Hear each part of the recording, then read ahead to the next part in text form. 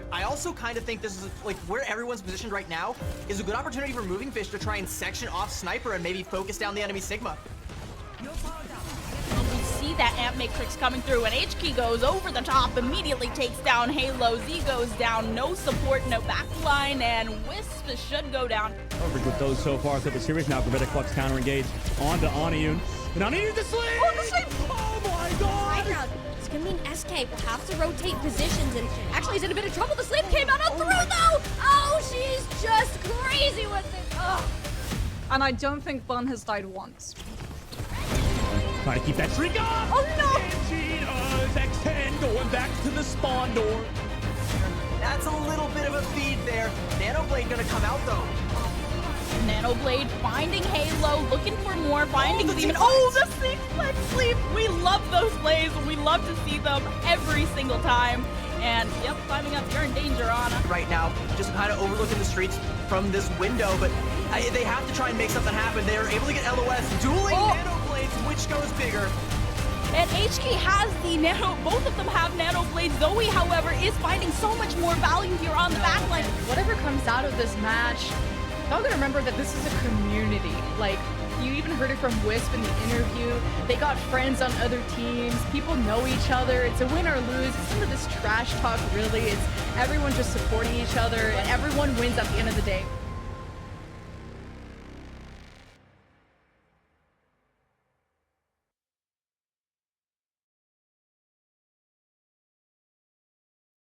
Hello everyone and welcome back to the Calling All Heroes Major 1. We're back in the final day of this major. My name is Dogman, joined by Moxie, and we obviously have the grand finals at the very end of today. But to build up to that, we've got two lower bracket matches leading up to those grand finals. So today is a jam-packed day, Moxie.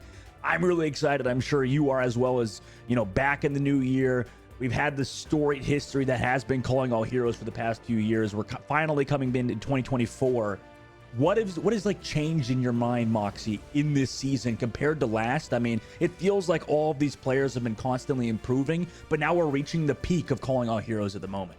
Yeah, a lot of these teams, you can tell they've been putting in a lot of work. They've built a lot of synergies. We've seen new metas come through. Some teams have stuck to the hard metas that developed in OWCS. Some of the other teams have drifted away to find their own personal identity, which has always been something that Overwatch has allowed and flourished in places like Calling All Heroes as a scene. But I think personally for me, the thing that excites me the most heading into 2024 and getting to see all of the talent in Major 1 is one, really happy to see new talent. Fresh blood coming on in means that the scene is going to be growing, and we're going to see these players just keep rising and elevating themselves higher and higher and higher. But the thing that we definitely have to talk about is that Timeless Ethereal are taking hits. They are looking uncomfortable in some of these maps. They've lost fights, they've lost matches, and we're really starting to see it's not just one team that's challenging them. Of all of the teams who are around about the top 4, anyone could potentially take Timeless down. The question is, who's going to get the opportunity to try? Is there going to be a rematch between Valentine, or are one of our other teams going to be able to make their way up from lower bracket to the grand finals a little bit later tonight? Oh yeah, we have to wait and see, obviously, with those matches leading up to it. But yeah, obviously, you know, we've gone through quite the circuit. We've had the Swiss stages that have led into this major that have finally brought everybody back together, right? Obviously, leading up into today's games. If we take a look at the calendar, I mean, we have an entire year, but this is the very start of 2024 to 2025 season.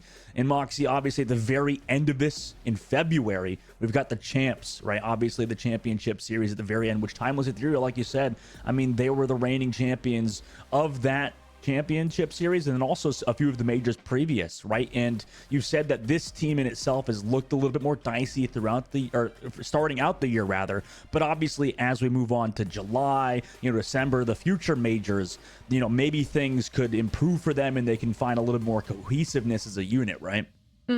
The thing that we do have to remember, though, getting to speak to one of their coaching staff yesterday for the interview, is that Timeless are also evolving and adapting. They said that they lost against Valentine's in the Swiss round because they didn't have that experience to be able to deal with what Valentine's were throwing at them, and now that they've had a little bit more time in between then and now, they have a much better understanding of the mega composition, which means that a lot of these teams who are finding this mega composition and just brute forcing through with that strategy through the Swiss into the major, that's not going to be an avenue that is going to be available when we head into something like the Swiss stage of the minor one, or the minor two rather, which is going to be kicking off incredibly soon. I believe that's going to be in June. So we're already in the month that is going to be running out with. Oh yeah, and then we also have, like you said, in that minors, and then also rising heroes as well. You know, we have the overall prize pool of the entire tournament, obviously 3,500 to first place, and it's interesting that, you know, Timeless Ethereal are really trying to make sure they get that first place, but obviously, you know, there's other teams alongside. You said there's 4 more teams left, you know, obviously coming up. We've got YFP and Inarizaki fighting for that first place prize pool, and then also the points and to end up at the very, you know, the very tip of the year, the very but yeah, I can't even speak right now because I'm just so focused on these points. Yeah, towards the end of the year, obviously a lot of these teams are fighting for that championship spot, right, Mox? I mean, these points end up mattering more than anything else. Yeah, no one wants to go through last chance qualifiers. There's a couple of reasons why. The big one is that last chance qualifiers being so close to the actual championship itself. If you have to go through it, there is suddenly footage of you playing probably the meta that is going to be up for championship that these other teams can take into their own hands, and their coaches and their analysts can go through bit by bit, map by map, composition by composition, and come up with a plan to counter you and take you to maps where you're really uncomfortable. And having to go through that and be stuck with that disadvantage in the long run can actually really significantly impact the chances of you walking away with the championship. Yep, and you know, obviously that's what everybody's goal is at the end of the day, to reach that championship, to win the whole dang thing. And there's a lot of teams, like you said, Moxie, we've got into the season this year, starting off in 2024, where we're seeing a lot of new faces integrating with those veteran players. And, you know, at the end of the day, we do have Timeless as that first seed kind of ending up, or not rather the first seed, because also Valentine was the first seed coming out of the Swiss stages, but there are a team that has looked good so far. And by the way, if you're watching this stream, we do have some incentives for you guys via the drop system. No exclamation point drops though, please, okay? No exclamation point drops.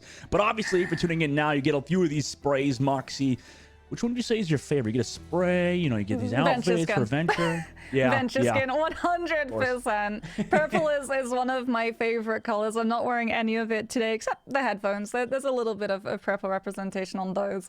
But no, I adore that Monarch skin. I've already bagged mine. Just make sure that your account is linked, because you do not want to go through the full stream only to find out 5 minutes before broadcast ends. Oops daisies, Battle.net was not connected to Twitch, so make sure you double check on that one. Yep, and make sure you're obviously, like you said, locked in at the social media handles, the streaming platform handles, OW_esports.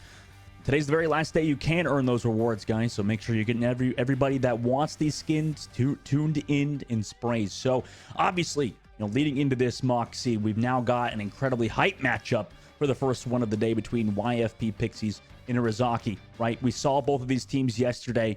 Do you have, I mean, even just real quick, like light predictions even leading into this? Is there anything you could expect out of both Inarizaki and YFP, or are these two teams pretty evenly matched?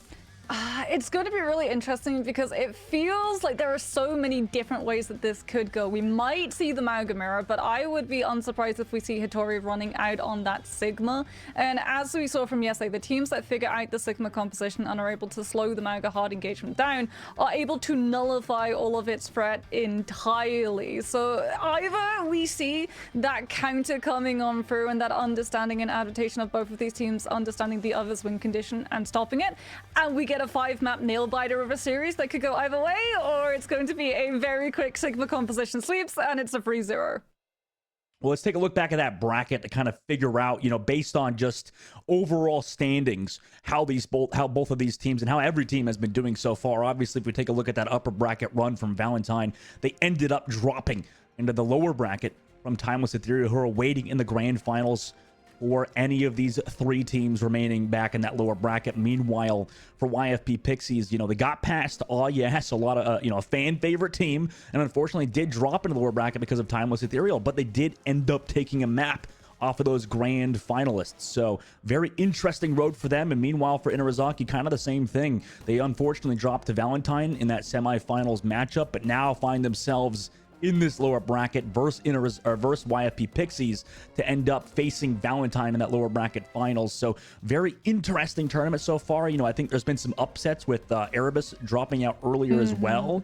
I know you have a lot of insight, Moxie, via this bracket. Does anything kind of surprise you with what happened? I know you have you've been coaching some of these Calling All Hero teams, or a Calling All Heroes team behind the scenes. What is your insight basically so far? I mean, you would think the mega composition is definitely the strongest composition. It is very map dependent, and it's also very dependent on you winning first fight. So very, very quickly, mega composition struggles into retake because your Cassidy and your Baptiste on the enemy team can just play that position of high ground, which is something that Timeless Ethereal utilized to brutal efficiency when the team took down one of the big favorites, Valentine, with that Grudge rematch. And I know that Valentine are going to be looking for the Grudge rematch of a rematch. However, Pixies versus Inarizaki can go either way. Inarizaki in the past have really stubbornly stuck to the mega composition coming through from Santana. However, we have seen in the past against YP that Santana did swing over to the Ramatra. So YFP Pixies, they might come out with the Mega Mirror, or they might go for the Sigma, in which case I can foresee Inarizaki trying to pivot over to the Ramatra, with the risk being that the second Pixies see it, it's just going to be a Mega lock. Well, let's take a look at YFP's roster, because I know you mentioned them before, Moxie, and I know that CB's also mentioned previously that, you know, this roster very well coached from the top to the bottom, and overall, you know, their cohesiveness as a unit has been improving. You know, obviously with the head coach Jake, and then this continuous roster of, you know, veterans like we've talked about before. You know, SK, Itori, Aramori. We've got a fantastic backline to support the front line of Peace and Par. And by the way, Peace has been a standout player for YFP Pixies as well. Has really been a top-tier hit scan, it feels like. Yeah, she's been really strong, especially when we see her on the Tracer. My standout from this team has to be Hitori. And I think for this matchup in specific, it is going to come down to what the tanks feel the most comfortable on. Like you said, YFP Pixies are absolutely stacked, not just in terms of players, but also in the coaching department. They have Jake. He's been taking over the coaching for them. And I know that he's been trying to push this mega composition with the Genji and the Venture. However, Hitori definitely looks the most comfortable so far on the Sigma. Oh yeah, and it's very interesting, like you said, to see all these tank players. Speaking of which, on Inarizaki's list, they also have some very talented players. We saw yesterday, we talked to Persona after they won their match previous, and you know, obviously some shout outs to the boyfriend, and then continuously popping off like just a ridiculously talented player whilst dealing you know, in college and dealing with stuff outside of the scene. So it's very awesome to see how well they can perform regardless of the situation. And then same thing with Santana, like you said, via the tank. You know, it really depends on these tank players' flexibility. You know, we've seen previous with like Kindred swapping over from that Maga to you know, potentially something else, or just kind of struggling to live at certain points. So it does feel like we're in a very tank-centric meta, right, Mox? Yeah, the problem is, Inarizaki, they put a lot of faith on Persona's Cassidy. So even when we saw them playing the Maga composition yesterday, they didn't play it in that traditional tempo, right? Where the Maga is your opener. Instead, they much rather relied on something like Miss Un on either the Pharah or the Genji coming through. But speaking about coming through, one thing that you can do to come through and represent Calling All Heroes if you yourself want to participate is sign up, because I do believe registration is going to be opening real soon for the next Calling All Heroes event. Make sure to sign up for that one. And you know, because obviously you can end up in this situation that these players are in now with YFP Pixies and Inarizaki, you know, battling for that first place to make sure they can win that major. You could very well be in that same seat if you're not gold, but you know, it depends on things. I know obviously You know, Moxie's go. I'm just wait. What rank are you now, Moxie? What rank are you now, actually? What's your current situation? Oh, putting me on the spot. Okay, Putting you on I'm the spot. plat, almost diamond. All right. Higher rank than I me got at the moment. so close, and then I had a tank that decided that even though I'm not going into. Yeah, geez, you're already It's throwing players fine. under the bus. Throwing players under the bus already. We're pivoting. We're pivoting. My highest achievement in Overwatch is the fact that I'm endorsement level 5. So. Okay. All right, yeah, that's smart. Yeah, there you go. You know when to hold your tongue. And speaking of which, we'll be going to Oasis. That is actually not a very good transition, but Oasis is going to be the first map of the day between Inarizaki and YFP Pixies. You know, I feel like we've seen mainly Oasis, Moxie. We've kind of, you know, obviously in the map pool, we've got Antarctic Peninsula. That is a map that is available, but, you know, for the higher seed to pick Oasis, kind of not, I would say, is kind of expected at this point. Feels like Oasis is the map number 1 of choice of the tournament, which like I said, I'm not opposed to that, right, Mox? Yeah. I mean, this is a great map. Antarctic Peninsula, really strong for the micro composition, also really strong for the Cassidy Farah variation of the micro composition, which is something that Inarizaki have liked to play on control, and that is something that we do have to discuss, because Pixies, if they do rock out with the Sigma composition, it is designed to entirely disable the Venture Magger. It's essentially designed to stop the full hard engagement coming through from those two, just hitting like an absolute truck into one of your players on the back line. However, the Cassidy and the Farah is a much slower tempo version of the Mauga, so it's not a hard engagement. You can't stall out the Mauga overrun. Instead, it's very similar to the Sigma composition, the way that it plays its poke. So it's going to be the tanks trying to buy the space for their DPS, and it's going to be on the DPS's shoulders, and it's going to have to be Par versus Persona to open up this first fight. Yeah, that's a tough ask for Par, but also, you know, every hit scan player at the end of the tournament are very talented players. You know, it's very difficult to kind of reach that level, but you know, obviously for the likes of Par and for the likes of Persona, you know, they're used to dealing with each other, I imagine, on the daily, especially during practice, you know, scrims and all that.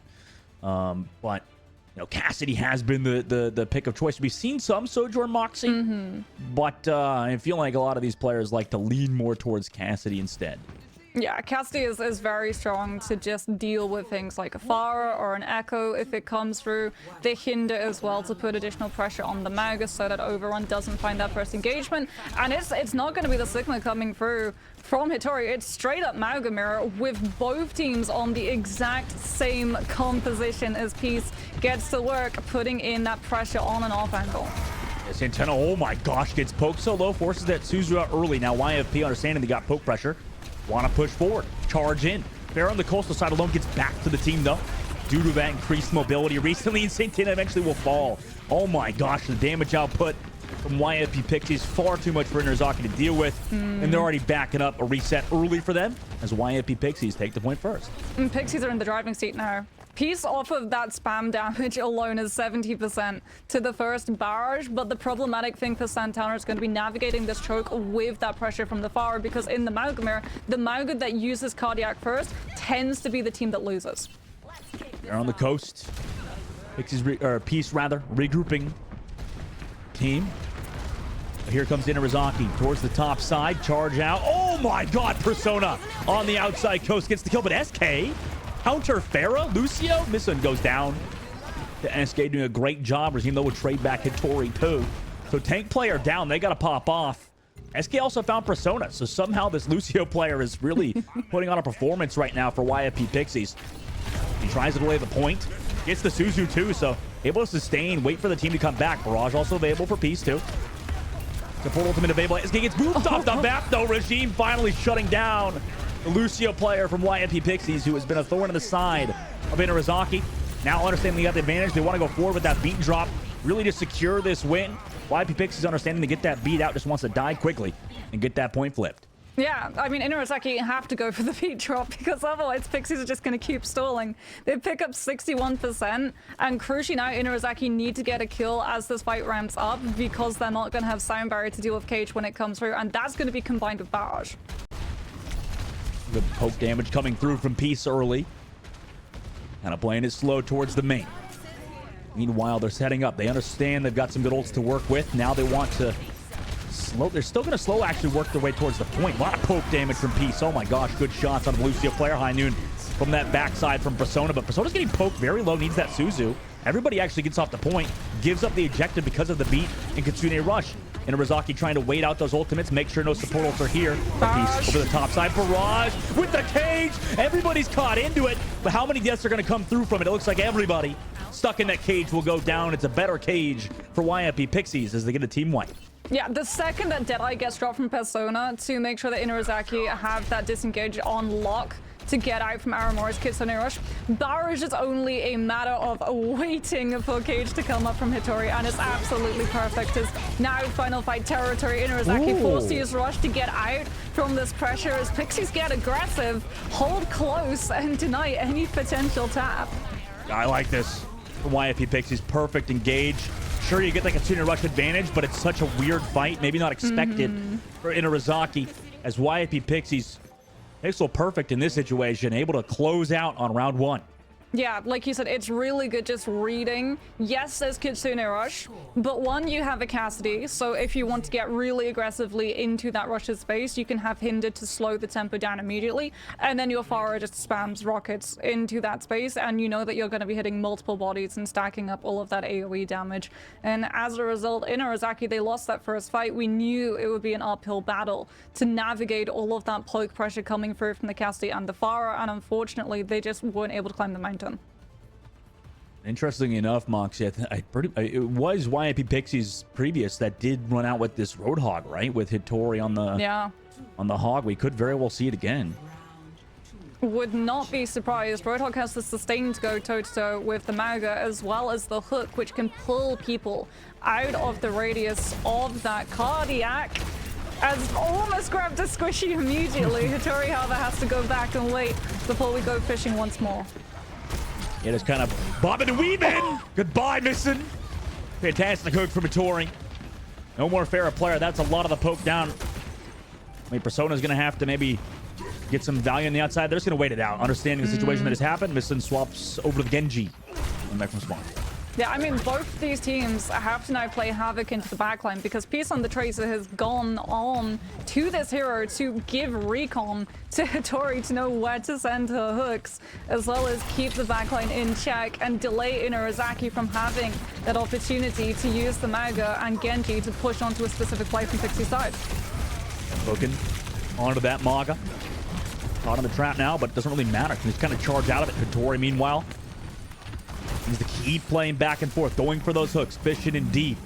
Whereas Inarazaki's actually also taking a lot of poke damage. Now they go for that Kitsune Rush because they were able to build it up via that damage they took.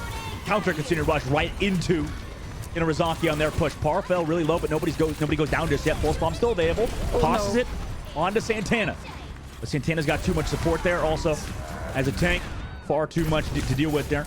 Meanwhile, Regime falls to Hitori, who got the hook. Meanwhile, Persona also with the high noon got Peace. Counter beat drop engaged from SK as Regime went down. They don't have their own beat drop to match. Hitori goes super low with the whole hog, but is able to just kind of finesse around the objective. Santana finds Par, so both teams trading back and forth. Raheem will be back with that beat drop as well. Still available. They just want to not even use it. Just go aggressive onto YFP Pixies, who are trying to sustain, make sure they get those kills. It's really hard to kill this Lucio player who's just been able to survive towards the objective with that Kariko, right? And also that amplified healing.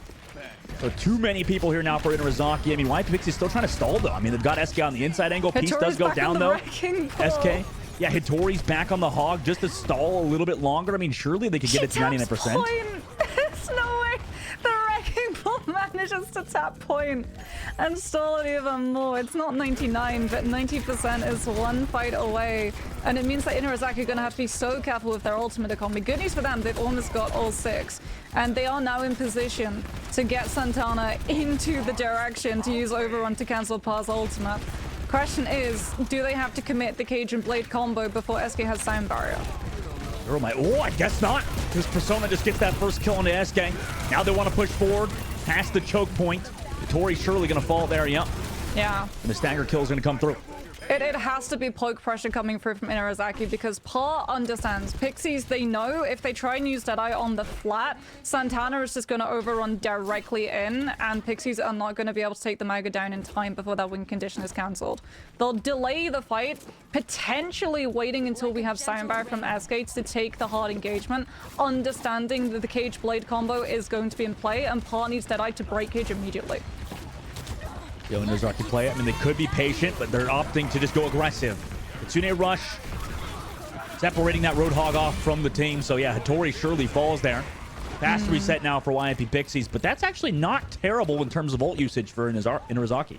Yeah, the problem for Pixies is that Hattori wanted to take an engagement, and the rest of the team actually looked for the disengage. It's gonna be, yeah, Peace, I think, goes down to traffic on the side. She was trying to keep the point in play as we get the overrun directly onto Pa to get in position to Cage. Cyber comes out for Inarizaki. Deadeye should be able to break it. Santana goes down. Eski uses the side barrier, but Persona doesn't get the Deadeye cancelled in time before the 2K comes through. And Dustin, this is just trade for trade. Inarizaki had the better ultimate economy, and Musin's Genji Blade might be the final nail in the coffin for this map. Yeah, but I mean, they're back to touch the point. What a wild fight. Point flip happens. No ultimates now, by the way. Every single freaking ult was used in that previous fight. 95% of the board. Inarizaki gonna have Musin swap over that Tracer to touch the point. Both teams playing it slow towards the objective. Regime ball super low. That Tracer, and also pressure from Hattori. Cage coming up very soon for Hattori. Also, so is that Barrage. YIP Pixies knowing that they want to play it slow. I mean, Inarizaki, they're going to have that continued rush in a moment. But a lot of pressure coming through from Peace over the top. Barrage now available. See what they want to do with it. Wait for that push maybe from Inarizaki, or do they want to go first? Continued rush now available. They go in with it. Immediate Suzu. Barrage is there. Suzu on the Pharah. It's a little bit later. And Peace goes down. No! With the Barrage, Musin will find that kill through that Kitsune rush. It's far too much healing now. Par with the Pulse Bomb. We'll toss it out. But nobody gets caught out. Merge will toss the Suzu just in case somebody got hit by it. Beat Drop also available for Inarizaki. Flip the point. Overtime takes down super fast. Touch comes from Hattori. But no Cage is used, unfortunately. Far too melted far too fast. Hattori is. As Inarizaki just close out now with the Deadeye. Fantastic recontest there. Kitsune Rush being far more malleable than Barrage will lead us into round number 3 on Oasis. Yeah, you can tell at Inarizaki they're anticipating Hattori's Mega Cage to come through because Regime goes for the early sound barrier before the shield can block line of sight, and the rest of the team can get that extra health as the cage comes up. Really smart play coming through, just that insurance in case either Santana isn't able to find the overrun and get the CC onto Hattori, or Persona is not able to find the hinder as the Mega tries to charge into the team and look for the ultimate proc when everyone is closed up into it. Really good plays coming on through from Inarizaki to land on their feet, having to deal with the Roadhog. Really great pivots coming through, especially when we got to see that Genji just combined with the Mega ultimate. So hard for the Lucio to find any sort of win condition. With the sound barriers into University, it's going to be the exact same thing. Mauga mirror with the Pharah and the Cassidy. Who can win first fight? Who can set up the poke? Oh no! SK had the rollout, Moxie. Oh my god! Persona's gone already. Yeah. No more Cassidy. Straight off the map, and Pixies just have to give up all of the space. Well, I mean, it's just one play like that can just ruin your entire game plan. I mean, I think we have an absolute banger on our hands in terms of a series right now, Moxie. Both of these teams are very desperate to win. Persona's gonna have to come back, now regroup with their team. However, they did give it the point first to YIP Pixies, who just kind of have all of the angles at the moment. And yeah, there we go. Pieces booped. Wait, how did Musin get booped off? No jetpack fuel left, or like what the heck? Oh, Persona trades it back. It Beast is will still go down. winnable. Like, Yeah. Persona on the Cassidy, especially when we managed to connect the Hinter and stop Hattori from finding that overrun opening. It's the question of who can find the better use of the Cardiac, however, and Santana has to burn theirs early, and Pixies can hold on to the sustain. However, Persona with the roll reload is gonna melt the Mauga's health regardless, and like I said, do not count Inarizaki out unless Persona is currently waiting in respawn. Good old right-click cast. Now, in terms of ultimates, Mox, it looks like we're about even in terms of ult charge. Gonna have a big fight coming up. Yeah, Persona's gonna have Deadeye, but they're not gonna be able to use it. They have to hold it to break the Mega Cage. As it is, it's gonna be that poke. If you can find an early kill onto one of Pixie's squishies before the Mega composition can set up, the earlier, the better. You're going to be able to keep yourself in play and potentially give Mison that opportunity to catch up to Peace, because Barrage combined with Cage is the combo Pixies are waiting for. Walk into choke. Santana melts Tori early, too, as they try to walk in. Unfortunately, Santana had a great angle there on the main side as Tori walked in. They get a free fight win. I mean, YFP Pixies give up the space and wait to regroup. Yeah, Inazaki did the same thing on the earlier map. They saw the Pixies were playing slow for ultimates to be ready, and as a result, they tightened up the aggression and went in first. And speaking about first, there's the first Cage immediately into the barrage. Peace with the sound barrier has all of the extra health to survive the focus. Whoa! Oh my god, this is an absolute roller coaster of a fight. And eventually YP Pixies won. I mean, how do you... Every ult was just used, Moxie. Every ult in the freaking game. I mean, that's one of those memes that you see on Reddit. Every single ultimate, Cage for Cage, Barrage for Barrage, Deadeye for Deadeye, and Sound Barrier and Casino Rush all layered over the top to try and give both these teams the extra edge of speed to get those ultimates out before the other side can come through with their damage. However, Pixies get the better Deadeye and as a result have the better position as this next fight ramps up. Arzame looking a lot like Surefwar back in the day. Just kind of flipping around, hitting crazy shots. Now Peace goes to the outside, tries to take the duel in the sky. Goodbye, missing. Peace to you. 80% of the board has been built too for YFP Pixies, but Hattori will fall. It seems like that's been a consistent here. Although Peace found that opening pick in Arizaki through Santana in that frontline play, able to melt down the tank player of YFP. Santana as well has that sustained cardiac is available. And as a result, all of the damage that we're doing just contributes right back to our health. The problem that Inazaki are going to run into is that Peace and Paul, off of the damage that these two DPS have been able to do from Pixie side, have a lead in terms of ultimate charge for this next fight. And Magacade just not going to come up. To be consistent here. High noon available for Par. Peace also coming up with that barrage closer than Inarazaki's DPS. Understanding that, they just want to build merge with that Kitsune Rush. I mean, perfect ult tracking so far for Inazaki. That's how they won the previous round. We'll see if they can do it again. High noon play now from Par. Peace also with that barrage with the follow-up on a Santana. That's a great kill. 90% of the board now. They don't have Santana for this fight. And they're going to have to take one here because it's getting last second. On the coastal side, Peace trying to take that duel too. See who the better Farah is. Meanwhile, B drops towards the point. Both Farahs kind of give up on the fight temporarily. B drops here with that high noon. Nice concussive to boop away Persona, but Inarazaki's back. Also, Santana's also here in the fight. Barrage on the inside angle, interestingly enough. Not really going to find a ton of value from Missa. Now they have to go in forwards. Amori can't build that Kitsune Rush either. That's brutal. Persona's able to get on Tori as well, so YP Pixies had a full advantage in that fight. Can't even touch now. And Inarazaki actually win on Oasis. These two teams are so incredibly close, and the one fight other than just 5 ultimates going off at the same time in an echo chamber. We might have had Farah in the game, but it was an echo chamber in that fight.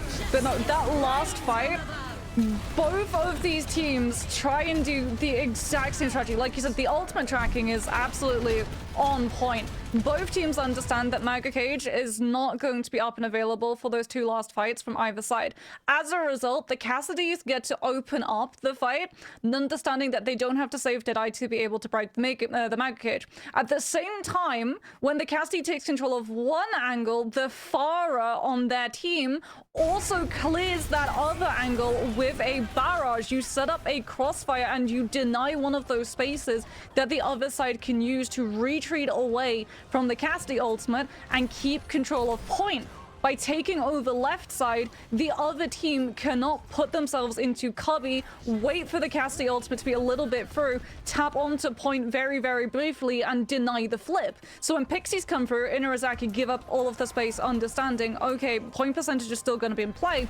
We're going to have second Deadeye, we're going to have second barrage. All of the space that we give up, as long as we don't lose a player in the opening of this fight, we're immediately going to be able to buy back by doing the exact same thing. They play the long game, and they play it perfectly.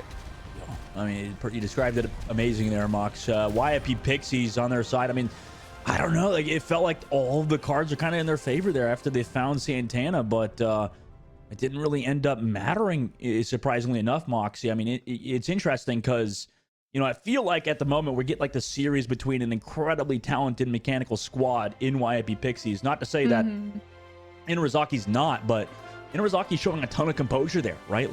Losing Santana, somehow still sustaining.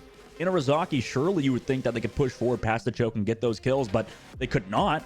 And, you know, Inarazaki come back in an upset, actually, win on Oasis. That was a very close game towards the very end there, Mox. It feels like, you know, now you got to pick a good hybrid. I mean, if you're YFP Pixies, do you go for that Midtown? Do you go for something else? Do you try to mix it up here?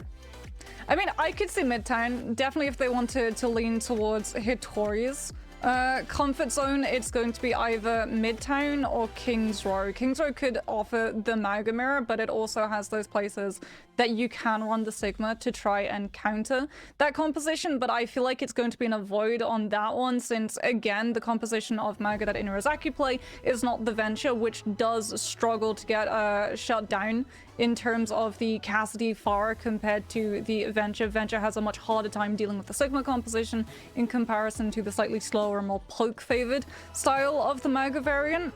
Midtown, however, has just Sigma Mirror written all over it, and I feel like that's where Pixies are probably going to try and swing this fight, just evening up that space, making it a little bit harder for Inarazaki if they do want to try and crutch onto this Mega composition. It's going to be really long rotates, lots of time spent setting up that push and ability to overrun into the backline, and if they don't instantly win the entirety of the point off of that, there's going to be a lot of struggle in terms of overall time bank for the map. And it feels like in these top four teams, I mean, call me if I'm wrong here, Moxie, it does feel like, you know, there's, you know, we talked about yesterday with the MAGA maps, where there's like a ton of good MAGA maps at the moment. I mean, the only team that feels like in this top four that is experimenting has got to be Timeless, right? I mean, both Inarazaki and YFP have shown they love the MAGA composition as well. I mean, it's probably far too late to take something out here, but let's take a look at the map pool to see, you know, which map that YFP can go to. Obviously, just tuning in, we're on that second map. Map number 1 went in favor of Inarazaki, who just won on Oasis. Now we go to Hybrid Moxie. We got new Bonnie on the map, but we haven't seen just that just yet. We've seen some Kings Row, we've seen Midtown. No Hollywood either. I mean, that could be a good map as well for Sigma compositions, right, Mox? Like, it could Sigma be something. composition, Maga still can be viable on B. However, even if you're attacking as a team, you just take the elevator and then have your Maga composition hard run over Catwalk, or you ignore the high ground entirely and just push payload. And force the defenders into having to drop down and contest it. Something I think that we're not going to see... Yeah, it's not going to be Numbani. The reason why we're not going to see Numbani is because Maga on defense on Numbani has been shown to be absolutely exceptional.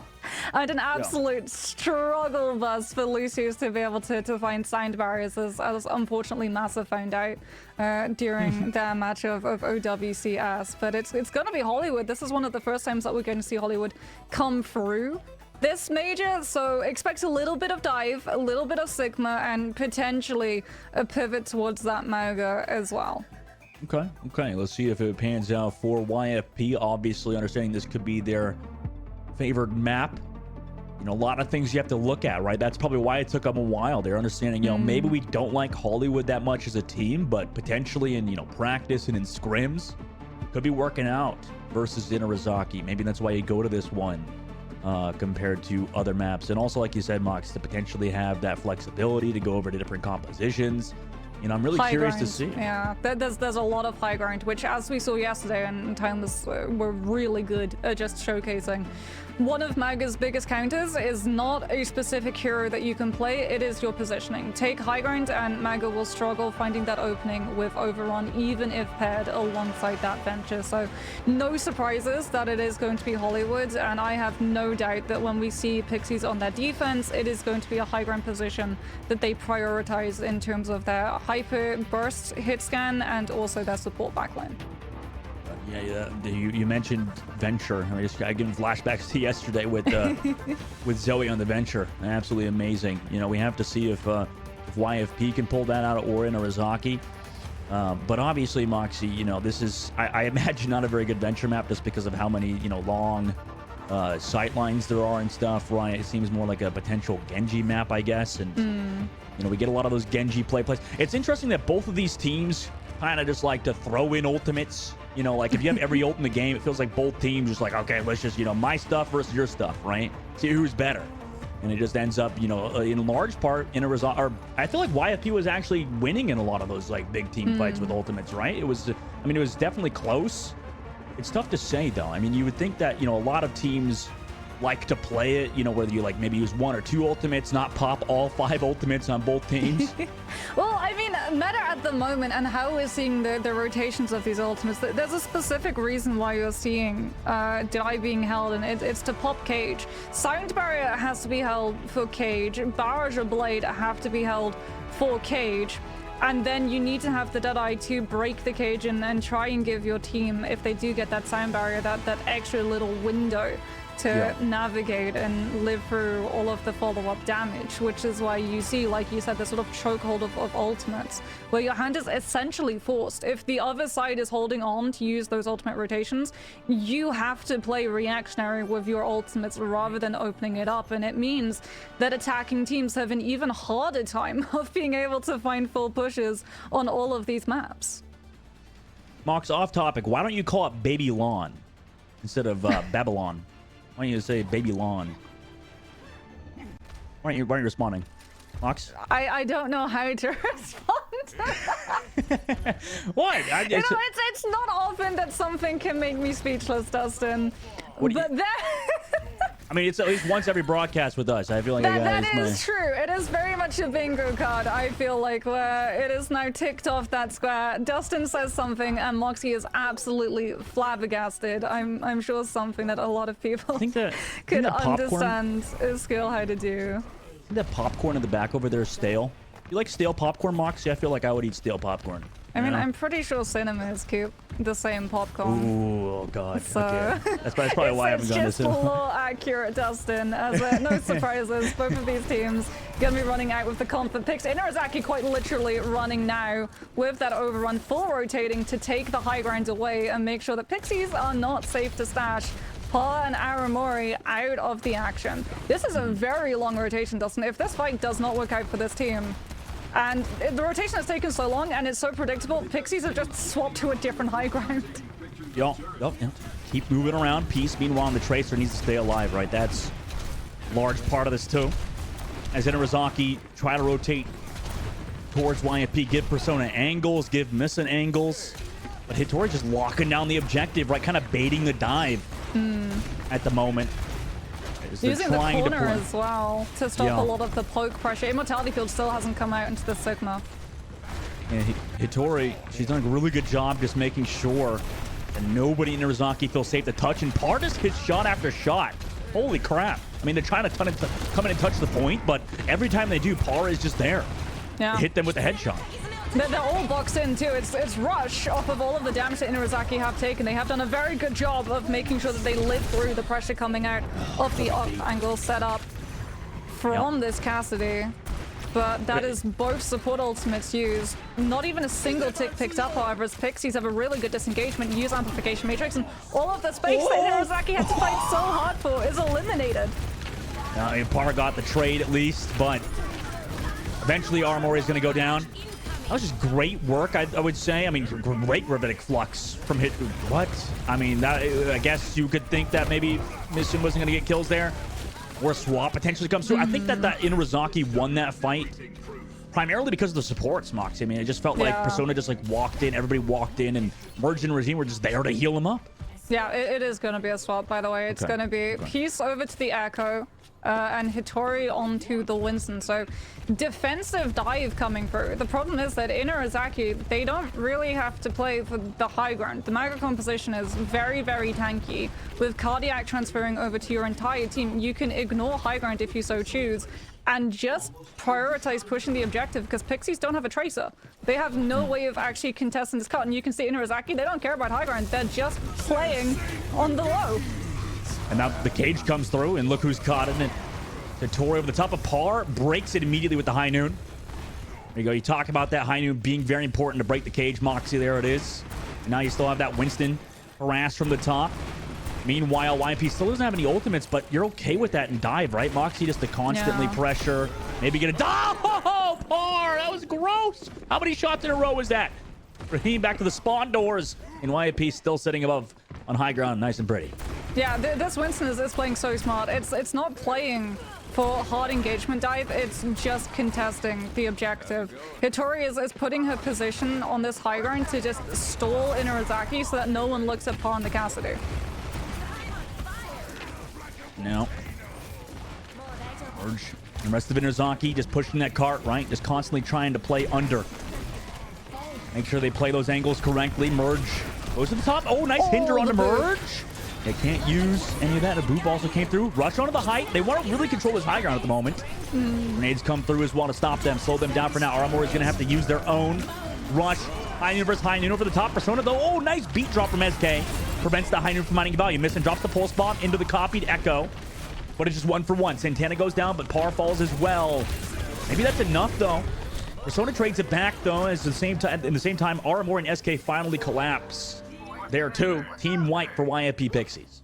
Yeah, really good duplicate as well, coming from Pierce directly onto the target that you want to grab, which is that Naga. Free cardiac, free cage, all of the sustain on that payload, which means that when this next fight resumes, it's going to be the exact same thing from Pixies. Only this time, Hitori is going to have Primal to just rely on playing out of line of sight of her supports and keeping this payload stalled out even longer. Poop. Oh, the poops. Off the elevator.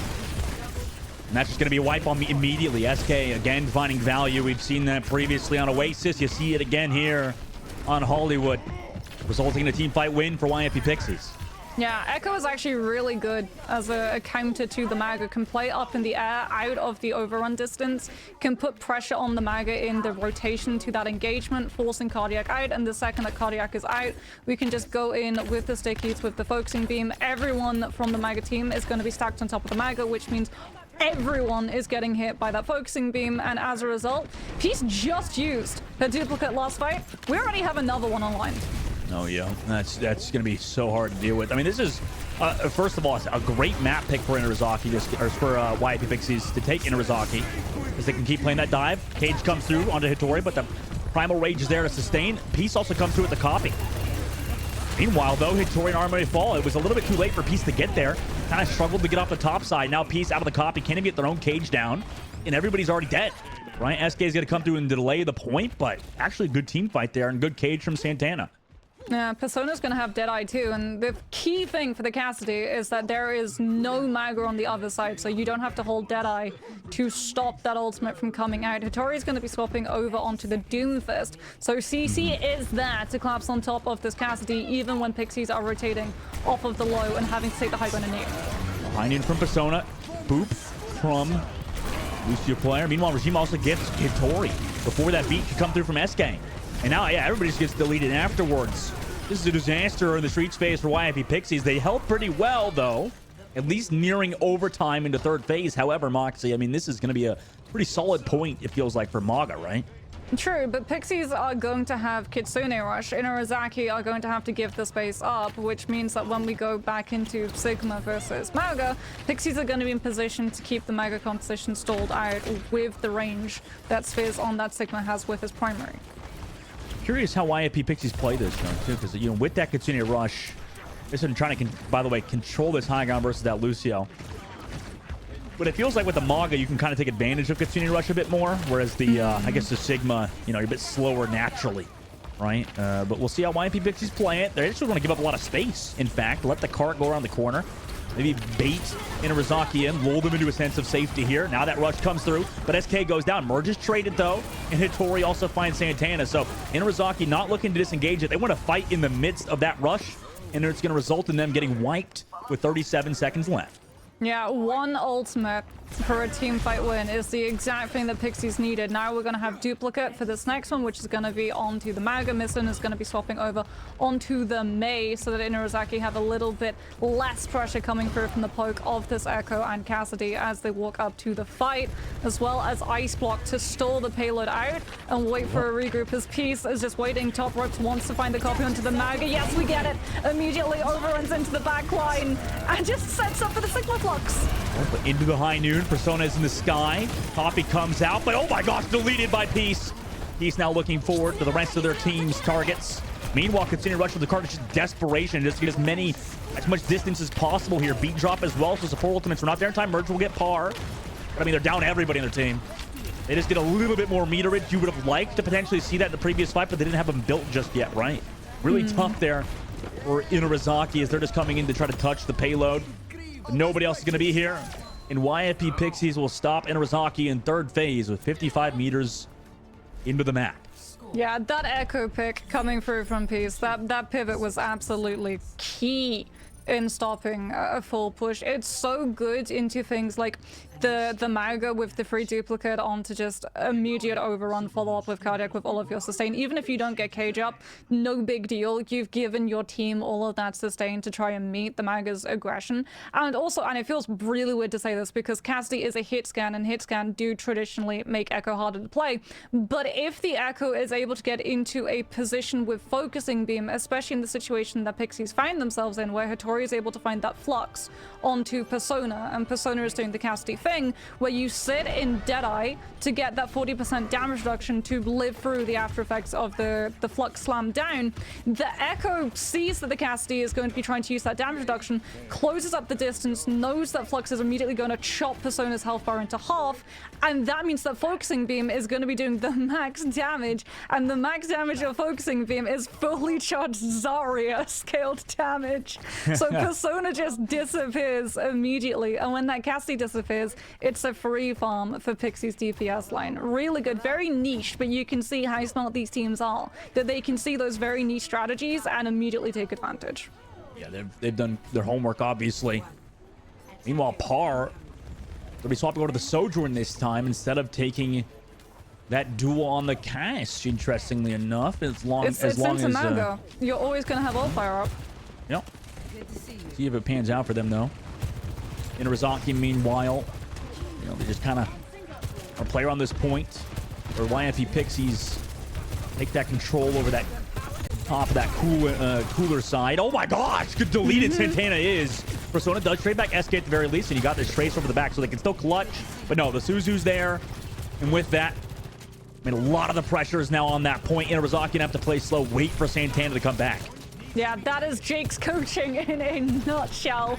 Pixies understand the win condition. If there's a Maga on the field, Par is always going to have ult fire stack on top of your soldier and prevent Misten from being able to find the dive into the backline. You can't prevent that, however.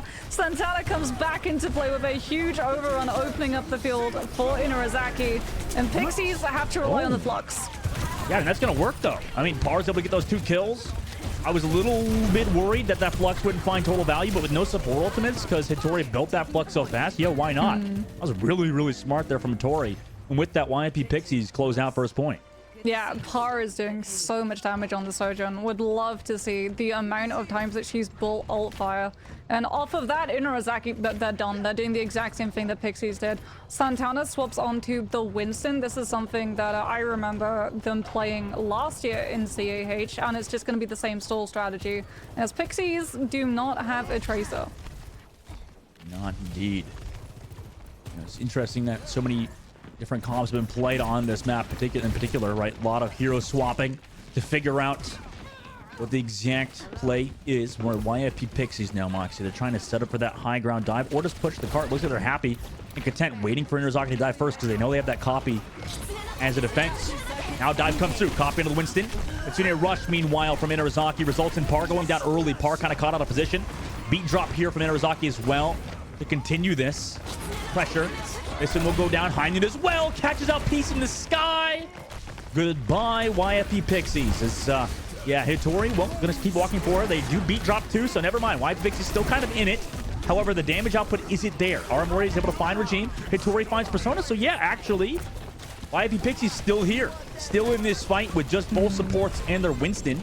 Full bomb on to par though. Missing still trying to make things work here for Inarazaki's side as YP Pixies are making it dicey. Missing finds two. Great tracer play for Missing. It results in pushing out YP Pixies. They just used both sorts of ultimates in that fight too, Moxie, and one that they lost. Yeah, both of these teams really wanted to win the fight. Inarizaki wanted to win it so they could swap piece off of the Echo and onto the Tracer, because Echo into a retake with the Cassie set up on the high ground where the dive is just not able to reach is just absolutely useless. Pixies wanted to win it to keep the payload moving and deny Inarizaki the opportunity to set up on the high ground and stall them out even further as OC comes through from par. However, it's going to be absorbed by Santana, who just pops the Primal and keeps the Sojin out of line of sight of the rest of the team. Yeah, you'll take that trade until Par gets those kills on the Missing and the rest of Inarizaki. So as well as good of a job as Santana did there, it didn't stop Par from getting kills. Now 3 minutes left. Moxie, they're about to close out. I mean, a potential touch could come through, but we'll see what Inarazaki's decision is.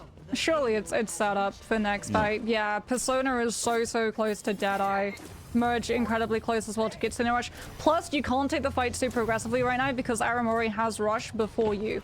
You have to bend the knee, give up the space, and make sure you have the disengagement area if Pixies decide to keep playing aggressively. Setting up the high ground now.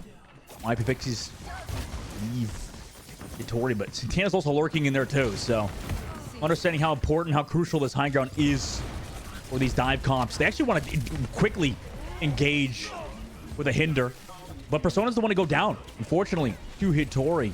So great there from YFP Pixies on their push. Pulse Bomb also comes out from Peace to continue their pressure forwards. I mean, if they get this fight win now, it's going to be a hard recontest here for Inarizaki, even with ultimates.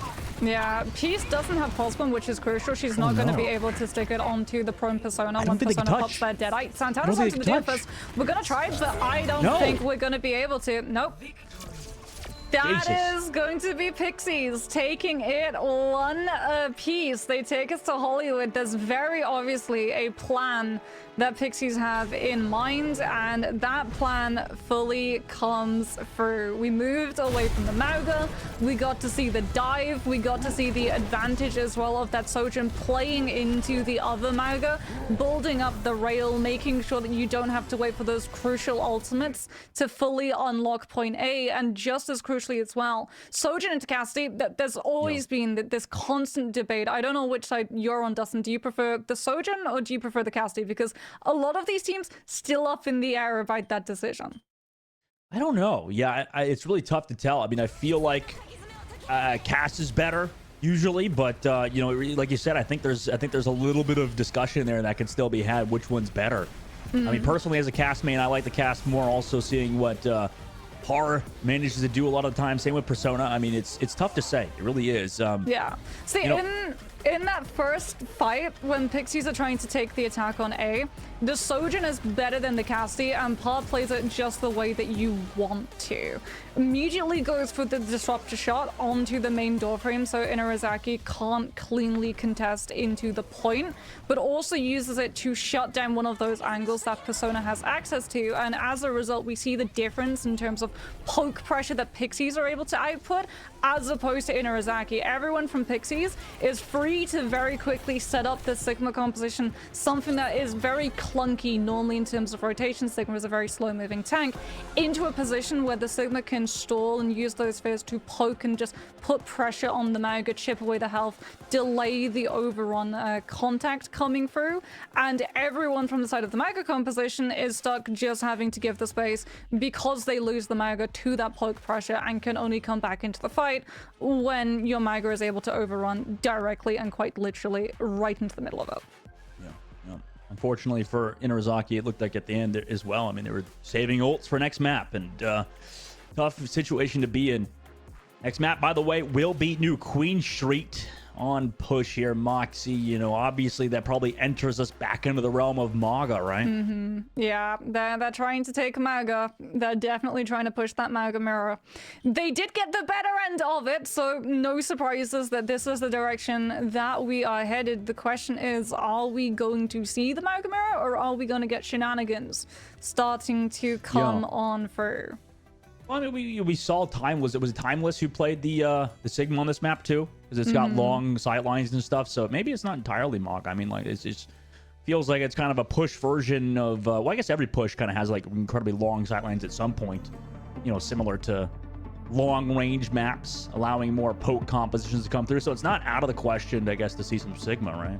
Yeah, it's also not out of the question that we get peace locking in the Echo again, because if we see the Mega come through, it's probably going to be accompanied by the Cassidy and the Pharah, and Echo is very good at dispatching with Pharahs. Back in the day when Pharmacy was being played, Mercies used to live in fear of the Echo pivot to deal with that composition, because they would just collapse on you, and it would be tri-shot into Sticky into Focusing Beam, and you would just be gone.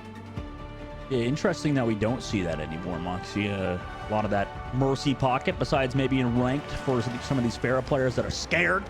Thinking, you know, Mercy pocket, where's my Mercy pocket? No, you don't even need that these days, right? Kiri Lucy is too strong. You don't want to give up Suzu, because that's a cooldown that can be traded for an ultimate, which is a crazy punch up if you're thinking about the conversion rates of currency. And I mean, Lucio, there's a reason why he is the most picked hero in OWCS and had the highest win rate as well. He is absolutely indispensable to all of these compositions. Yeah, I say we gotta nerf the frog into the ground. Wow. How about that? Nerf the frog into the ground. But Dustin, the thing about frogs is that when you push them, they just jump back up. You could say they land on their feet. Okay. You know what? You know what, Moxie? This is my response to you, Will, in Hollywood. Yeah, I was gonna say, this is my revenge. I've been slowly planning it. You can't see it, but I'm stroking a cat in a spinning chair. I've been expecting your lack of response, Mr. Bowerman. I'm gonna go find a real-life frog and lick it to cope with you right now. I swear to God. Swear to God. Okay, Inarizaki, meanwhile, running out with that Genji. Cassidy, and also stick with the Maga, whereas YFP Moxie, you called it. I mean, Hitori's gonna be on that Sigma first. Yeah, we're gonna try and go for the Tracer as well to play objective. Inarizaki wanting to prioritize high ground to shut it down for Pixies to control, making it easier for Santana. But unfortunately, Santana just takes an accretion directly to the dome as they were looking for that engagement overrun. And that little bit of delay is more than enough time for Par to build up to ult fire and just permanently have the one-shot potential on the Soj. Yeah, I mean, they do have control of that robot. Persona's able to get 2, though. So although that robot gets a little bit further along here on the road, Inarizaki surely going to recontest here. Santana went a bit too far there, I think, for the likes of Inarizaki. We'll see how they do it this time. They control the robot for now. Yeah, but look Pixies control the space.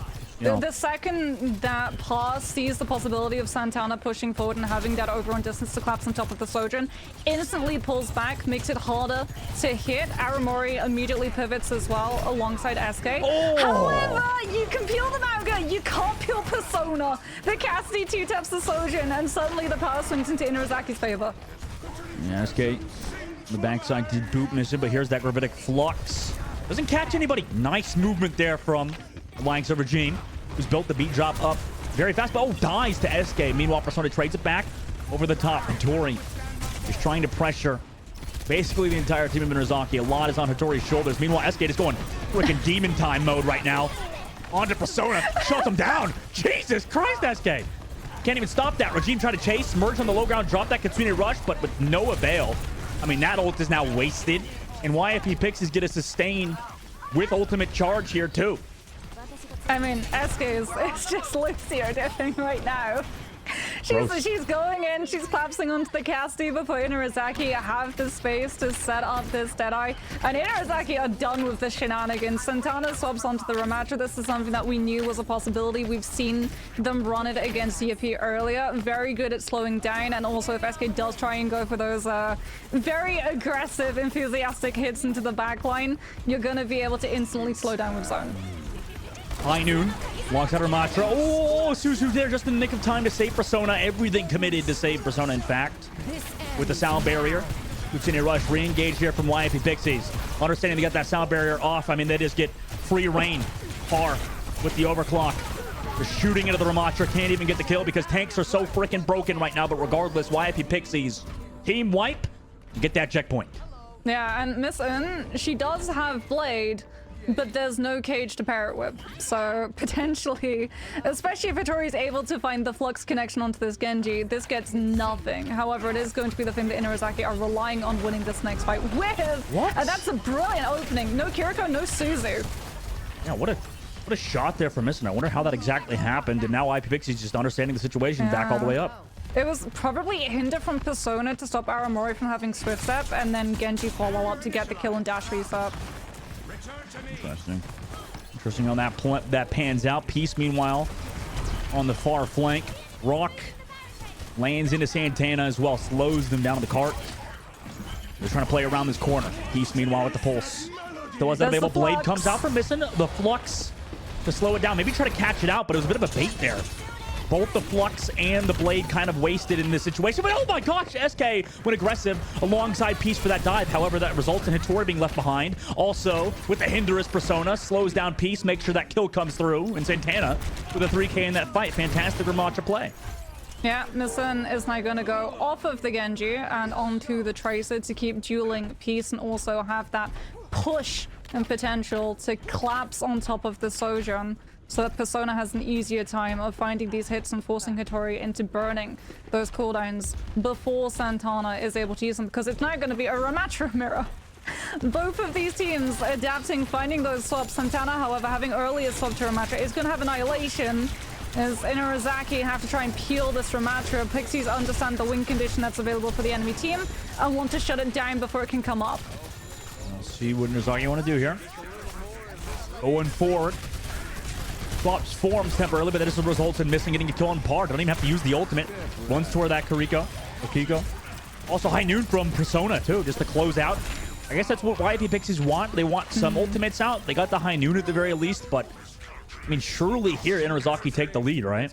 Yeah, smart play coming through from Santana. It's almost a bait in the way that they use Nemesis Form, because the way that you want to use Nemesis Form into Annihilation is Nemesis Form first and then Annihilation, because it automatically extends all of the frames of Nemesis and you get to just go for a punch and then a block and then a punch and then a block, as opposed to Deadeye, which is a little bit harder to set up when you don't have control of that space. Sasuke does now have Sound Barrier, however, does not get the opportunity to use it.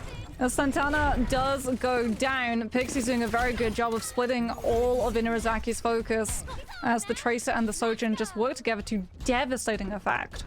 Yeah, I mean, it's very interesting, Moxie, how it feels like maybe to go back onto that conversation between Sojourn and Cass. It feels like the Sojourn in these neutral fights, I mean, as always, can find those opening kills. Whereas maybe in these more team fight scenarios, the Cassidy comes online a bit better. It's interesting how it's been panning out so far.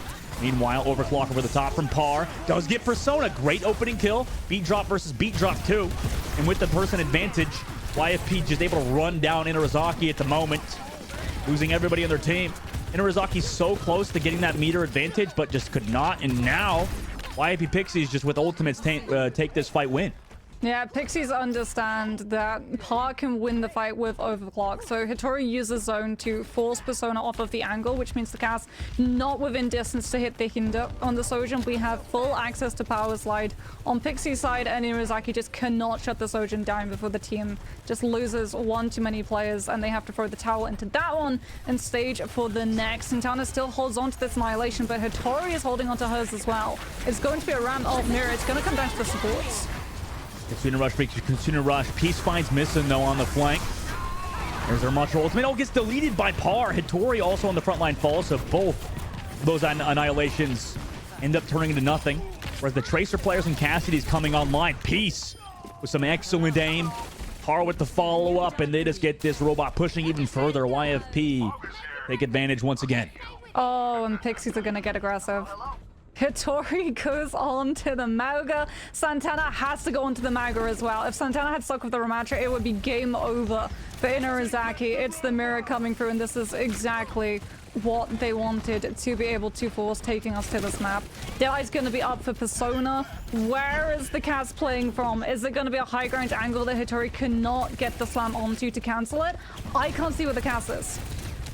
I don't know either.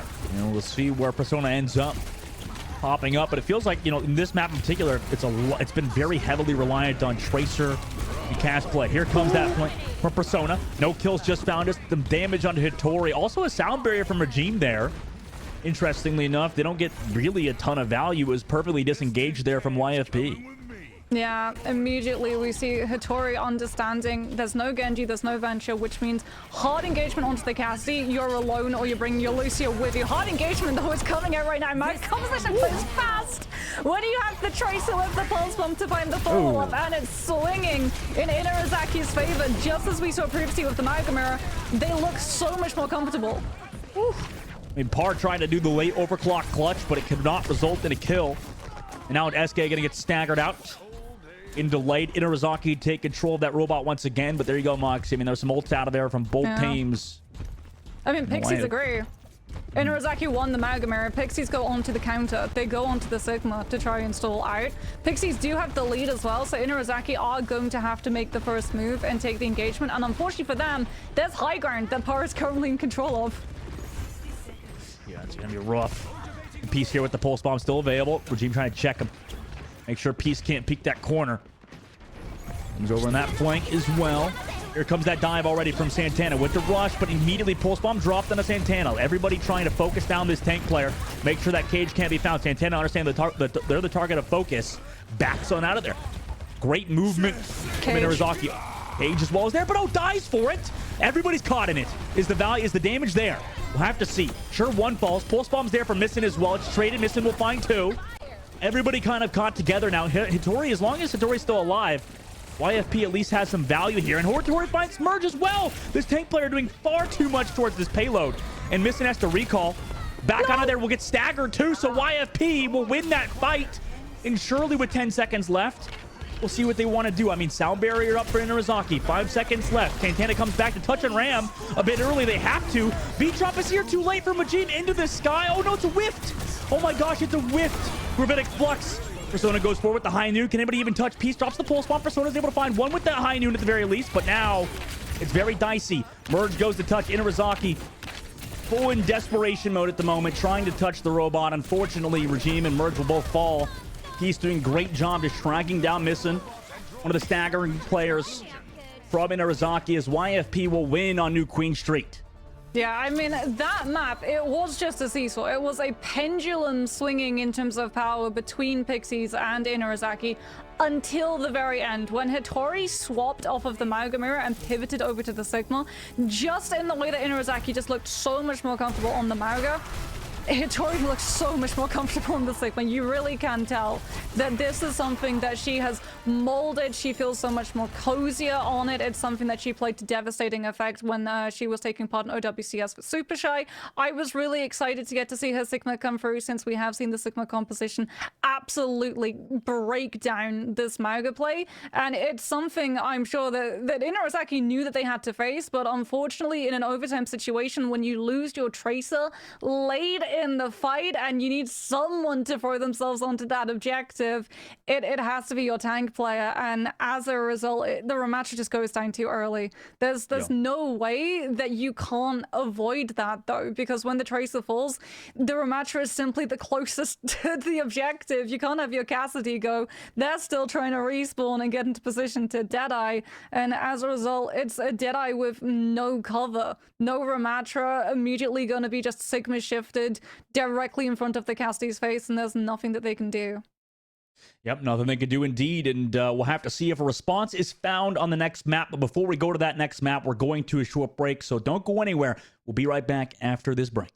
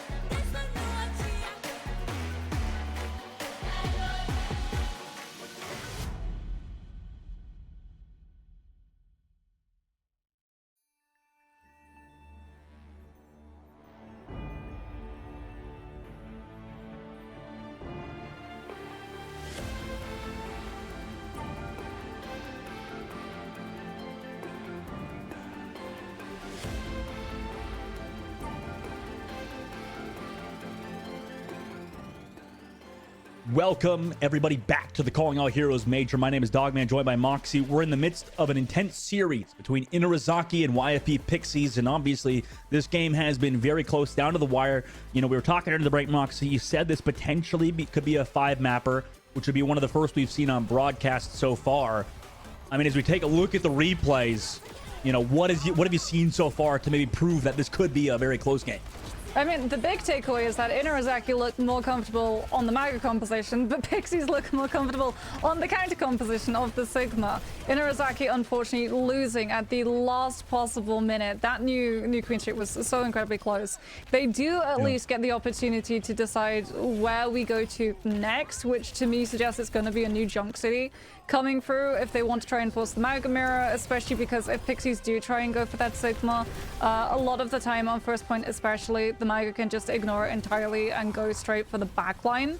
The problem is, and this is something I was talking to you about during the break, because Inarizaki try and run this Maga alongside the Tracer rather than the Venture, there's not as succinct follow-up when the Maga goes for the overrun, because when the Maga looks for that engagement, Venture a lot of the time is already in position to immediately find the follow-up and can even look for that knockback, so that if a Baptiste plays perfectly and throws down the Immortality field, Venture can actually just shock them straight out of the lamp AoE and you still find the kill, as opposed to the Tracer, who, when the Maga tries to find the overrun, a lot of the time it doesn't actually lead into 100% kill confirm.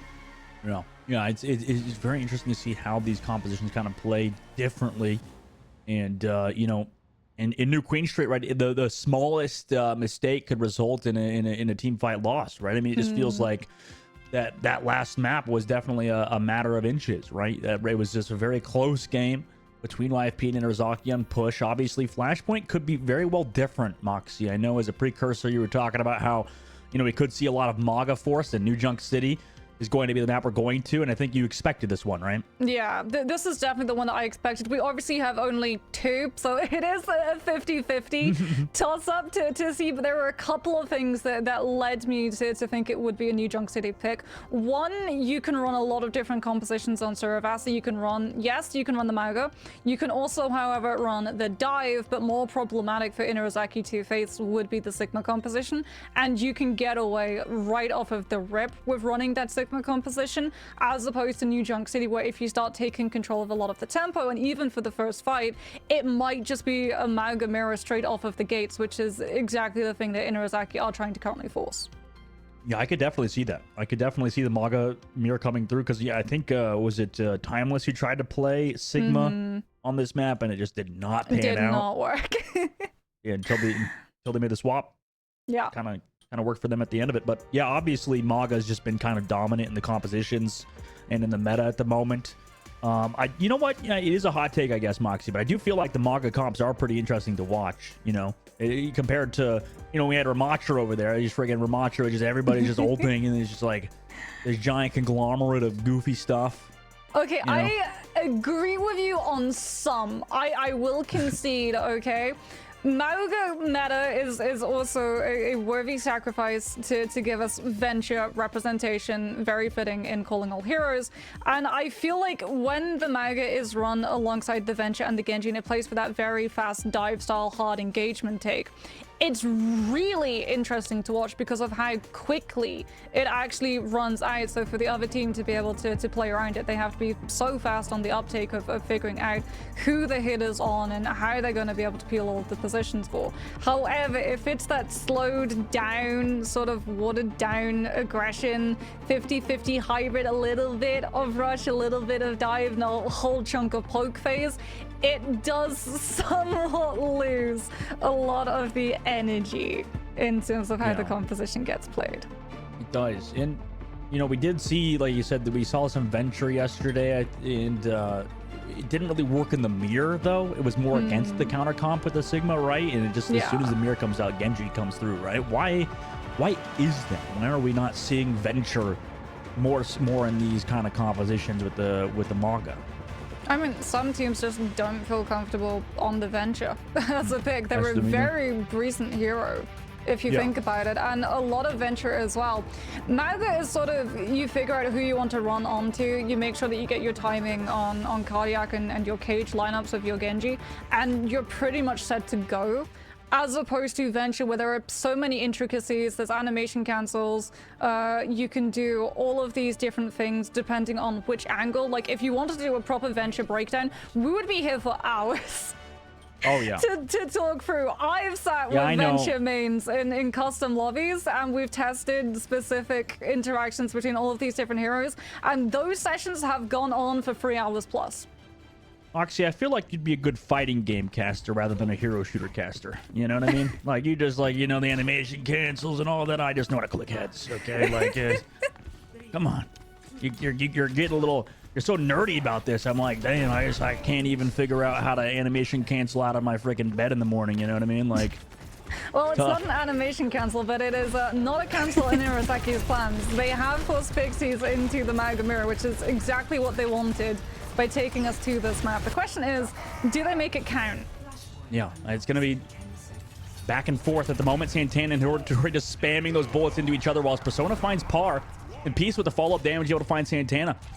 Great work there to trade out the tanks at the moment. As Satori's still alive, just trying to get healthy, walk on forward. YFP understanding the situation they're in, they just want to get towards that point. Nice deflex, actually, Force missing to go super low with a dash and another dash and make that 3 dashes to make sure Merge goes down.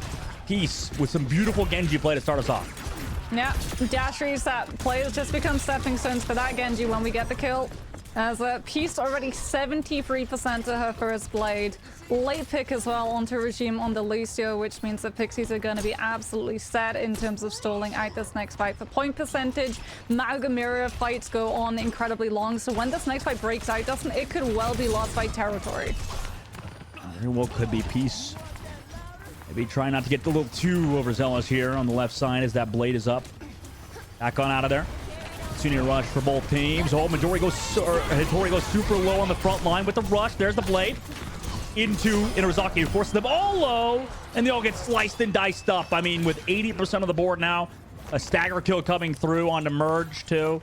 I mean, this is going to be really tough. And they're not. Inarazaki's not going to touch this. They're just going to go next, right? I mean, at this point, with merge getting staggered like that.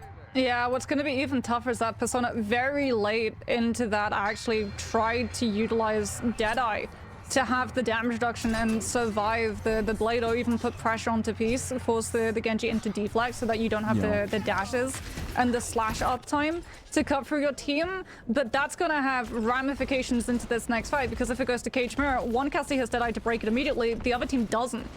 Yeah, I mean, maybe there's, I guess you can't really expect Peace to build up that blade so fast. Beat early from Majid.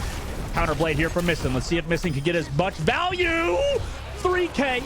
We're missing in that fight. Fantastic beat. Blade re-engage. Gives Inarizaki the first win there.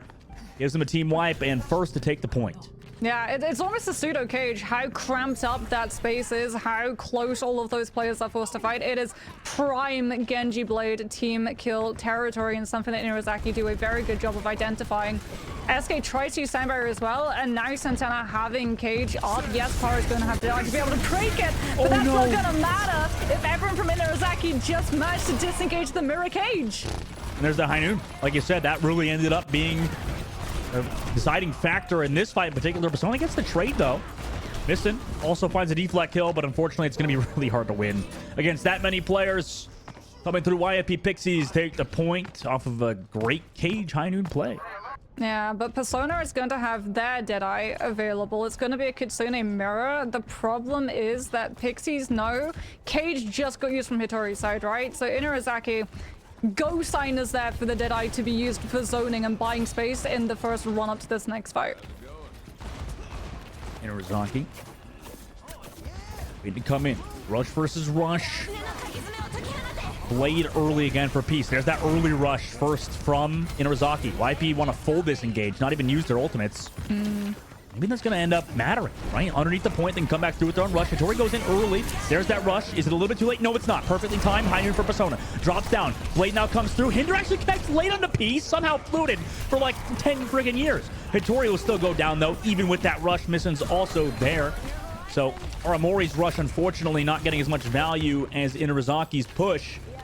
As they're staved off for now. YFP building up towards 92%, or I mean 93% on the board. Inarizaki back under control, and they've got a blade beat this fight. Yeah, do we see Inarizaki try to get aggressive and force Pixies into taking another close quarters fight in these hallway rotations when Misson has her blade available? SK is going to have Sound Barrier for it as well. We're heading towards final fight territory, but Inarizaki, if they go aggressive and too overcommitted, then Pixies are just going to pivot over to point control. Yeah, but I feel like this, high noon play ends up mattering more. Party gets stunned though. Yeah. By the likes of Santana, so that high noon's gone, and Misson just gets that blade value. So great work, the tandem between the tank play and Genji working out. However, Hitori did find Merge and Persona towards the point, so down one support. See how Inarizaki do. Misson's able to find Peace, also finding Hitori, so Inarizaki close out here. Misson's been so good on the Genji, by the way. Great work from her. And now Inarizaki take that flip, and it's tied up 1-1 in Flashpoint. Yeah, one of the crucial things as well is that Misson is not getting all of her kills in the Blade Cage combo. She's getting them in neutral as well, which frees up a lot of Inarizaki's other players to hold on to those abilities and resources. Crucially, the overrun from Santana. Since the Maga isn't taking all of that pressure, the Genji freeing up so much space, they've always got overruns to be able to cancel things like Past Deadeye, which Pixies were relying on bullying Inarizaki off of the angle and immediately zoning off full point control. Maga Mirror is going to come through with these cages. No Deadeye currently in play. What is going to potentially come into play and what Pixies are probably going to wait to actually see is the blade follow-up. Want to wait that. They still have control of that point too, so they're okay.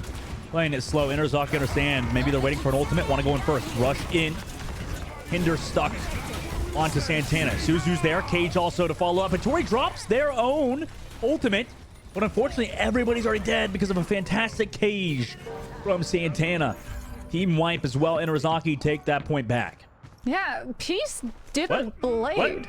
What? Wait, what? Wait, what? Persona? What? Okay. Oh. All right, good.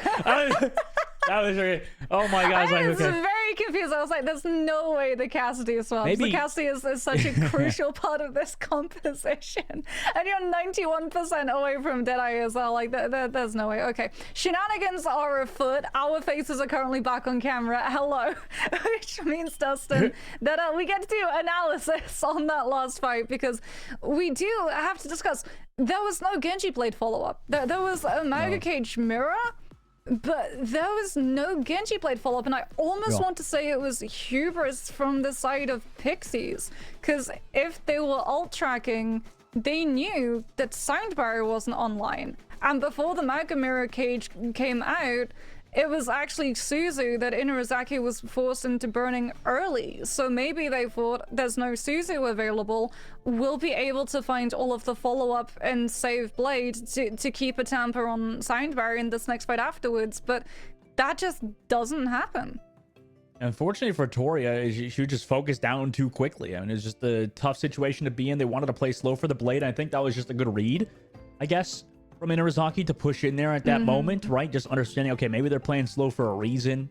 You know, get in there, disrupt their game plan, and make sure that they can't really get anything set up. And yeah, I mean, Hattori forced to use her Cage early there, and maybe a bit unexpected. So, like you said, yeah, I mean, I think it really came down to, you know, maybe they had to play more proactive. I don't know. What do you think they do differently there to win that fight? I know we were talking in hypotheticals. It's probably not really worth doing that, but you know, in hindsight, would you have liked them to go early to give them that opportunity with the Cage to build the Blade, maybe? Or is it just the smart play to play it slow? It's so hard to call because there's so many consequences that can happen. One of the ways that you could have taken that fight, right, is you could have disengaged Kitsune Rush. So yes, it's on point. Yes, you're giving up first control. You know that when the next fight resumes, Sound Barrier is going to be active, but we've already seen Sound Barrier is insignificant in comparison to when you have that Blade and that Cage combination. And I think one of the reasons why they try and take that fight and they meet the Kitsune Rush is because they think, okay, we've got Mago Cage, we're going to be able to set it down. That's going to devalue a lot of that rush. It's going to stop those players from taking advantage of it.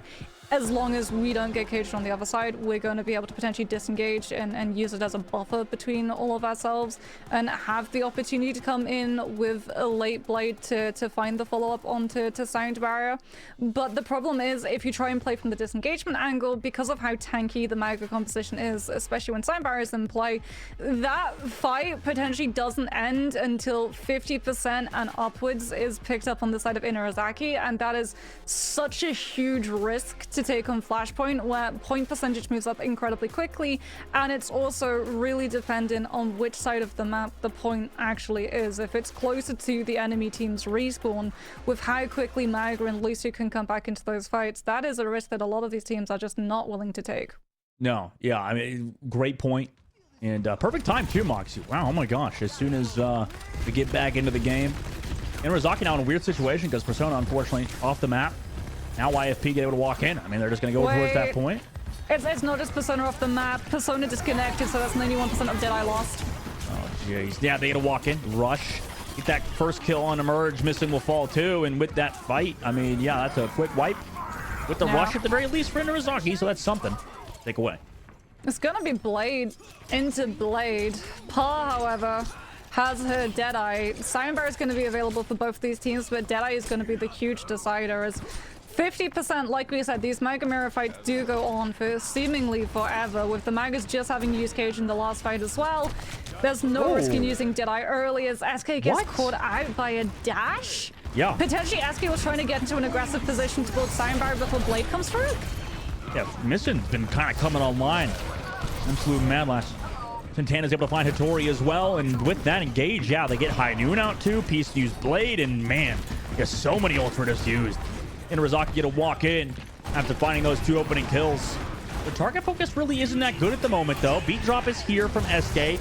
Blade for missing just to close out because they understand this is the situation. Really calls for it. Persona gets onto piece as well, so it's a blade for Beat. I mean, you'll take that too if you're Inarizaki. Yeah, Inarizaki yet again sensing that Pixies are waiting for a win condition wombo combo to come up. Just full engage in, and when the Maga composition wants to go fast, it goes fast. And now they can just start tearing away, stop a full reset, stop the regroup, force Pixies into just being so uncomfortable. SK swaps over to the Life Weaver, will be able to find the grab onto Hitori to deny all of that extra ultimate charge going through to Inarizaki's team after killing a tank, but not going to be able to deny the point pickup. Inarizaki put themselves onto match point on this map and also potentially keep this series alive. Yeah, great win there without Persona, obviously, in the previous one. And, you know, leading into this, it was that they were kind of the backs against the wall, right? Against all odds. However, Inarizaki proving they really know how to play this manga composition to a high level. Now, defensive high noon available for Persona. YFP Pixies have to walk in, build towards that Kitsune rush because Inarizaki don't have any support just yet. Regime nearly 75%. YFP Pixies playing slow for it as well. I guess it's very hard to play it fast on such a long angle here. Now that rush comes out. Persona goes to the high noon. Try to counter it, but gets deleted by SK on that push. There's just far too much damage now to deal with for Inarizaki as the rest of the team just gets wiped. And YFP Pixies take this point first. That is, however, Rush traded for Deadeye. However, that is a trade that Pixies are more than happy to pick up since Hitori has Cage for next fight. Piece 20% away from Blade. A couple of shurikens spammed into one of those chokes is going to be able to instantly build that one up. And Regime may have sound barrier, but like we said, Deadeye is the thing that Inarizaki would have been relying on breaking this hold that Pixies are going to have when they decide to pull out this combo. One to the back left of the point. YFP Pixies really taking these long angles. Similar to how they would play the Sigma composition, so very interesting enough. Now Cage comes out with the blade and Beat on both sides. High noon on the right side. Walks into the cage, pops it off. It doesn't matter at that point, though, because Peace and SK found their kills with a blade and a boop in their own regard. And now 80% on the board, nearly to full team wipe. It's going to be hard to recontest, Moxie, because of how fast Flashpoint ticks up, right? Yeah, I don't think we're going to see the recontest. And this is really bad news for Inarizaki because they didn't take that fight dry dust and they contributed ultimates of their own instead of saving them and just cutting their losses on this point. And as a result, it goes 2-2. I think you talked about it, Moxie, earlier. She's like, if you don't have that blade for the cage, it's really hard to get value out of them, right? I mean, there was no follow-up. Especially because Pixies had Sound Barrier. Yeah. Like, Regime has Sound Barrier as well. The difference is Lucio is forced into being inside the cage with the rest of the team, as opposed to Pixies, who can play inside the cage, but like you said, have the blade to follow up and just shred all of the Sound Barrier. Sustain, however, Persona shreds Keys down. Obs, more Persona POV, please. Waiter, more Persona POV. Inarizaki, though. I mean, perfect shots from Persona. Now they get to sit in this fight nice and pretty. YFP have to regroup, right? Yeah, this is a really rough point, though, for the Cassidy into the Maga, because you can see the ramp. The ramp access means that Overrun is going to potentially be there to cross the corner and drift onto the Cassidy. So it's going to be a Suzu coming through from Merge to keep Deadeye in play. Okay, deflected Hinder. Whoa! No way! No way! Was that SK that boot Persona into that hiding Cassidy around the corner? Getting killed by the hiding? Oh my god. That is friendly fire. It did look like it. And now Inarizaki, they're just gonna get a little bit more aggressive, try and hound down Pixies, build up some of their ultimates, delay the fight as well so that Merge has the opportunity to build this Mirror Kitsune rush. As we do head into final fight territory, and Inarizaki do not want to give Pixies any control space. Charge in. Oh, does catch out Santana, but the counter Kitsune rushes on both sides. Both Genjis have blades. Santana will fall, though. However, Par does too. Both Genjis kind of focusing on each other at the moment. Missing falls low, nearly 90% of the board. Understand maybe they don't need to use ultimates in Inarizaki. Just go for that wipe now. Build up the 99% as YFP take control of the OBJ. Yeah, it wasn't quite a dry fight coming from Inarozaki. They did go for the Mirror Kitsune Rush. However, it is going to be Blade that they have as well as the Cage combo. Problem for them is that Pixies are very, very close to having that same combination. And when Santana has that Cage, Pa's already holding onto the Deadeye to prevent it. Inarozaki playing it slow. Choke point at the moment. Waiting for their dive with Santana. Curly to come through. No, Moxie, you like to call the Maga composition kind of a dive comp. But look at this YFP sitting so far back. Nobody really to go on except this Genji, I guess. Allow Persona to hit those shots, but now drops to High Noon. Everybody wants to wait it out this time with speed boost. Yeah, they just control that point, force overtime at least. Hitori goes to touch. Countered High Noon from Par with both sound barriers on the other side. Cage comes out from Santana and Hitori. Meanwhile, Peace on the low side, just hitting them with a blade over the top. Missing. Meanwhile, able to find more value out of it. And with that, I mean, really, there's nobody else here to touch except Aramori. Inarozaki gonna force that map number 5, Moxie. They're gonna win on New Junk City.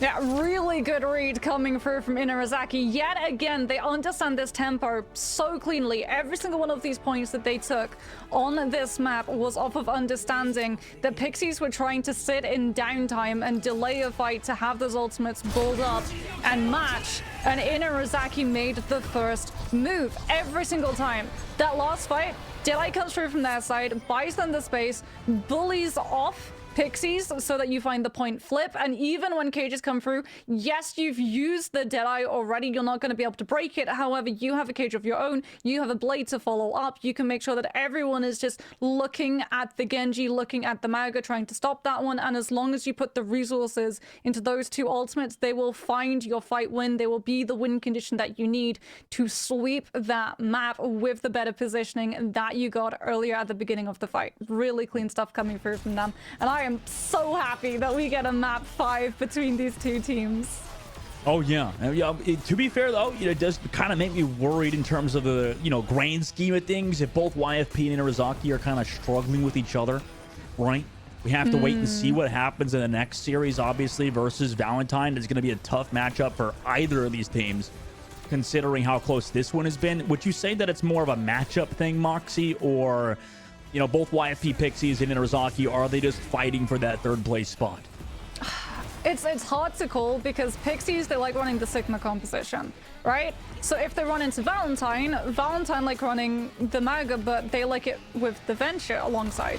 And the Sigma is better at stalling out the Venture composition. Inarozaki like running the Genji and the Cassidy variants. So if they run up against a more aggressive, faster tempo taking Maga composition, they themselves might struggle. However, what we're seeing them displaying here in this matchup against Pixies is that they have a very strong understanding of the differences in tempo, and they can spot those weaknesses. They can see when some of these teams are pulling their punches, and instead of looking for fights to kill, they're looking for damage to translate into ultimate charge, something that we saw from Miss Un coming through with Genji dashes to take advantage of SK having to play aggressive angles to build up and match sound barrier for when Cage is coming through. And it was also when we would see them use Deadeye aggressively as an opener rather than having to hold on to it to play reaction.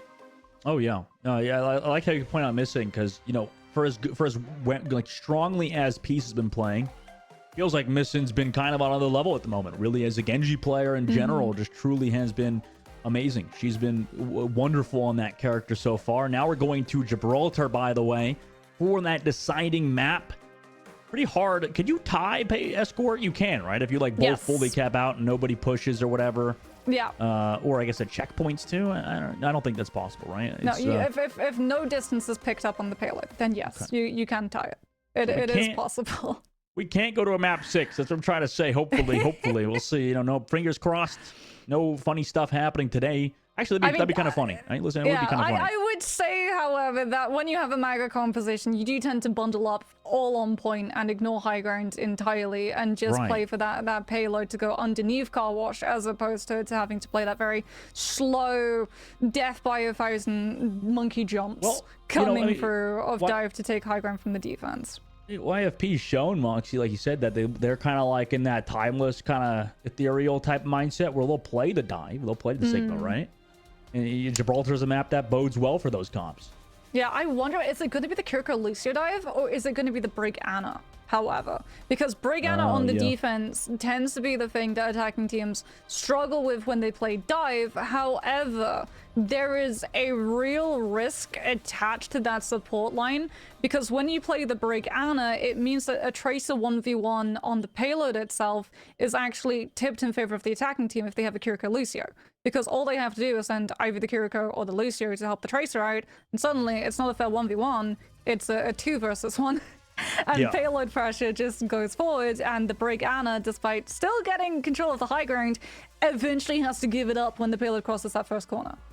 Yeah, I guess it's very sideline dependent then, the way you phrased it, for like that Brig and that Ana to get value with the Tracer. But we'll see, you know, what both teams decide to do as we eventually make our way into Gibraltar. It's definitely interesting which, you know, compositions they're going to play, what sort of variance is going to happen, because, you know, we've seen both out of Hattori and the likes of Santana. They could play those different heroes, right? I mean, they could play, you know, over for Santana, loves to play that Wrecking Ball. Meanwhile, Hattori obviously favors that Winston at points, and both can play the Winston at a high level too. So. Yeah, we did see the Winston from both of these teams when we went to Hollywood and was on the defense for that point B. But I think that Inurazaki, when they're on attack, it's just going to be mega. Ignore high ground, full focus, payload. Try and force the dive to drop down and contest you. It's really going to be, for me, the big breaking point that decided between both of these teams, how well Pixies are able to defend that threat.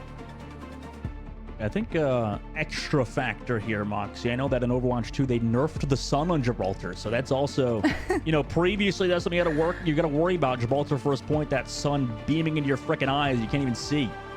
Now you don't have to worry about it as much. Have people not heard of sunglasses? I guess not. No, the characters. Do they not exist in Overwatch? I guess not. Yeah, everybody's got extreme sensitivity to the sun. Must be because they're gamers, I guess. Makes a lot of sense the more I think about it. It would be very, very funny if they did it specifically where it's still the same intensity for everyone else, but crucially when you use the Widowmaker Summer skin, when she has the sunglasses that go down on activation of her ultimate, immediately the sun just gets cut in brightness by 50%. They could very well. I feel like there's a lot of back end work that they'd have to do, but they got to get it done. You know, make sure everybody except Widowmaker. Clout, Dustin. Think about finding that Easter egg. I mean, it's not exactly an Easter egg, but no, that's literally a pay to win advantage. Then you get people on. You get people on social media like, oh my god, you pay to win skin. I can't believe it. Which, to be fair, they're being the right for that, I would say. There are some that basically say, this is my head hitbox. Like, if I play Farah, I never use her Halloween skin. You know, the one where she has, like, the blue? Yeah, because her head is bigger. Because it gives away the head hitbox when you're going up against something like a hit scan. It's so easy to just go, oh, there it is. Critical headshot. Bye-bye, birdie. Yeah, behind the scenes, CB said skin maxing. Kind of true. Although, don't get me on the freaking tangent of skins, because the fact that there's been, pro play where you have to play with certain skins, you can't have your fancy skins because, I don't know, hitboxes and all that, like you said. It doesn't really matter at the end of the day, okay? Doesn't matter. Whatever skin people use, they can, right? That's the point of the drop that we're doing this for this stream, right, Moxie? The Venture skin drop. How are we going to know what the Venture skin looks like if we're not going to see any pro players using it? True. Actually, that is something. Have we seen any of the Venture players using? I guess we have to pay attention to Zoe next time. Yeah. See if Zoe has it on. Using the Monix skin. Yeah. Okay, on a scale of really good Wrecking Ball skins, though, talking about skin maxing, like, Bumblebee is up there. However, I still feel like, canonically, every Wrecking Ball should have got the Chengdu Hunters. The Chengdu Hunters one? Yeah. Yeah. That's the true skin maxing, because whenever you go up against your opponent, they're so busy crying tears of sadness that they can't see I'm the tears screen. of happiness, because I had to play against freaking Chengdu Hunters, and that was pain. That was absolute pain. They freaking just running that Wrecking Ball composition. Nobody else playing that during the GOATS meta. And just one, I do special, play the Wrecking Ball. And they just absolutely crushed my team every time. It's not the Wrecking Ball. It does still begin with a W, but I would say that the W in Winston stands for win. It is going to be a Winston mirror, and we are absolutely winning that we get to witness this one on Gibraltar. Break Ana coming through from the attacking side. Ana Lucio coming through from the defenses. Aurori challenged. Hits that anti and forces Inurazaki to back on off, since even though it didn't connect, it did force bubble. Yeah. I mean, that was a great bubble there from Santana to block the nade in the first place. And, well, Tori will go down to merge as they walk forward. So, meanwhile, this payload is not going anywhere because of this delay. Peace will win the duel. Oh, no. Forcing this payload to be stuck all the way at the back. And Peace will just get out of there. I mean, that's just already a minute off the clock of that cart not even getting around the freaking corner. Yeah, Hitori does come back, or rather Santana does come back to make sure that the payload does finally start picking up distance. As Inarizaki actually lose both Merge and Razim and are forced it back, and Pixies get an inch, take a mile, back into spawn. Inarizaki is forced. I mean, that's the tough part, is I don't really feel like Inarizaki have a good Winston comp in comparison to YFP. I mean, Hitori does seem a lot more prepared on that Winston dive, whereas Inarizaki, it's kind of, I mean, questionable, I feel like, for them. Yeah, the fact that Peace won the Tracer 1v1 is huge, because it means that Pixies are not forced into giving up the position of Aramori being away from soft engagements coming through from the dive. Both of these Anders, however, building up for the nano boost, and Irizaki will have it first. That should be when Santana is able to pop off and find an advantage against Hitori.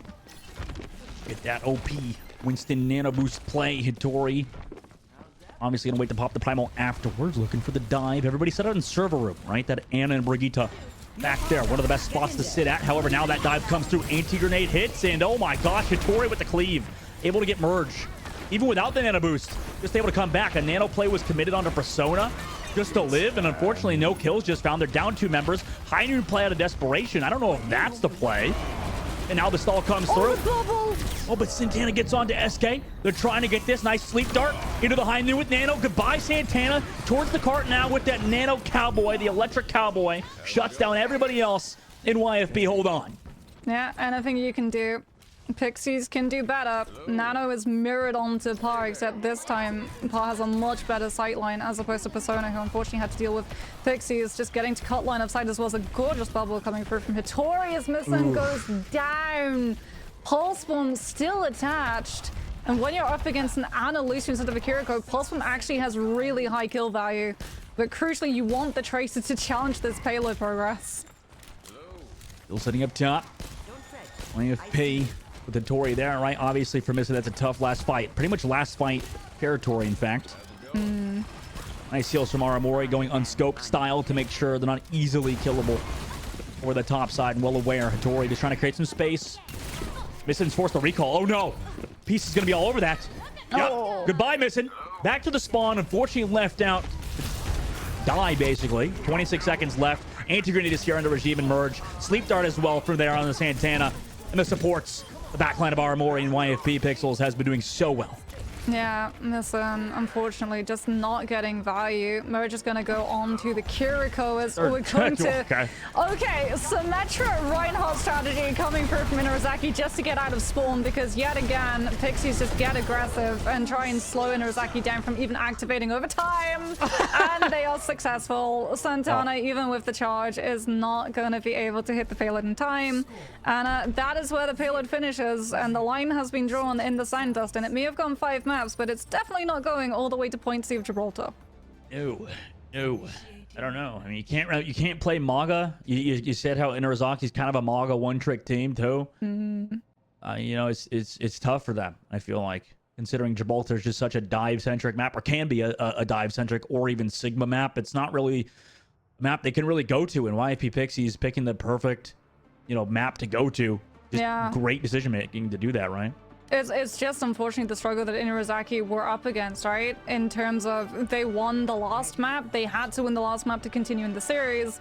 But Catch-22, it means that Pixies immediately get to decide where you go next, and no surprises, it is going to be Gibraltar, the place where you're the least likely to run into that Maga mirror. I honestly would have loved to see Inarizaki just try and play the Maga and full stack 5 players on the payload, but that was not something that they did. They kept trying to force this dive composition, and it just did not work out for them in the long run. As now we get to see, is it going to be Pixies that get to progress forward, or is it going to be Inarizaki? Either way, we're going to be finding out incredibly quickly, as we only get to see a third, actually even less of that, of Gibraltar. So whoever for the defense manages to build up these ultimates, it's going to be on them to finish these fights fast. Otherwise, Pixies are just going to play macro push.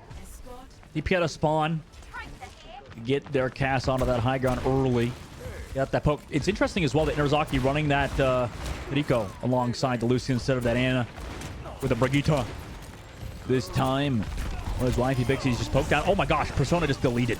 Tried to get on the high ground, removed, or dropped off the high ground, rather, removed. Par does get traded, though. But Hitori trades it back again on the merge, so no more Kuriko. Back towards that cart. Mission's going to stall, but nobody's even look there. Look at the split as well from Pixies. Like, they're not going for the hard engage dive onto the high ground. They had one goal in mind, and that was payload possession. Because now we're in final fight territory. That was first fight, and we're already in final fight territory. I hate to say it's Jover, but with 3 minutes left, last fight territory, I mean, this could be it for Inarizaki. Backs against the wall, what do they do? They try to walk out, drop that Winston towards the payload to contest SK with the peel there towards the server room so that Ana's still safe. However, the heal's not there for Hitori. Hitori kind of jumped the wrong direction. Still has some support, though. Back to the team. Nano Boost now available. Inarizaki have basically nothing. No kills to show for it either. Going with the Winston dive. Nano Boost now comes through. Missing. Surely gets deleted. Yep, there it is. Primal Rage also available. No ultimates here for Inarizaki. And YFP Pixels trying to punch their tickets into that lower bracket finals. Hitori with some nice Winston juggling and kills there as YFP Pixies will remove Inarizaki and move for that third place potential or third place minimum finish. Yeah, they put themselves now up against Valentine. That is going to be a banger of a match, but what a hold, what a push on Gibraltar. Absolutely textbook. They very quickly understood, okay, if we try and play for this high ground and we have to play into that slow, a little bit of soft pressure, a little bit of just nano charge for our Ana before we can full commit to this dive, potentially we get held out. We lose control of the high ground. We don't have payload progress. We just need to prioritize having that payload progress because naturally, if you have the payload progress, the high ground control comes alongside it the further that you get into that map. And they played the macro so much better on Gibraltar than Inarizaki. Inarizaki very good at getting a read on tempo, but unfortunately, tempo does not matter in that instance. It is just payload progress that you want to prioritize, and Pixies win it. Yep, win it indeed. And, you know, shout out to Inarizaki. They played a very well played Maga composition. I mean, whenever they played that, but obviously YFP Pixies, you know, like you said, Moxie, they've come prepared as a unit. They've just figured things out and got the number of Inarizaki down. You know, it took them some time to calibrate and figure it out. And obviously now they're going to have another game today. Right, Moxie? They're potentially, I mean, if they make it to the grand finals, they're potentially going to have 3 games today, right? Which is interesting in its own right to make it through that marathon, right? They have the longest road to that grand finals if YFP Pixies beat Valentine. You know, we have that matchup coming up in a sec, but I'm sure they gotta be very happy about taking out Inarizaki, who were a very talented team, right? Yeah, Inarizaki doing so good, honestly. There were so many points and highlights coming through from this team.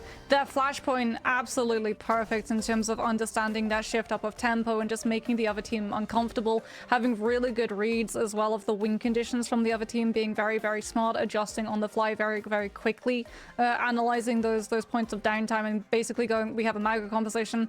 If we want to just go in, we can go in. His neutral is just so incredibly strong as a tank. There is not a lot of punishment that is going to be put upon us, and even if we lose the fight, we're still going to absolutely tank the ultimate economy from the other team, and we get to win off of that. So huge congratulations to Inarizaki for getting as far as they did. My one concern for Pixies is that they struggled against Inarizaki's Mauga. They now have to go up against Valentine, a team that have been playing pretty much nothing but the Mauga composition coming through. So it could be a 3-0, it could be a 5 map. It really is going to be determined on who wins that first match and gets to decide where we go to next. Yeah, I mean, taking a look as well, like it was just looking back at the Swiss bracket, right? It feels like, I mean, the only upset we really have was Erebus dropping out so early, right? That was the big thing in the lower bracket earlier. Now Inarizaki to make it all the way here, like you said, that is a huge accomplishment for them. But for YFP right now is now the real test starts, right? I mean, obviously, if they beat Valentine, that would be a huge upset. Considering how things went in that specific matchup. But we're gonna have to see, guys. We're gonna have an interview after this break, and then we'll kind of wrap things up leading into the next matchup. So don't go anywhere. We'll be right back for an interview.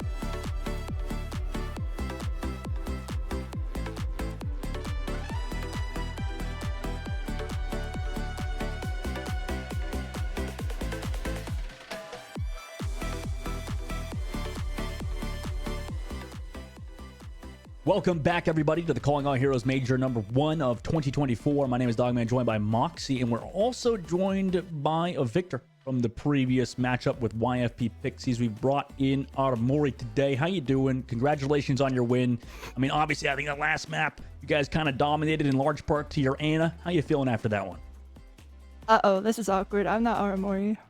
Whoa, SK's here! Oh my god! Jump scare. SK! Okay, Oh, SK. no. I mean, in large part to your Brigitte, I guess. I didn't even play Brig. Oh no. You didn't play that It map. was You were... Lucio, Dustin. It was Anna Lucio. Oh no. Oh, Anyway, no. SK, how you doing? How you doing? I'm doing you great. doing? How are you? How are you both? I'm sorry. Not good. Not good now, after you said that, but it's okay. Okay, so obviously Dustin is a little bit tired after that 5-map series. How are you playing that 5-map series? That must have been exhausting considering how down to the wire it went. I am not exhausted. I am built different. I have 10 more hours in me. Let's get it. Okay. Do you have another 5-map in you, or is it going to be a 3-0 when you'll face Valentine in the next match? Oh, this is definitely going map 5. This will be a dogfight down to the very last overtime.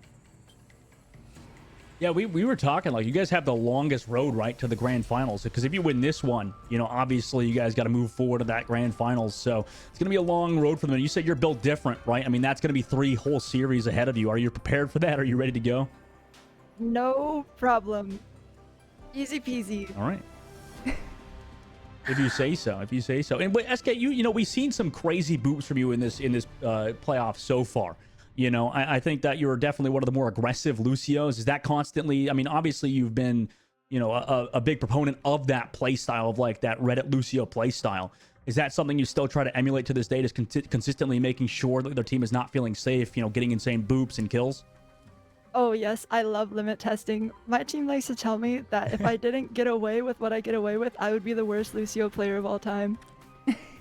I would just be mean, you permadead. are absolutely instrumental in getting those kills. Like, you were limit testing the Farah on map 1 with Oh my gosh, that the was so camping cool. interception on the health pack, which was crazy. And then jumping on the Cassidy as well on New Queen Street. Do you have any tips to other Lucio players so that, as you said, you get value from that style of play instead of being the worst Lucio in Overwatch? Oh gosh, tips. Don't do what I do. That's my biggest tip. Save yourself Actually the pain. accurate. Actually accurate. Because I mean, yeah, you like obviously, you know, on the other side, right? When it doesn't go right, I mean, how bad does that feel, right? When you're getting picked off or, you know, whatever by like an Ana player that could just sleep you every time and stuff like that. Like, how do you deal with those lows of, you know, just having an off day? I dial it back and then I stand next to Par and I let them kill everything. Yeah, your team has been like so coordinated so well to play like other compositions. I think that's a standout for you guys. I mean, obviously, you know, playing a lot of that Winston dive and then also, you know, going over, still playing the Maga. Which composition would you say like you guys are most comfortable in? Because it feels like you guys are so flexible. I think we like our dive. I think our dive's pretty crazy, but it, honestly, like, we're still a very new team, so what we're the best at and the most comfortable on changes every single day. Like, it's actually probably good that we got through the lower finals because now we get more practice together. We're becoming more powerful. Speaking then about comfort, as a Lucio player and knowing that you're going up against Valentine, a team that are notorious for playing the Mauga, how is it as a main support who, even when you have sound barrier, a lot of the time, if you use it successfully, you still lose the fight? How do you go in to having to deal with Mauga cage forcing sound barrier into something like the Genji Blade follow-up? You know, sometimes if they cage us, and I know they have cage blade, like, we do a really good job of tracking their ults, so we know what's up. If they don't beat, then I won't beat. Like, if they cage blade and we're not going to commit 3 ults or something, if I beat, we're still going to die. So I will just not press it sometimes.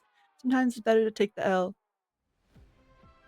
That's smart. Yeah, that's definitely very, very high level thinking of you. And SK, you know, just like to close it out, I guess, is there anything you want to say before we let you go and move on to your next match? Because I'm sure you're trying to get ready for it. Is there anything you want to shout out? Maybe a free, you know, Primage sub to twitch.tv/SK. You know, is there anything you want to say? I would like to say I am entering demon mode. Good luck, Valentine. And search the SK YouTube guides if you want to learn Lucio. There you go. Demon time activated. Thank you, SK. Good luck in your next match. Thank you. Bye-bye.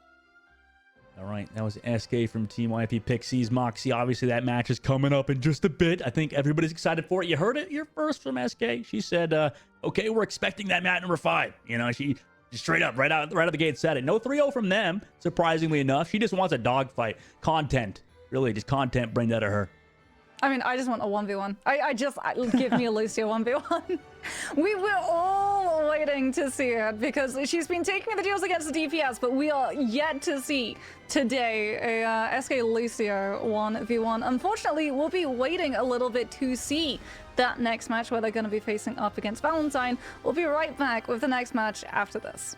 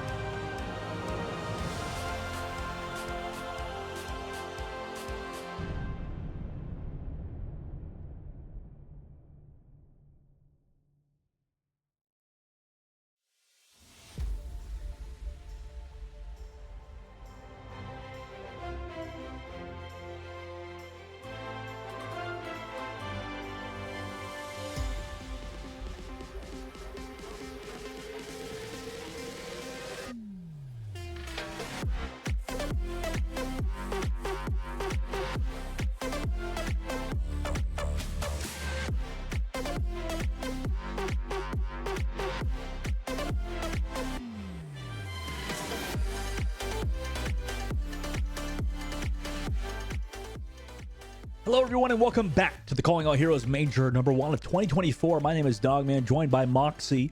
We have a matchup for you guys in the lower bracket finals between YFP Pixies and Valentine, right? Very anticipated matchup. We just talked to SK from Team YFP Pixies, and she mentioned how this match is going to be a map fiver. You know, we'll have to see.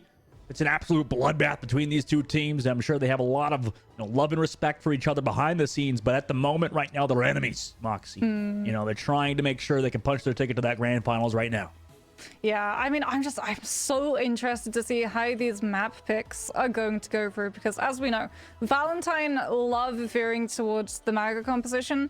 Pixies, you heard it from SK, feel much more comfortable on the dive composition and did tend to lean away or pivot very quickly off of the Mauga mirrors coming through. Either way, we just got to see them absolutely stacked as a roster. You can see as well, Jake's coaching has gone to a very good place. All of these players have been listening to exactly what he's been saying. So even if they don't play the Mauga composition themselves, they do have a very good read of how it does like to play, which could potentially cost Valentine in terms of the comp matchup. Yeah, a large part of YFP Pixie's success has also been on the back line too. You know, they've been super good. Also, let's take a look at the villains against their. They're not the villains of the tournament. If anybody, they're one of the main protagonists. Valentine, though, the people in the way of them making to the grand finals. And it's been a very consistent team so far for Valentine. Also a newer team because of all of the swaps coming through, previously in the Swiss stage and then also leading up to the major. This team, though, they've got the talent on the roster, Moxie. It's just a matter of putting it all together. Yeah, I mean, you yourself have loved getting to see Zoe's venture in action. Has definitely been one of the standout talent coming through from this major, picking up the latest hero, the latest addition to the Overwatch roster, and just making them look absolutely natural in terms of coming through, having all of the animation cancels, having all of that 100 to 0 that you can have as a potential with Venture paired up with the Mauga composition. Valentine's definitely have looked like one of the strongest Mauga teams in the tournament, right next to Timeless. The problem is that Pixies have been able to deal and see out the threat of the Mauga composition just like Timeless have. Yeah, it's interesting they're actually going to put, like you said, Mari back in instead of Kindred. That's definitely something to watch out for going forward. And by the way, the first map's going to be Oasis. I think, by the way, another player that's not really talked about enough in this team is AJMR. Definitely a standout player on the Baptiste. They're just like a really good flex support and has been a very consistent backbone of this team throughout the tournament. It's going to be an interesting matchup too, right? You have Wick and AJMR versus both SK on the other side, alongside Aramori. Obviously fake interview, didn't have her, just had SK instead, which is totally good. I'm happy interviewing SK, but both of these backlines are very talented, right? Both of the supports on either side, and Oasis is a real big test to it, considering you have to support your front line so heavily, right? But like you said, Mari is going to be playing and starting instead of Kindred, which means we could see Valentine move away from the Mauga composition, and actually we might get a mirror between these two teams, but it might not be the Mauga, it might be Dive, because Dive is incredibly viable still on Oasis, especially if the other team isn't running a Mauga composition, which just anchors on point. Yeah. No, yeah, I mean, we have to. It's definitely going to be a huge, I think, mental change as well, considering how, first time YFB decided to play, they had Hattori on the Hog, and then they had Hattori play some mainly Maga on this map. So then, obviously making that transition over to playing more Dive would definitely be, I think, hard mentally, because it's always tough to like change play style, right, Moxie? Right, like depends on what map you are, but like obviously you have to play differently depending on what heroes you play, and also sometimes you have to play versus other compositions in a different way, right? If you're playing more counter dive, if you're playing faster, more brawl centric, more dive centric, always a tough thing to do, I guess. True, but we have seen Hattori be able to move between all of the different tanks on Hollywood, and she had very good grasp of all of the different tempos that she needed to have when she went through all of those different tank identities. I am just so excited to get to see what exactly Valentine have playing, because like I said, so far in this tournament, we've mostly seen Kindred get locked in for this roster. Mari, I remember her playing Doomfist actually in 2023 CAH. So who knows? Maybe we got a little bit of Doomfist coming through. We could. Yeah, we definitely could. I think that we've seen, you know, behind the scenes is what I've heard, you know, from the likes of CB that, you know, some Doomfist has been played at points in scrimmages. We'll see how much Doomfist can really be played here. But, you know, like the level of players had just reached like new heights for sure in Overwatch in general and in Calling All Heroes. I mean, already you could hear off of when we talked to SK about how sometimes she just doesn't press the ult key, you know? Yeah. If it's a lost team fight, I feel like I never learned that, you know? When I played, I was just like, okay, Dogman Transcendence again, you know, waste of an ultimate. Oh, In this wait. situation, SK doesn't really Kindred is waste. starting. Marius is not Oh. on Valentine's roster, so it is gonna be Maga. Sorry, chat, no dive. It's gonna be Maga into a Sigma comp coming on through. Everybody waiting on the inside angle too. Make sure they avoid that Pharah spam until Zoe's ready. On the outside, Zoe been a very flexible DPS player. Oh, but just gets shut down by Par. Caster Curse indeed. Par, amazing shots out the left side. Now has to disengage the Maga. And I mean, surely they do. Kindred goes so low. Sure, there's a lot of pressure on Par, but the sustain is there on the inside. Wisp does hit the shot over the top, but Par hits him back. And Peace is down. Wait, Wisp hitting some insane shots. Eventually, Par will shut him down. So nice work from Par. Via that low ground angle. Now a point goes in their favor.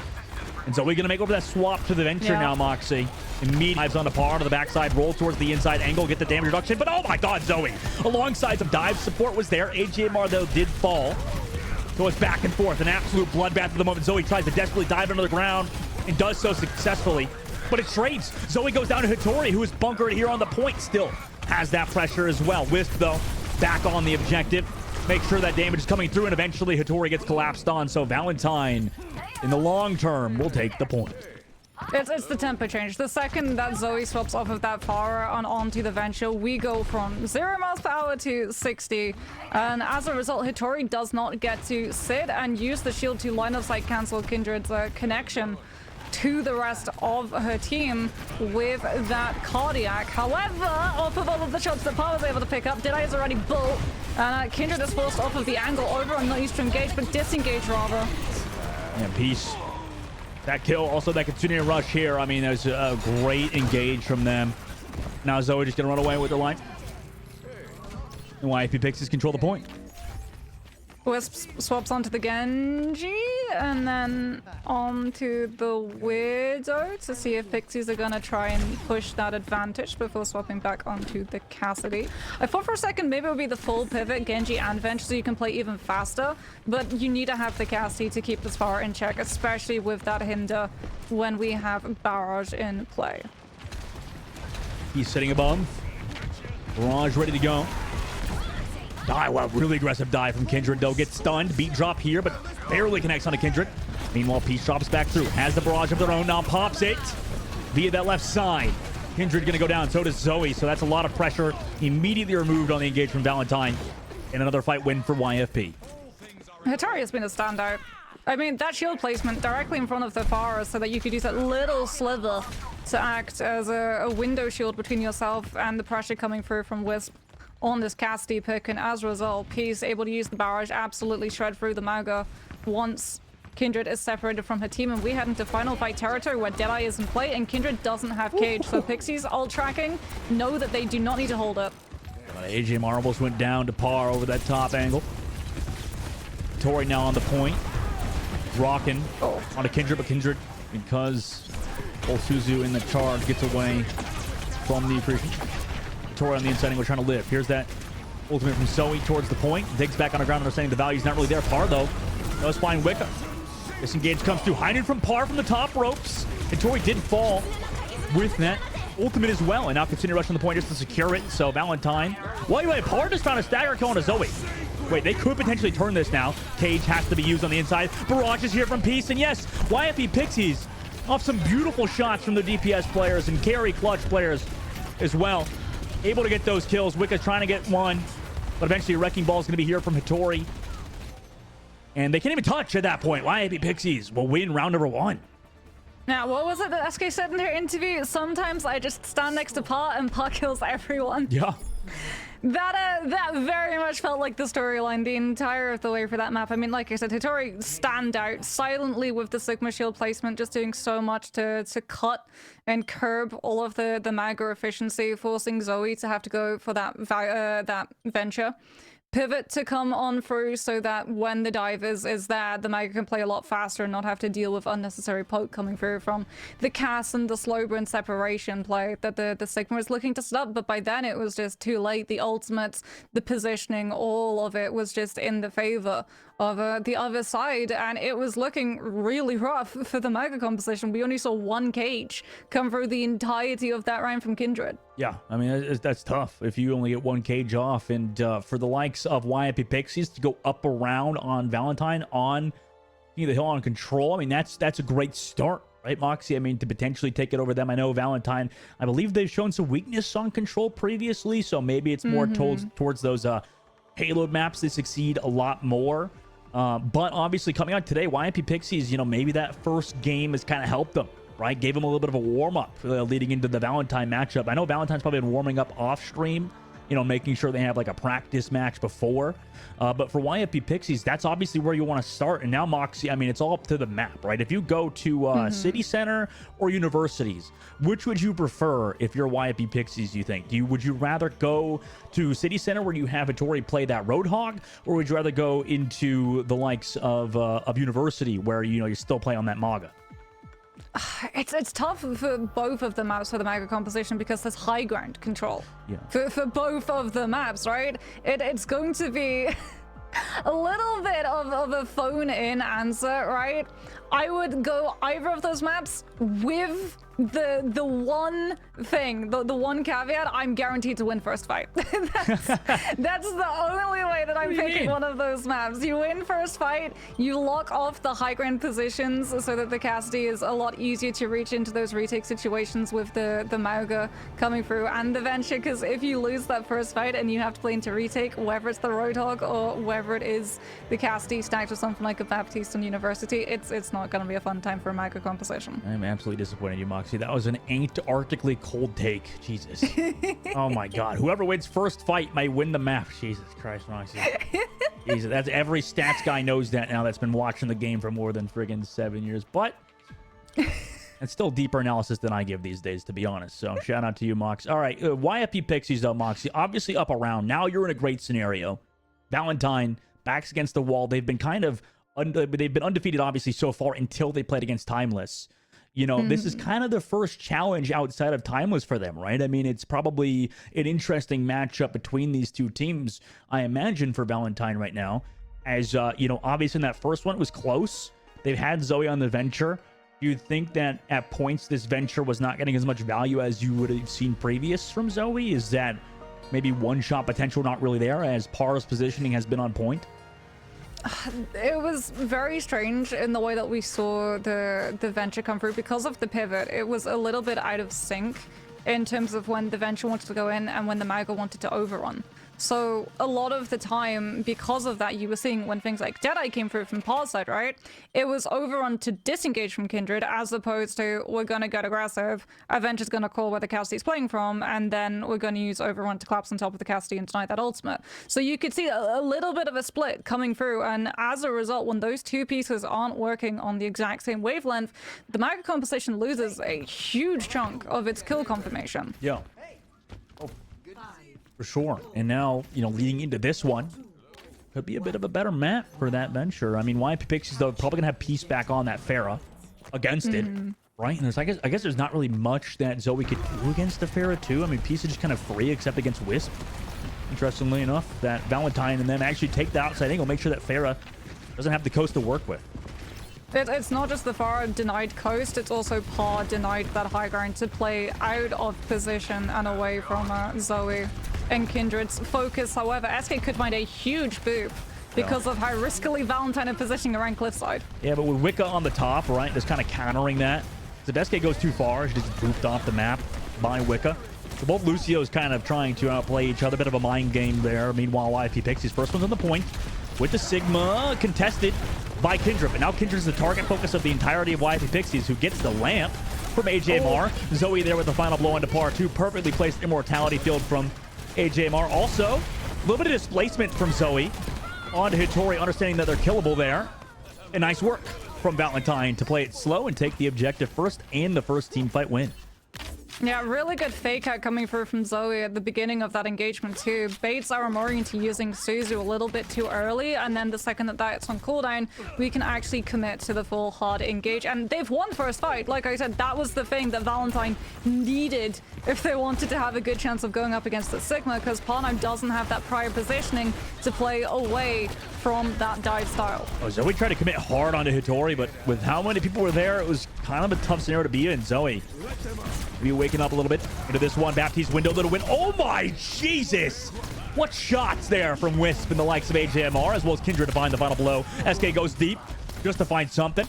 With no ultimates there using that fight, Valentine hold on against with a Baptiste window. Yeah, no sound barrier. Cassidy having all of the amplified damage through AGMR's ultimate. Wisp is just not going to miss those when everyone from Pixie is sitting right in main. The good news for SK is that she's going to have sound barrier potentially for this next fight. Going to be waiting a very long time for CAH counter though, as Wisp still sitting on that Deadeye, can use it to zone. He's having to take a very long rotation play into rush with Barrage. Oh, and the lamp's a little bit too late there. Beat drops there though from Wicca. The rush versus the beat, but no beat ejected from SK. Oh no, she's lost 2 members of her team before the beat even goes off. But now you don't have that that high noon. At least they get that point flip. But that's tough. Both support ultimates were not used, or sorry, were used, and YP Pixies don't even win that fight. We've got Flux, we do have Deadeye, and when you play with Magic composition, you don't have a shield, which means that you should get kills off of the back of this Deadeye unless it gets overrun cancelled. And Hitori, as long as you Flux Kindred, you do deny that CC cancel. The danger is Valentine can just make the first move. Oh, what a rock from Hitori. Shuts down Zoe early on. That's what you need if you're YP Pixies. Meanwhile, into the sky with that Sigma. Lamp is there. Can't get the follow-up damage, unfortunately, in the sky. Nobody's killing the Lamp. So, I mean, it just seems like AJMR could just survive there. Eventually, we'll go down to SK. Aramori is able to get Wisp, so YP Pixies making it a bit messy, resulting in a fight win, even though Valentine had ultimates to work with. Yeah, but crucially, they don't use them. Yep. So Pixies have to commit everything to guarantee that you win that fight. Valentine can just shore up resources and come in with 4 ultimates and steamroll Pixie's team. Well, you know what's going to be on? It's going to be a par, right? We're just hitting these shots on like an off angle or something. We'll have to see. Poke kill on a squishy, yeah. Here's the window. They can't peek through main. Hitori has to back up. Kindred goes low. Peace will fall down. CAH is also here. So, I mean, there's just way too much support here for everybody in Valentine to deal with for YP Pixies. And unfortunately, it's not going to work out for them on this map. Maybe somebody touches towards the point. I think it's just Hitori who dropped down under earlier. And now we're going to round number 3. Yeah.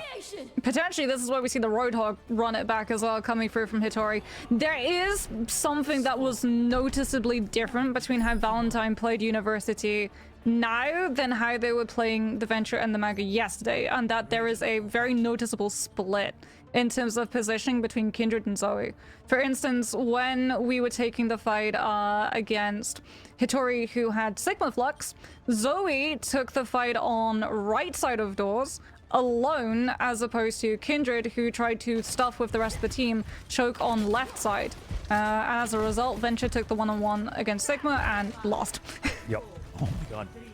And now Hitori's gonna be locking on the hog for this one, Mox. So they've won it earlier. I'm pretty sure the likes of Valentine are aware of the situation they're about to run into with Peace on the Echo too.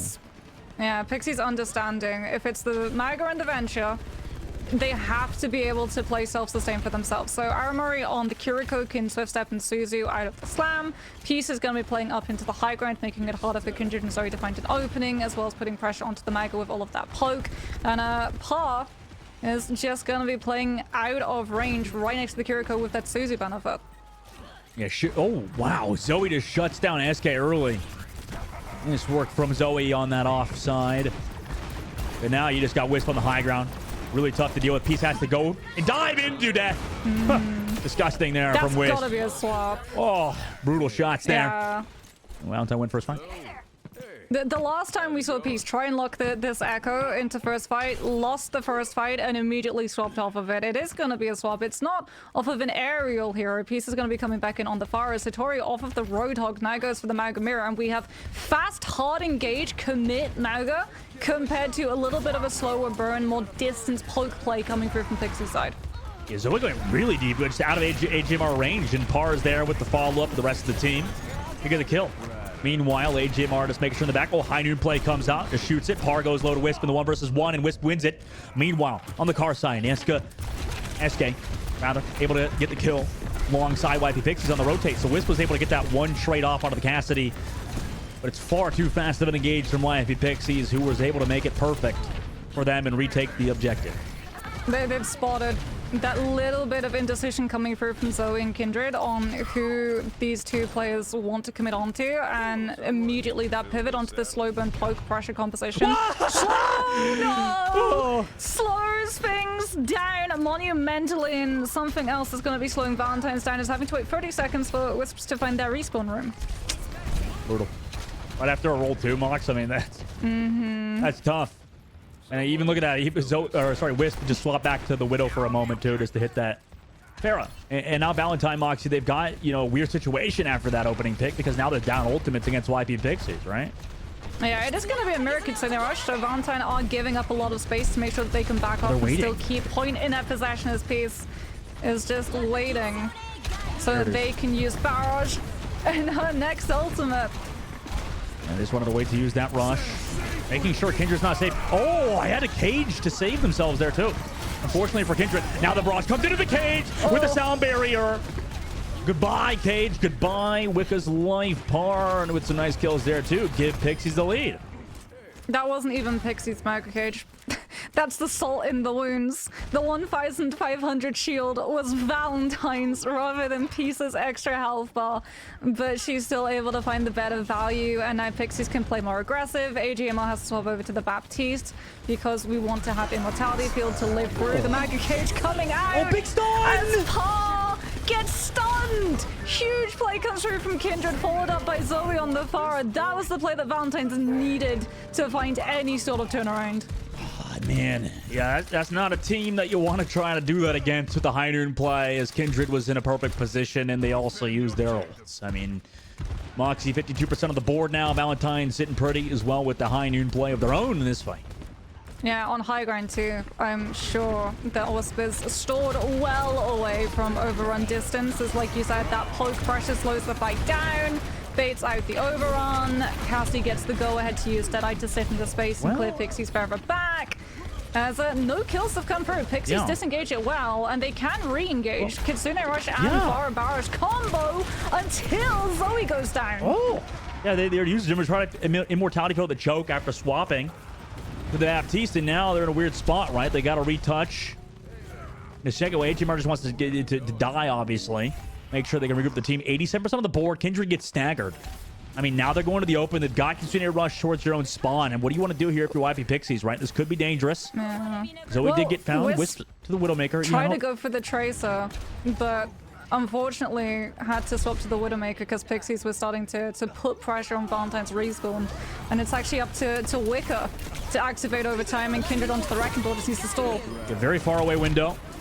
Rush here on the left side with the Suzu. I mean, there's just too much sustain here at this point, probably for the likes of Valentine, and Wisp will go down. But SK did not lie. She went Demon Time mode, and so did YFE Pixies. They're gonna win map number 1 in this 1-3 series. Yeah, the nail in the coffin, unfortunately, for Pixies' team was the fact that when they played Retake, it was off of kills onto Zoe on the Pharah rather than ultimates clearing the space that allowed them to find the flip. So in the fight afterwards, they still had the better ultimate economy to just bully Valentine further away, get to hold super aggressively forward in terms of putting pressure onto their spawn and making sure that the mega composition had to swap onto really fast moving heroes, because suddenly you're not just playing for a 5v5, suddenly you're playing for a time bank ticking down against you. It is essentially a 5 versus 6 with Father Time is the enemy that you unfortunately have no way of taking down. Sadly, you can only draw against that particular opponent. That was a great match number 1 for the likes of YFP Pixies, and now, you know, obviously Valentine has to go to the drawing board. There's not really, you know, these two teams are interesting in the fact that they can play a lot of different compositions, or at least specifically YFP is, right? So you have to be worried, I imagine, Mox, is like, I imagine, you know, what you're probably going to say is that since we're going over hybrid, you know, we're not going to see anything but Midtown, considering, you know, Kindred loves that Maga, right? Yeah, I mean, maybe we see King's Row. Oh, yeah, Wouldn't yeah, be yeah. surprised if we see King's Row. It's definitely, again, stomping grounds of the Maga, especially with the Venture. If you want to try and do it. The problem is, and this is the one thing, I talked to you about this, for my fear of when Valentine ran up against Pixies. Valentine rely on the Venture and the Maga, which is a very fast style of Maga, right? You have a lot of kill confirmation if you play those two heroes managing to just lock one specific player down and shred them. However, Pixies, they have an understanding of how that composition plays because, you know, Jake is their coach, he's giving them all of that information. And 2, when they played the Maga, they did not run the Venture, they ran the slower variation of the Maga composition with the Farah and the Cassidy, which is played very similarly to the Sigma composition in the way that it stalls out the hard engagement. And you saw Valentine struggled to actually find that engagement window because of it. Every single time that they wanted to set up a push coming through from either Zoe or Kindred's follow-up, it simply just wasn't there because they'd already been poked off of the angle and forced into retreat. Midtown's the map we're going to as well. Moxie, I know you talk about Jake on the other side for YFP Pixies, but also for Team Valentine, right? You got the likes of Chimanzi and Strike behind the scenes. You know, they're choosing this map. They're going to Midtown, probably talking to their team, figuring things out because, you know, with the map that close, I think specifically, it just comes down to small things, right? It just comes down to really, really small things. You can't fix any of these macro problems on game day that potentially exist for the likes of Valentine, Mox. I mean, and both of these teams, we've talked to them as well, that both of these teams are like relatively new in both Valentine and YFP, so they're slowly getting better as the tournament goes on. That's probably another reason why there's so much parity in the Calling All Heroes Major, is because of the fact that, you know, you have these teams that are like just getting formed and figuring things out and also are incredibly talented, so they could take it to the likes of Timeless. But obviously Midtown is the map we're going to, Moxie. And for this team, do they think with just continuing with that Venture Maga, or are they going to play over more to Genji? Because it seems like Zoe has favored the Venture and the Pharah more than Genji. Yeah, it definitely feels like it. We're going to see Sigma potentially coming through from Pixie's side. Maybe we get the Maga Mirror coming through again. There's a chance that we get Dive as well when we head into either point A and you want to play for that slow burn of Bolton and a Nano and have the Winston just full push in onto backline off of that. Or if we do head into the latter stages of this map, Dive can be pretty strong as well into just clearing up a lot of the space on C to deny high ground for the defense. Sorry, I'm distracted by the environment, Moxie. I wanted to... First of all, it's beautiful. Yeah. Happy Pride Month. Second of all, parking, open 24 hours in New York and Midtown. That doesn't seem very realistic to me. I've never seen parking down there in my life. Oh my God. Are you suggesting that we get an Omnic to act as one of those ticket police? We'd be like, I don't know, you've been here over 12 hours, 9 till 6, that's when parking is open. You're gonna get you out of here. We're gonna have to get a tow. Honestly, I could see him doing that, especially... Yeah, I could see him doing that, honestly. Valentine, meanwhile, on their offense, Moxie called it. Got Mari in the lobby this time. She's been a fantastic player for this team, but it's the first time we've seen her at least yesterday, or today, rather. No Maga. Sigma duel coming through from Hentori and Amari. Yeah, Valentine as well, going for a scout to try and figure out what exactly they're running up against. P's going to be on the Mei on defense to make it a little bit harder for Valentine to find those rotations, which they're already going to be behind in terms of speed. Wicker is going to be very good for the brawl style of collapsing onto these opponents and having that Inspire active, but in terms of rotation, Pixies have the better with the Lucio composition. They really do. Yeah, it's going to be very slow burn here for Valentine as they try to walk in, and it works out. Peace. Forced out of that ice block, eventually gets chased by Zoe on the Tracer, who, you know, low-key has a very, very talented Tracer in her own right? 3K for Zoe in that fight. Valentine now on the objective. Yeah, Valentine, they see the weakness. They know that they're going to be worse on rotations, so they just take the fight directly to Pixies. Really smart stuff coming through, allowing Wicker to build 71% of that first rally charge in one fight is crazy damage, and Inspire just going off of the charts for 5 seconds every single time one of those whips connects onto Pixie's side, as Valentine's now have the ultimate lead to start challenging Pixies for space. It's currently a race between Aramori and AGMR to get Amplification Matrix online. It really is. Playing back at the moment, Mari takes a little bit of poke. And really talking about Mari being comfortable in this trade because, yeah, Mari's always close to that gravitic flux, whereas Hattori's only at 60 after that first fight.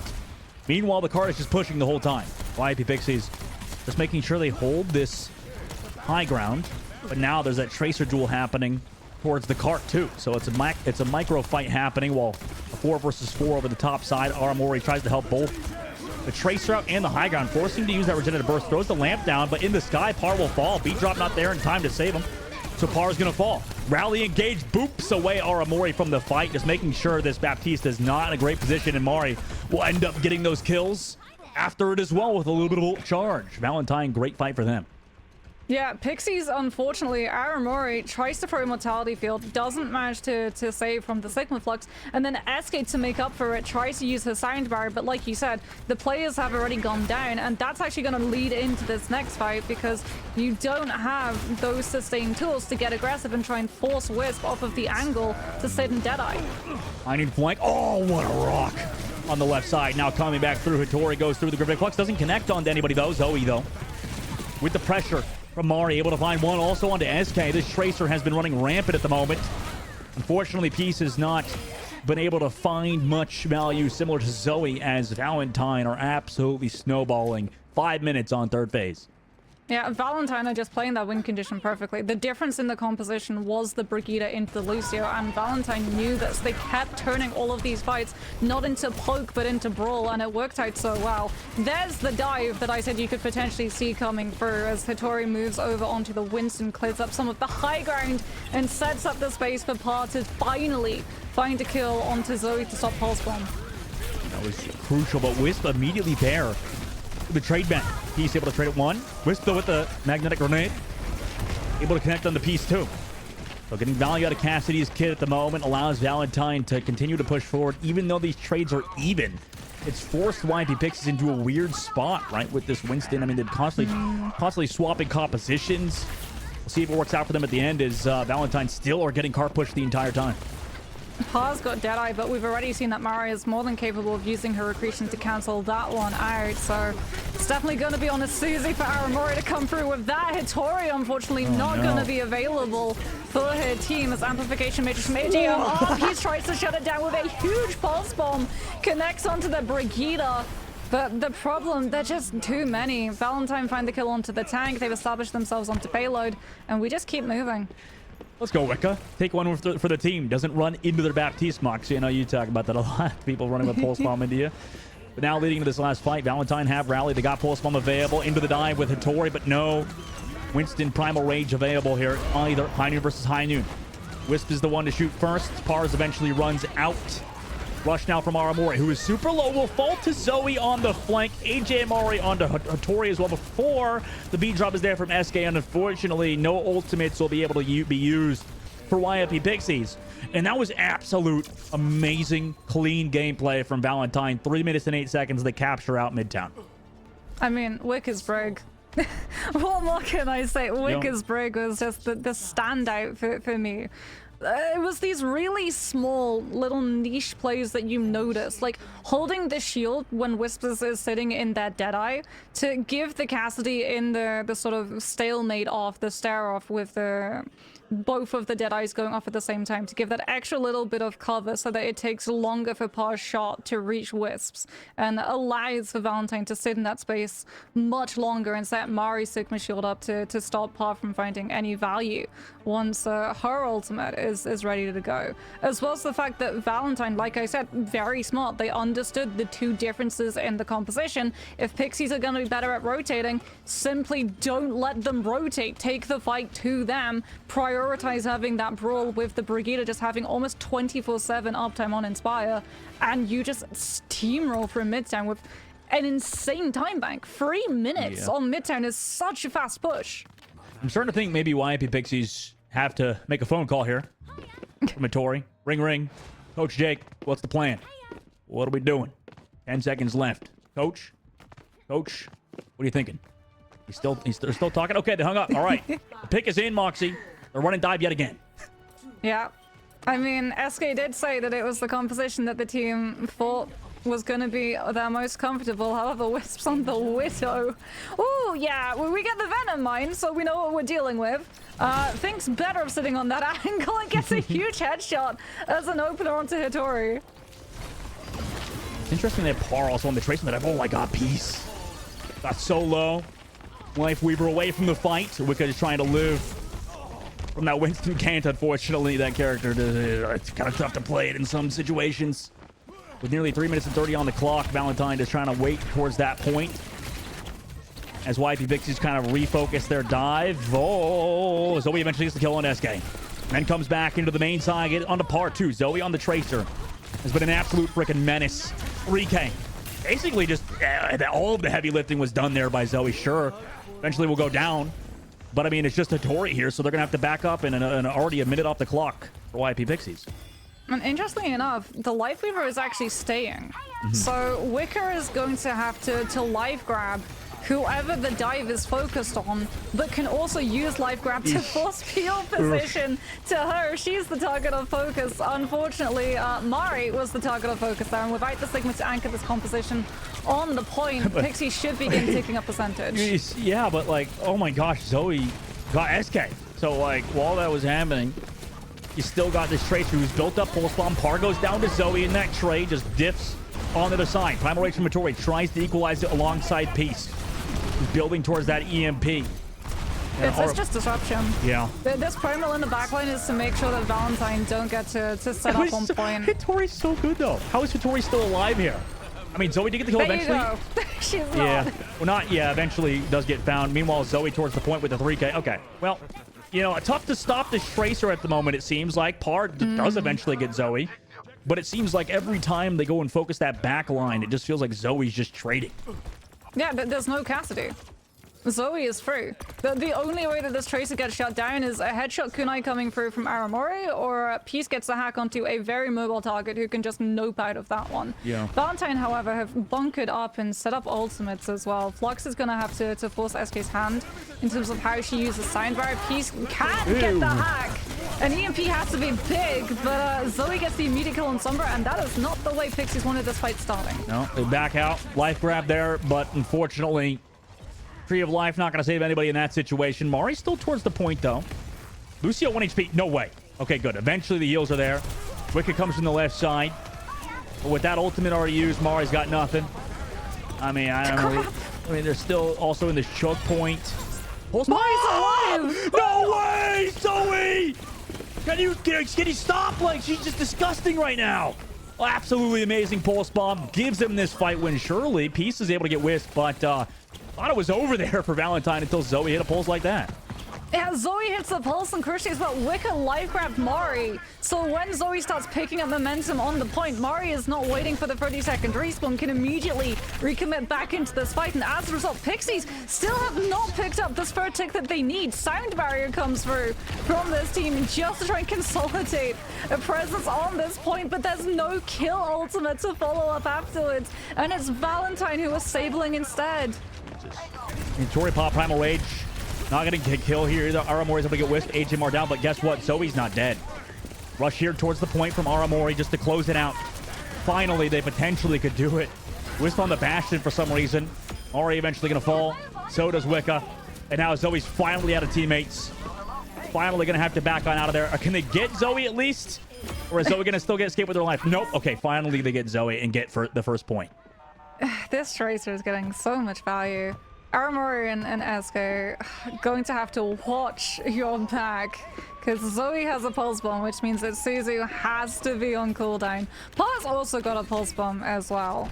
But Valentine going to be consolidating and trying to push for this high ground defensive hold as well. Spy checking over this right side to make sure that Peace doesn't get a free entrance into that backline on this Sombra. Or drops the pulse immediately into Immortality Field. Meanwhile, Zoe's here on the left side flank. Has those Brigitte packs to keep Zoe healthy. Gravitic Flux as well. Zoe's going to lose on that right side angle. Also, Gravitic Flux misses. Oh my gosh. Great dodge around the corner. Mari's also hacked. Has to fall back to the team. And does so successfully with this window here. Par trying to get some stuff done on the Tracer. Par spell move. There's the EMP, but Peace keeps dying for these EMPs. Is it worth it? Yes. They get the kills afterwards. Cost Peace their life, but they're still able to get the kills. I mean, that one is absolutely worth it. EMP immediately cancels AGMR's amplification matrix. Yeah. As now Pixies can set up. Aramori's going to have that aggressive Kitsune Rush. Mari's actually going to swap onto the Diva to have that defense matrix as well as extra health to try and consolidate presence on this payload as Zoe is forced into using her recall early. And that means she's not in position to use this pulse. Hitori with a nice kill on AGMR. They're gone out of this fight. Hitori also on Wicca. Keep this snowball going. Surely they get the stagger kills here, and they do so. 2 minutes and 25 seconds into third phase. Now, Moxie, it's a matter of not getting into overtime here, right? For YP Pixies, even if they cap out. Well, it was a fast B. They made sure that they kept Zoe just stuck in dueling Peace, actually, on the right side. So that every single time Pixies took a fight to contest high ground against Valentine, Payload was moving for free, and it's more than made up for the time that it took them to unlock A, as Peace just makes it out before the Sombra goes down. Pixies cannot afford to reset. This has to be a clean push. A good beat drop keeps Armory alive. High noon in the inside angle, interestingly enough, from Wisp, just to sustain. Also throwing Mortality Field in it. Maybe YAP Pixie is going to take note of that. Oh, no. A little bit too far peek from SK, but Par's there on the opposite angle. With the rush from Aramori, the damage is there. The follow-up onto everybody else. And that's another team fight win for YAP Pixies. GMR is going to have Amplification Matrix. Peace so close to having EMP, but it is going to be a little bit further away than she is confident. If Valentine just open up immediately with Amplification Matrix, Pixies are going to have to disengage. When Mari's over to the Diva, Zoe's over to the Turbulent. What the heck? Yeah, this is full counter dive. Okay. We got window on the left side. Early window, at a matter of that. YP Pixies just want to give that up, right? Just take that. Yeah. For now. Peaks sitting with that EMP. Walks on in. Wall invisible. EMP onto just the Cassidy, it looked like. Is the support there? Wicca. Yeah, it doesn't. Oh my gosh. So Hitori goes down on the opposite side. Armori, though, able to get Zoe. Meanwhile, towards the payload. They're just trying to sustain, but do not have Hitori. Do they want to fight without their Winston, who's coming back with a Primal Rage? Zoe will also coming back on the Torbjorn. Yeah, they back out of there for now with 30 seconds left. Yeah, full disengage, but this means that the ball is now in Wisp's court. If they, on this Cassidy, can find an early pick onto one of these squishies, Pixies do not have the time to reset. A lot of damage coming into SK as well. A lot on Armori's plate. Everybody's low. Dive in now. Primal Rage popped. Gets that Baptiste away. Regenerative Burst popped as well. Does Hitori have the juggle mechanics to get rid of this Baptiste at the moment? Looks like it's almost there, but pushes back to the spawn door. Meanwhile, window coming up for AJMR, but Par already got Mari and the mech. High noon from the left side from Wisp. Gets one. Looks for that Sombra. Can't find the kill because of that Sal barrier too. Hitori's able to find AJMR in the window. And everybody else is here in overtime as YFP Pixies close out on Midtown. There was a huge difference between these two teams though. And it's not just compositions that they're comfortable on. That time bank is a tale of two cities. This is brutal. 3 minutes, Moxie. 3 minutes for one tick on first point. I mean, yeah, it's going to be tough. Yeah, it's going to be really tough for Pixies to have to stand up against whatever Valentine throws at them, because it's not like it's a 1 minute situation where it's essentially the composition that you've run out on is going to be the composition that you stick with and you have to fully commit. Valentine have the time that they can commit to scout the composition that Pixies are running. And I would be not surprised if we do see Valentine not actually commit to a proper composition until they get a better read of what they're going to be up against. Because if they try and play Brawl into the composition that Pixies are running right now, it's not going to be a great time for Wicker. This is the reason why Pixies are going to be running this. Very, very fast, very good at shutting down angles. You can mix up the tempo to make it harder to predict when you want to go for those hits. And also, if Valentine's try to just brawl straight into your face with this Brigitte advantage, the Mei just gets to beam everyone down with Endothermic. Everybody on the dumpster. Meanwhile, I guess, yeah, for Valentine, they could just swap over to the Mog, I guess, once they see this, right? Surprise charge. Pixies are anticipating the scout check coming through from Valentine, and Valentine think that they're going to be on the point. No, the pin! Wait, Aramori's low, though, on the backside. Zoe trying to react. We'll get Aramori at the very least, so they're going to have to find kills. As long as Zoe's here, it's always going to be tough. Why Pixies go so low? Yeah, Zoe finds Par. Meanwhile... I think Zoe got 2. Yeah, that could be the end of it now. Zoe found an immediate pin into a Fire Strike kill onto Baptiste, but like you said, Zoe on this Tracer gets to blink around the right shield, and suddenly Pixies have the closer respawn. Yeah, this would be brutal. Mari's also onto the Doomfist, Wisp onto that Pharah. Looking for this Tracer, or looking for this Mei, rather. P stuck on the inside. Will wall away towards the point. Also gets Immortality Field. No Ice Block available. They can't actually kill the Mei until now. Mari with the punch. However, Par is there with the trade back. Zoe still on the points, able to track down SK with AJMR. Half of the first tick is already on the board. Hattori just trying to stall versus the Brigitte, but is missing the entire team. And Valentine, through amazing Tracer gameplay and teamwork, are able to win the second map. That one went the distance for sure. Now we're all tied up 1-1. What I would be to be a fly on the wall of Valentine's comms when they sim TP to try and get a little bit closer and try and read what they're walking into, only for it to immediately charge on top of them.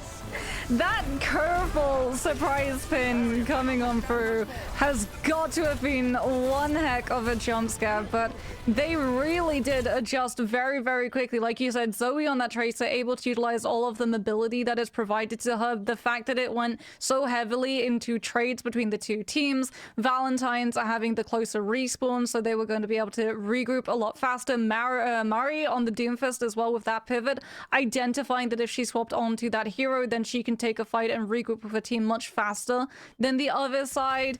And from there, it just entirely unraveled. For Pixies, that Rhine composition, it was either feast or famine. Yep. It was either going to be a full hold or fall apart at the seams the second it gets contested. Yeah, that's going to be a tough map to give up, too, if you're YFP Pixies. I mean, sure, you understand that Midtown maybe not one of your favorite maps to play on, considering how Valentine, picked it on purpose and kind of just, well, for good reason. I mean, cap out for 3 minutes. But also, Moxie, you're giving a lot of momentum now to Zoe, right? And that's not good. Considering map number 1, I would say that Zoe didn't look like her normal self. Now she comes into Midtown and just puts on an absolute performance. So, you're back. You have your star player that's able to warm up maybe on a different role, able to kind of wake up, and that's tough to see, especially if you're YP Pixies, because I don't know if really we saw a lot out of either Par or Peace on that map, considering how things went on Oasis.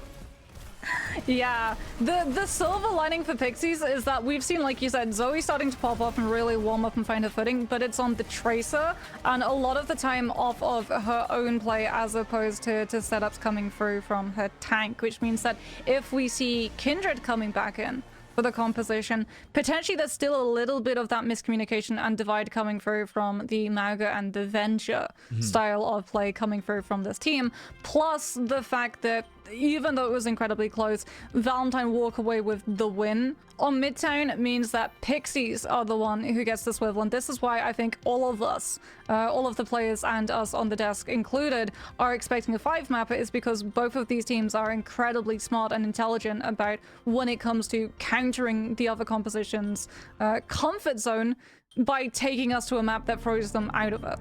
Yeah, I like that. I like that out of them. See if it pans out on Esperanza.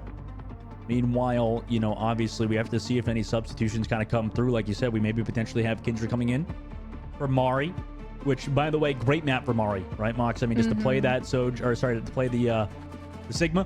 And then, considering how Mari's just kind of been known as like a Doomfist player previous, to pick up Sigma to a high level is definitely impressive.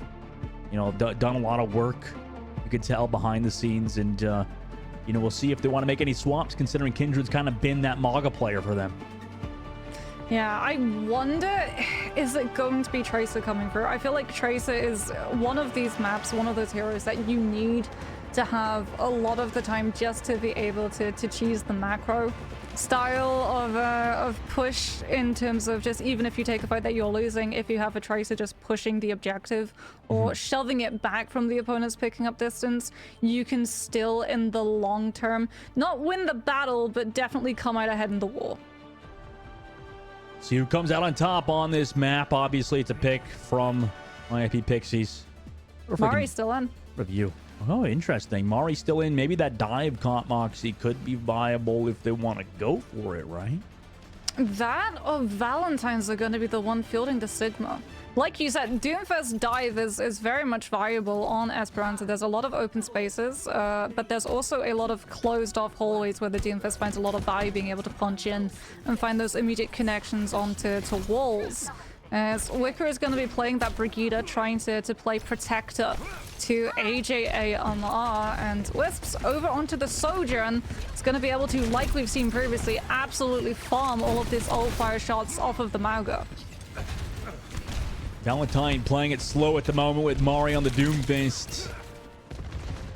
Looking for their setup and their dive. They really want to enable Zoe here, it looks like, so going in towards that point, just a temporary dive to kind of feel things out. Robot unlocked and is now going in favor of YFP for now. I mean, Valentine's composition is very temporary when it sits in space. Pixies can consolidate and sustain on the objective, as opposed to Valentine's, who sort of have to dance in and out, pokey their way around this map until an anti-nade hits. Huge anti-nade. Where's the follow-up? Unfortunately, all of the plays on Valentine's were too low. They had to back off rather than take the engage. Yeah, YFP hitting their shots at the moment. No safe space for them at the moment, though. Zoe's able to get Hattori, who went a little bit too far. So with that, I mean, Valentine was all low, but through star power pretty much alone, they're able to get those kills. AJ Mar does go down to par, though, who's kind of come online ever since playing the Cassidy instead. 2 kills in that fight, although Aramori is gone.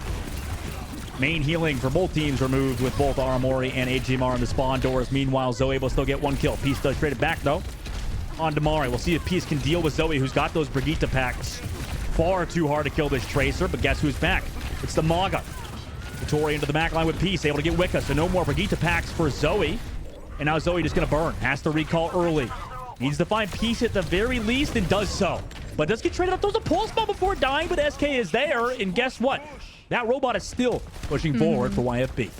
Yeah, because Valentine, the only person on Valentine's team who can sit on that objective is Zoe on the Tracer, and Zoe on the Tracer can't take a fight against the Mauga. Mari, however, finds Aramori, and as a result, Pixies are able to push it a little bit, but they have to back off. They cannot take a fight until their Kiriko is back.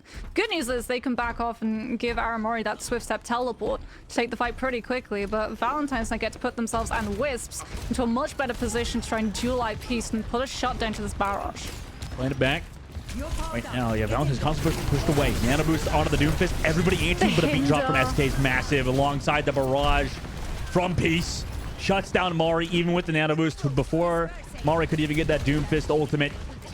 And now with the hinder. Yeah. Pa got a hinder onto Mari when she dove in with Nano, and the Doom wasn't able to punch or use Meteor Strike to disengage. Yeah, Peace also on AJMR. On to Wicca with that Kitsune rush from YP Pixels. Just want to commit an ultimate against the rally. So they continue to push this robot forwards towards the checkpoint. AGMR now going to be going onto the Baptiste. Mari off of the Doomfist swaps on to that Sigma as Valentine now go full composition counter to this Mauga. Wisp's hand is going to be forced as well. They have to hold Deadeye to cancel this cage. Pa does not have to have that concern and can ice it up on an angle that makes it even harder for Mari to find the accretion connection to stop Deadeye. Still sitting over the high ground. I mean, this is one of the toughest angles to engage upon in the game. And it is Valentine's waiting for the dive.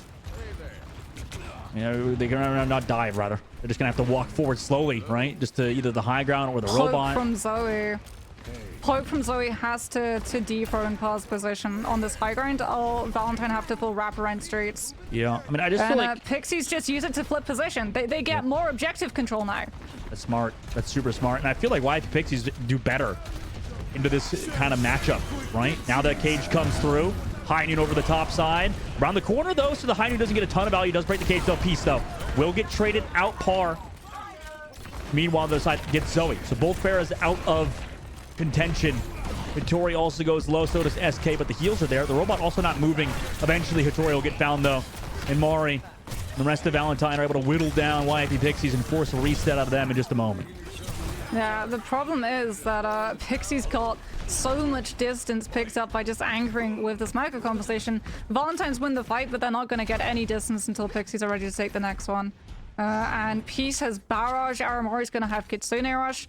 Valentine cannot take a fight aggressively on the low ground and prioritize objective control because they have to get into position to disengage Rush.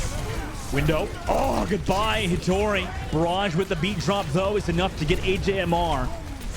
But not any more than that. Beat drop counter engage allows Wisp to kill Par. Now Peace just has a dance around, wait out that sound barrier. Alongside SK with the dive, but Peace just gets shut out by Mari. A little bit of a jump scare there. Mari in your face on the Sigma.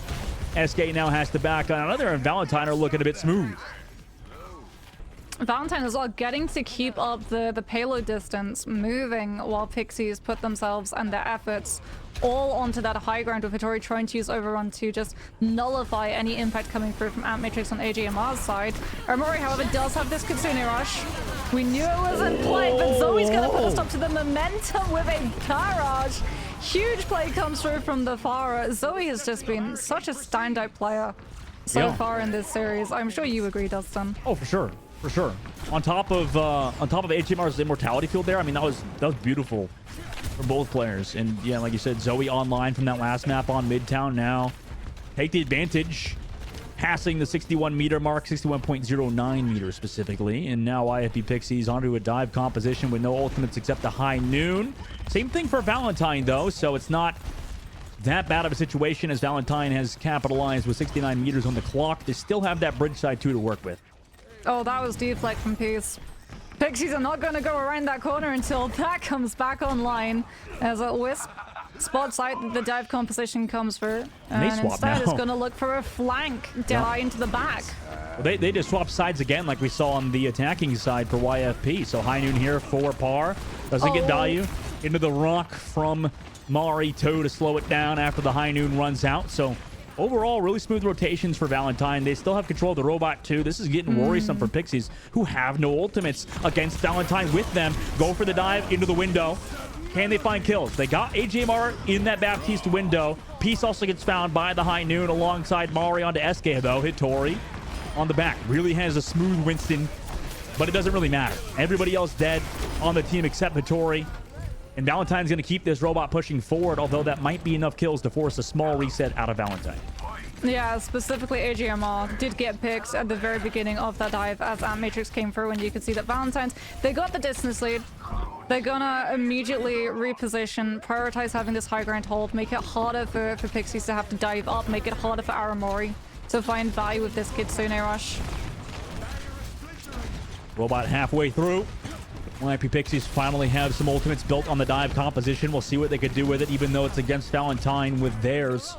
Beat drop and barrage available for them, but YFP have the advantage, but it doesn't matter. Zoe shuts it out, knowing Aramori was a little bit out of position. Oh, that could be horrible because YP have to overcommit in this fight now. Hattori pops the Primal Rage also with the beat drop.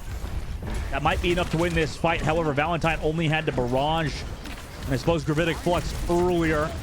I mean, now AJMR is a little bit caught out. Beat drop is here. SK will go down. So does Hattori. So they don't even win the fight and had to commit those ultimates. That's brutal if you're YFP Pixies. Peace at least is going to have Blade for next fight, but Valentine's winning the fight means that you can position so that all of your players are separated enough that if a kill comes through onto the Genji, dash reset's not going to be able to confirm another kill, or you just put your faith into Immortality Field and Hinder being able to shut Blade down, as alone without that Mega Cage to lock all of those players into that tight space, Blade gets a lot less value. Valentine now.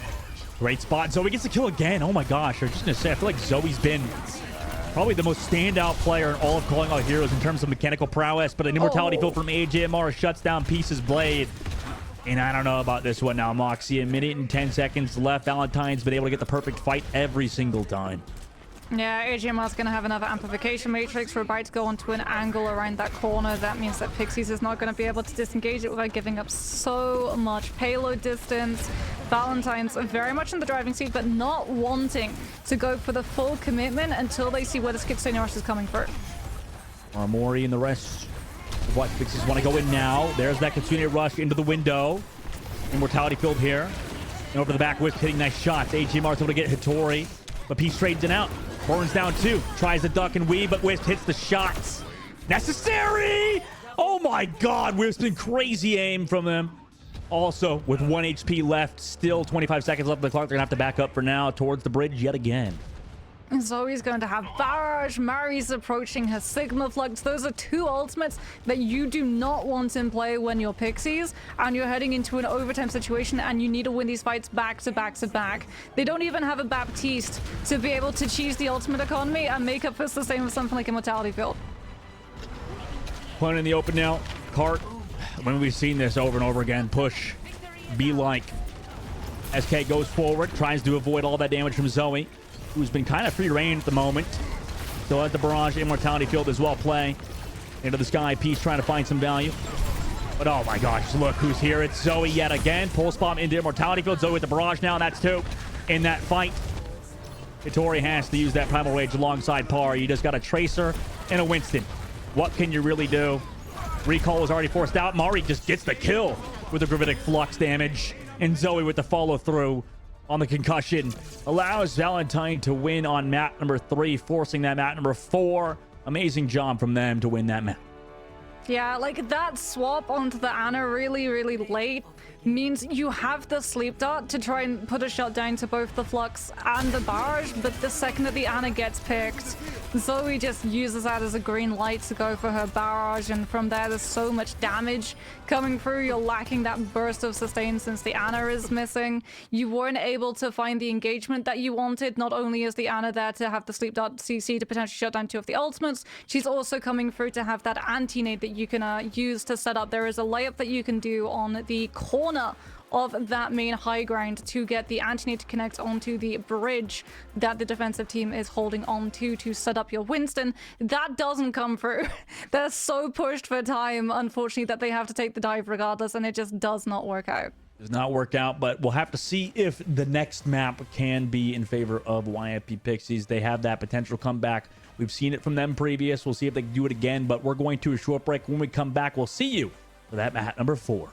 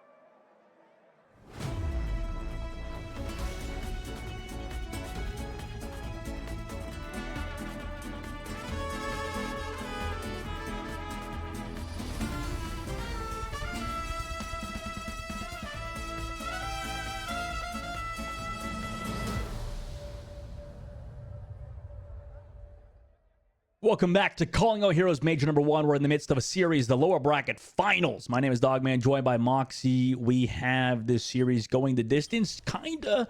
Valentine at the moment have come back on the past 2 maps. Sure, YIP Pixies won map number 1 on control. But these last number 2, I mean, YIP Pixies have not been in the driver's seat. It's only been Valentine kind of leading the way, right? Yeah, and I think that's a big concern, right? Pixies have been able to pick these last couple of maps, but Valentine have been able to meet them at every single turn, and a huge part of that is honestly this DPS lineup. Wisps and Zoe did not miss on that last push map. Yeah, I mean, of course, with these 2 players playing as well as they have been, I mean, it's hard to match if you're piece in Par. You know, Par has been able to at points whenever, you know, Par is playing that Cassidy. Really can match alongside on the other side with the best of them. However, you know, today it's been tough because Par's been forced to flex, right, Moxie? Like, it seems like Par's been forced to flex a lot of that Tracer, you know, playing stuff slightly out of the comfort zone. Yeah, speaking about out of comfort zone, we're probably going to be going out of comfort zone over to New Junk City instead of Saravasa. So Sigma still viable, but Mauga much more likely to be coming through from both of these teams. Maybe Pixies want to try and force this Mauga mirror again. They tried the dive, it didn't work out. It was just so brutal trying to organize that dive, especially when you started out with the Echo into the Cassidy, who was just melting everything. When the dive wanted to take those hard engagements, there's just a hinder nade always in your face. Yeah, it's always going to be tough to deal with. And, you know, all 3 of these teams, rather, both YP Pixies and the likes of Valentine. And then if we go into Timeless Ethereal, you know, all of these teams have had a turbulent playoff so far, I think. You know, this might be, you know, the closest we've seen so far in the Calling Out Heroes Major in terms of just like all of these teams being, you know, close skill-wise. And on a map like New Junk City, it's going to be hard, I think, for YFP Pixies. You know, Valentine won the map choice of YFP Pixies, and I think, Mox, we both can agree with this. If you ever like lose the map that you've picked, that's got to be like definitely a tough pill to swallow, right? Yeah, it definitely stalls out any momentum that you were starting to pick up. So that, like you said, has got to be a tough one to recover from. They have to recover from it, though. It's one of those challenges that all of these teams face. It's always whether or not you can get over that slump determines whether or not your tournament ends here or you get to continue in this series and we go to that potential map 5. All of these players expected a map 5. I'm really going to be disappointed if we don't get a map 5. Flashpoint is definitely one of these maps as well where Pixies have looked the most comfortable in terms of understanding that macro and tempo play. But sometimes it's better to preserve ultimates and fights that you've already lost for points that are just going to go in favor of the other team. So I'm not going to count them out quite yet. Okay. I won't either then. Now going into this map, you know, YIP Pixies, they're probably looking back on seeing what they could do. You know, with Valentine, they've been able to play everything besides that Nauga comp and play it quite well. And I think that meta has been changing a little bit, right, Moxie? It's like it's been changing slightly. You know, we have seen some more dive come in back into the game. But a lot of teams kind of like, it seems like fall back on that Maga, similar to Timeless at points. Yeah, I want to see the lineup. If Mari is still in, then it's probably going to be Sigma into dive pivot at some point, or vice versa. If Kindred comes through, it's got to be Mauga coming on out. What are we going to see in terms of compositions? And there it is. Yeah, Kindred comes in for Mari, and it is indeed the Mauga mirror. Pixies take us to New Junk City, forcing the Mauga mirror. Can they come out on top this time around? Freaking love that Genji skin, by the way. That chrome, beautiful. Now, YFP Pixies, you know, playing in the middle, probably happy to take this trade, right, with Kindred and Valentine on that Maga. So something they're probably, you know, living with at the moment. Both teams kind of taking it slow. Valentine's trying to rotate around that top side. Look who's low, though. On the low ground, Satori. No, the Suzu not there in time. Oh, my gosh. Valentine. Sped boost perfectly timed. Chase down Hattori, and Wisp just is not missing, like you said, Moxie. Just an absolutely amazing player. Just constantly fighting off these staggers. Why not, Wisp? Pop off. Oh, no. Few kills, and also the staggers now. A little bit Okay. more. No. Aramori does escape. She's able to use Swift Step to get back to her team. The problem is that Valentine's have the Baptiste and Aramori is on the Kiriko, so Pixies are on a much faster playing Maga composition. Valentine's are the one who are going to benefit the most from stall and poke pressure coming through, because AGMR has already got the amplification matrix up from first fight. Granted, Hitori can just use Overrun to run directly through it, but can Valentine actually take advantage of tracking the Maga's position and finding a hinder? Piece is already out waiting for the team. Nobody wants to commit on the Piece, understanding the situation they're in. Window on the right side. It's always tough to use Window in these kind of compositions because it's always, you know, you just get kind of walked on. Yeah, smart move from them. They come around the left side flank. Rush immediately into it. Nice lamp by AJMR, who has been perfectly timed with those. But Wisp, no! With the high noon goes down. Immortality field focused by everybody in YFP, though. Kindred's able to find one on the power. Blade now popped on both sides. Who's going to get more value? Armori of all people gets a kill. Same with SK. Blade from Peace is eventually going to get HMR, and YFP Pixies finally get the fight win at 99%. Get that flip. Yeah, I'll tell you which Genji's going to get more value. The Genji who still decided barrier to have the sustain come through. SK held on to her beat. Valentine understood, okay, we've committed so much into this fight. We need to win it. Sound barrier was used on their end to try and save the Cassidy. Didn't come through in time, so the team had to overcommit everything else that they had access to. And it's great for Pixies because now they have better ultimate economy and poke pressure and the ability to slow down this tempo and actually rebuild point percentage that they are desperately missing. And trying to get away from Kindred in that cage. Kindred walks to the point, pressuring out Hitori. Charge comes through now. There's the cage with the high noon. Actually gets rid of Kindred. Lamp was slightly misplaced. Kindred's able to melt down Hitori with the after effects of the firearms, and AGMR is able to get 3 in that fight as well as turn it for them, and they'll take that first flash point. Amplification matrix is going to be available for Valentine crucially as well. It's going to be a very fast rotation to Valentine because the next point is Junkyard, which is right next door to where they're playing from. So even though Hitori is the only Maga with cage, Valentine can actually position themselves so the entire team doesn't get caught out in it. Playing back at the moment. Window still available. Pretender burst here. Now the window. Aggressive window allows Kindred to get a Hitori. Tuzu not there to save him. And it's another fight win for Valentine, it looks like, in the first cap as well, which has kind of led to Valentine's success so far. Yeah, Valentine, this is big for them because, like I said, they're playing a slower variant of the micro composition. They want to sit, they want to use the sustain to farm AGMR up this amplification matrix and have that additional bit of pressure coming through in terms of poke with that Baptiste, and now they're in control of the point. It doesn't matter if Pixies want to play aggressive. Valentine have the better position to play the composition they way they want to. Waiting at the choke. Now they go in. Charge through. Slams into the Cassidy. Blade's also here. Aramori will fall. Cage. See if they can find value with it, but it looks like no. Hitori's cage. It's just going to be death sentence for them. On that side, as YFP Pixies get wiped again after popping Blade and the cage. I mean, Valentine are really on a roll right now. And look, Moxie, they're going for more. Yeah, they did exactly what we saw Inurazaki do on this very map. They understood that Pixies were waiting for those win conditions, and Valentine started off first. When we saw them on Junkyard, they used Amplification Matrix before Hitori was in position to use the cage. Parnai, though, goes on to the Venture with the Genji follow-up.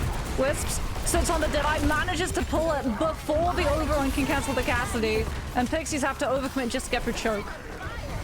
That works out at least. Kindred's going to fall. We'll get to that point. Window is here. Beat drop has to be committed. And like you said, Moxie, just so many ults have to be committed in this fight now.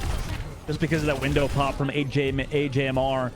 Sure, YIP Pixies get the swap, but they're only 60% of the next ultimate. Meanwhile, Valentine, again, have that cage advantage. Yeah, and Pixies, with the Venture swap, they need to play this composition fast. AGMR understands, okay, the Baptiste is not going to have a fun time. If you try and use a Mortality Field to save whoever gets overrun onto, you're just going to get knocked out of your AoE. Swaps over to the Kiriko to instead use Suzu to stop it, and also Swift Step to a teammate if they get challenged. There's a part on off, Angus looking for the scout and wants to lock someone down. Whoa! And it's just immediately Valentine's team easy kill in front of them, Kindred cages, and nothing Pixies can do. Yeah, that's a wipe for sure at this point. Valentine going to rotate to the point now and get that flip again, giving them 2 flash points. And only one to go until they win this map and would push themselves into the grand finals. YFP Pixies, their backs are currently against the wall. Wicker's got sound barrier too. So Pixies, they have Cage, they have Blade coming up, but potentially they have to use both ultimates, and Wicker might take a page out of SK's playbook on the Lucio and just hold on to sound barrier instead for next fight afterwards. East was in a very aggressive position, dash towards the team, and Par gets picked again. Oh no! Immortality Field also forced. You had some ults to work with here in this fight, too, and it looks like you're not even going to friggin' use them. Aramori, though? Okay, wait, never mind. Zoe went a little bit too far. Deflect used here on the outside. YFP Pixies slowing it down. Point now under contest. Understanding that people are going to be split, trying to capture that point, want to go in. High noon from Wisp. Victoria just going to peek around the corner. Understand that Wisp wants to use that high noon there. Make sure you get at least some value before that wears off. Now Continue Rush counter engage comes through. Headshot after headshot from Wisp. Par falls back to the spawn doors. Then onto Hattori with that rush. I mean, just an absolute Gatling gun for the rest of the team. Valentine will take the point and the fight win yet again. Yeah, Pixies, they look so split. When the rush comes through from AJMR, like you said, Wisp just gets a headshot after headshot, entirely uncontested, as all of Pixies seem to be stuck in indecision. Do we try and charge the Casty or do we full disengage? And no one made a decision, and they just stuck around in the fight around Pillar, and Valentine off of the rush just get a push up and absolutely tear through the entirety of the team. Now the Casty and the Pharah are set into position to be able to stall out this next fight. Pixies may have better ultimate economy, but they don't have the space to comfortably use them until they get close, and the Casty and the Pharah are going to make that so much harder. Well, P-Strom's down to touch the point. Now is contested by Zoe. Down to 100 HP. Needs the team to kind of push in, but now they're not there. SK goes down before the beat drop could even be popped, and Zoe's barrage will get maximum value because of it. Par though on the flank there. Also Peace with the blade. They need to win this fight desperately, and they shut down Kindred. 1 versus 2. Wisp against the Genji. And a Cassidy will get one, but oh my gosh. YFP Pixies finally will get the point. A little bit of emote too. Not even close. Deadeye for Deadeye. Zoe off of the Pharah. Doesn't want to have to play and navigate through the retakes and the hallways to get into position before Par can just poke her down. Swaps onto the Genji to be able to match. Has that deflect, can put pressure onto Par before Deadeye gets pulled as well. Last fight territory for Valentine's, and Pixie yet to find a pick. Walking in. Everybody's so low on Pixie's side. There we go. High noon counterplay. Cage now here. Beat drop. There we go. From SK. The next counter high noon on the other side. Sound barrier wears off. Nobody trying to play the objective. Just trying to win the fight here. Hattori goes super low. Peace gets the kill though. Before supports can build ultimates, everybody on Valentine's side desperately needs those healing from the sound barrier or Kitsune Rush, but it's not there in time, and a quick reset now comes through as they're trying to leave with the advantage for next fight. Aramori is going to have Amplification Matrix. We're in a much better position to be able to use that. The problem is Valentine have both support ultimates. Do we see a contest, or do Valentines concede and set up instead for the next point? It looks like it's going to be a rotation over to the next point so that Valentines are in position. No! Contest comes through from Kindred at the last minute, leading into Kitsune Rush. That might already forced to overnight because of the amp. That amp, fantastic. Oh, magnetic grenade, is that going to kill anybody? Nope, beat drop is there. Now they dive into Par, who gets that immortality field. Zoe gets poked to low HP. Deflect also used. Heinen is here. Zoe goes down, but HMR's trading back Peace. So both Genji's out of it. Hattori is down. Oh, no way. Kindred has so much HP towards the point. Tracer as well from Wisp is there. Wisp will go down the point. Flip happen. Overtime now ticks down towards the point. Par trying to clutch up, but can't. Aramori also falls. It's just SK who gets deleted by the tank player of Kindred. And Valentine will 3-0 on Flashpoint to win the first of 3 and punch their ticket into the grand finals. Oh, that last minute contest is real sneaky, because everybody gives up the high ground and drops onto the low, and the Mauga is the one who can anchor onto the point, because as you saw, even in the face of Amplification Matrix, when we have Suzu, when we have Cardiac, and when we have Overrun, we have the means of surviving all of that double damage coming through from that window. And one window might have opened on the side of Pixies temporarily before Valentine's just immediately slammed it shut in their faces, walking away with that third Flashpoint control, and unfortunately ending the series before it could get to the promised 5 mapper. Yep. And in the series, unfortunately for SK and Gang, but they, you know, like SK mentioned earlier, our new team, right? They were getting better as the tournament went on, I'm sure. you know, with practice for future majors and stuff, we still have champs leading up at the end of the year. I mean, there's so much time in between for them to come back. But meanwhile, for Valentine on the other side, right, they have a fantastic unit right now to get to that grand finals and avenge themselves against Timeless, who, you know, have been the undefeated champs for so long now. You know, maybe it's time for Valentine to step it up, right? Make their way in that grand finals to get the win, because it looks like they got the star power, right? You got Wisp on the Cassidy, and most importantly, Zoe too, right? Just so consistent on that flex DPS role alongside a very talented backline. It's just a matter of, you know, which maps you're going to put Kindred Amari on, right? There's so many things this team could do well, and they've kind of figured it out, it feels like, Moxie, to get back to the grand finals. Yeah, and it's going to be so interesting to see, because Timeless, when we talked to them in the interview after they were able to win the rematch, said that they felt that they needed, ironically enough, time to be able to figure out how to play up against Valentine. Valentine figured out how to play against Timeless in the Swiss, don't get as much time to figure counter strategies going up into Timeless, because they played them yesterday. They have had literally less than 24 hours to go over and figure out what exactly went wrong. One of the problems that was definitely apparent was that Valentine tried to play this micro composition just continuously, and I think one of the big adjustments that we saw coming through from them today was that actual ability to sub Mari in and swap off of just the Mauga and getting to run things like the Sigma and the Winston, and I think that's a really strong precursor to their rematch against Timeless, because they're going to be doing the exact same thing. It's not just going to be, we're going to brute force Mauga into a Sigma composition who understands how to slow things down. I think it's going to be that back and forth, that cat and mouse chase between both of those two teams, taking us to these maps where they feel strong enough, but even when they get taken somewhere that they're not necessarily comfortable on, they still have the flexibility of their players to go through these different compositions and still look very strong. Yeah, they're looking good. They're looking good. That flexibility definitely key, like you mentioned. And we have an interview with a member from the likes of Valentine. I was going to say KTP. Yeah, Valentine after a short break. So don't go anywhere. We'll be right back.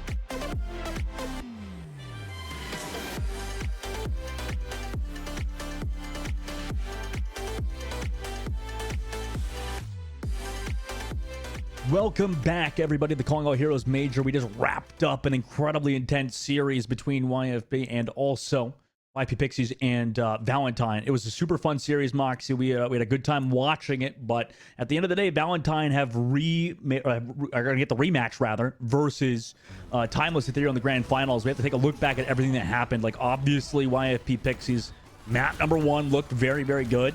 They looked clean on this Farah cast comp alongside Hattori on like that Sigma, but once Valentine kind of found their footing, allowed Zoe to come online, it seemed like they never let their foot off the gas. Yeah, Zoe and Wisps really popping off on that DPS lineup. Like you said, it looked a little bit dicey on that first point. We did see a little bit of miscommunication and split between the two of them, but when we headed into Midtown, Zoe's Tracer was just absolutely unstoppable. The amount of fights that she won for her team that Valentine should have hard lost just gave up so much time in comparison to what Pixies had available when they managed to find that full push. Yeah, I mean, in that situation too, if we look back at Midtown, a little bit of a gimmick play with the Ryan, but I mean, there's not much you can do with 3 minutes on the clock. Zoe perfectly timed barrages, Wisps hitting their shots. I mean, it feels like they're also very warm, ready to go. I mean, if you think about it, for Timeless Ethereal side, just to look try not to look too far forward, but in their side, I'm sure they're getting the warm-ups behind the scenes, but at the moment, you know, they're getting some live fire practice right now, getting ready to go for that grand finals. Yeah, and it's that sweet spot too, where it wasn't a 5-mapper, so you're not overcome with exhaustion, but it was still a challenging series where you had to go for things like those reaction, really quick flick shots coming through from things like the Cassidy, and also play incredibly smartly when it comes to going in with those ultimates, making sure that you're making plays before the other team is ready. So a lot of momentum is available for this team as they do head into rematch, and that could very well count for how exactly that control point goes when they enter up against Timeless. Oh yeah, you know, there's so many interesting things coming up with that grand finals, right? I mean, obviously both teams only really dropping a single map, except obviously Valentine dropping 3 to Timeless in the upper bracket. You know, both teams only dropping 1 map so far. Oh, actually, no, there was a 5-mapper, huh? Never mind. There was a 5-mapper earlier, but either way, both teams have had, you know, not the easiest path all the way through. But right now, we're going to talk to AJ Mark, kind of run everything down of what exactly happened. How you doing, AJ? Congratulations on your win. You guys are awesome. Congratulations. Thank you. I'm doing good. Yeah, I'm very happy about that win. Oh yeah, no, and you had. By the way, I'm really curious because I know that you're, in my opinion, I think you should get more credit for your Baptiste play. I think you're a fantastic Baptiste player in flex sport in general. Through that series, I think you guys have made that swap over to Baptiste over the Kitty. Can you kind of explain that, maybe with like these Maga compositions, why you would run the Baptiste over the Kiriko? Well, the difference is usually if you're playing Bap just kind of does more like numbers wise than Curie. Like there are a lot of matchups where Window is just a worse ult than Rush, but also just for my strengths as a player, I'm just better at Bap. Like that's the biggest reason. Yeah. Were you expecting then the sort of matchup into the Kiriko Lucio from the other side? Because it felt like the team understood how to play that stall composition with the Baptiste and stop the Kiriko and Lucio from being as aggressive as they wanted to be. I mean, I don't know, I just kind of pulled it out. Like we haven't really like explicitly practiced BAP with Mauga that much. It's just like I'm more comfortable on it, so I pulled it out on match day. Right, and for you as a Baptiste player, as a flex support player, it must feel good as well to see Zoe coming online with Wisp. I mean, it was just so consistent out of your DPS players today. Can you talk about maybe, you know, how much practice they're putting in behind the scenes or much about their character? You know, that's really funny that you mentioned DPS players in practice because my team actually originally had a different hit scan, and 30 minutes before roster lock, they left to join Timeless Ethereal. So we had to get Wisps at about 2:30 in the morning, and we've been playing with them for the past 2 weeks. It's been going very well, but all I'm saying is that it might be a little bit of a grudge matchup going into the match versus Timeless Ethereal. Ooh. I was gonna say, is that we have been calling it a grudge rematch given the fact that you were the one team that toppled Timeless Ethereal in the Swiss. I feel like there is a lot more stakes now coming through. One question that I had immediately after Midtown was the Rhine composition coming through. Did you expect the Rhine pin as everyone walked into main road? What exactly did comms sound like when that pin went off? Confused. We had no idea that they were on Rhine. Like, what? Just like, and then Zoe randomly kills everybody, so we won. Yeah, Zoe go kill. Yeah, that was funny. Well, I guess, I mean, I'll wait to ask another question because I have a bit of a spicy one for you, AJMR. But, you know, obviously throughout that series, I think you played phenomenal. And I think as a team, you guys were amazing. Is there anything you want to say about that particular matchup with YFP? Is there anything you noticed maybe with those two teams? Because obviously they're going back to the drawing boards, have to go home. Obviously, you guys are punching tickets in the grand finals. Do you have anything you want to say to YFP overall? Or, yeah. I'm deliberating whether or not I should say this. No, I'll say it. So with YFP, it's actually really funny because the org was originally trying out the Valentine roster, and we were trying out with them for about a month and a half, and the coaches said that they wanted to pick us up, and the owner of the org essentially said, no, we're picking up this other roster. So that was after about, like I said, a month and a half of trialing with them or something. So that's also another thing. Like, this was also a grudge matchup. Really? Oh man, I like that personally. I like that personally. That's awesome. That's good to hear. It's like behind the scenes tidbits and stuff like that. That's really unique. Yeah. So my final question, when we talked to SK on the other side after her team was able to find that win and go up against you, she said it was going to be a 5-map series. It wasn't a 5-map series. Now that you're heading up against Timeless, do you think you're warmed up? Do you think it's going to be a different story? Is it going to be potentially a 7-mapper, or does this series end early? I'm not sure what to think. All I can say is that I'll promise to put on a show.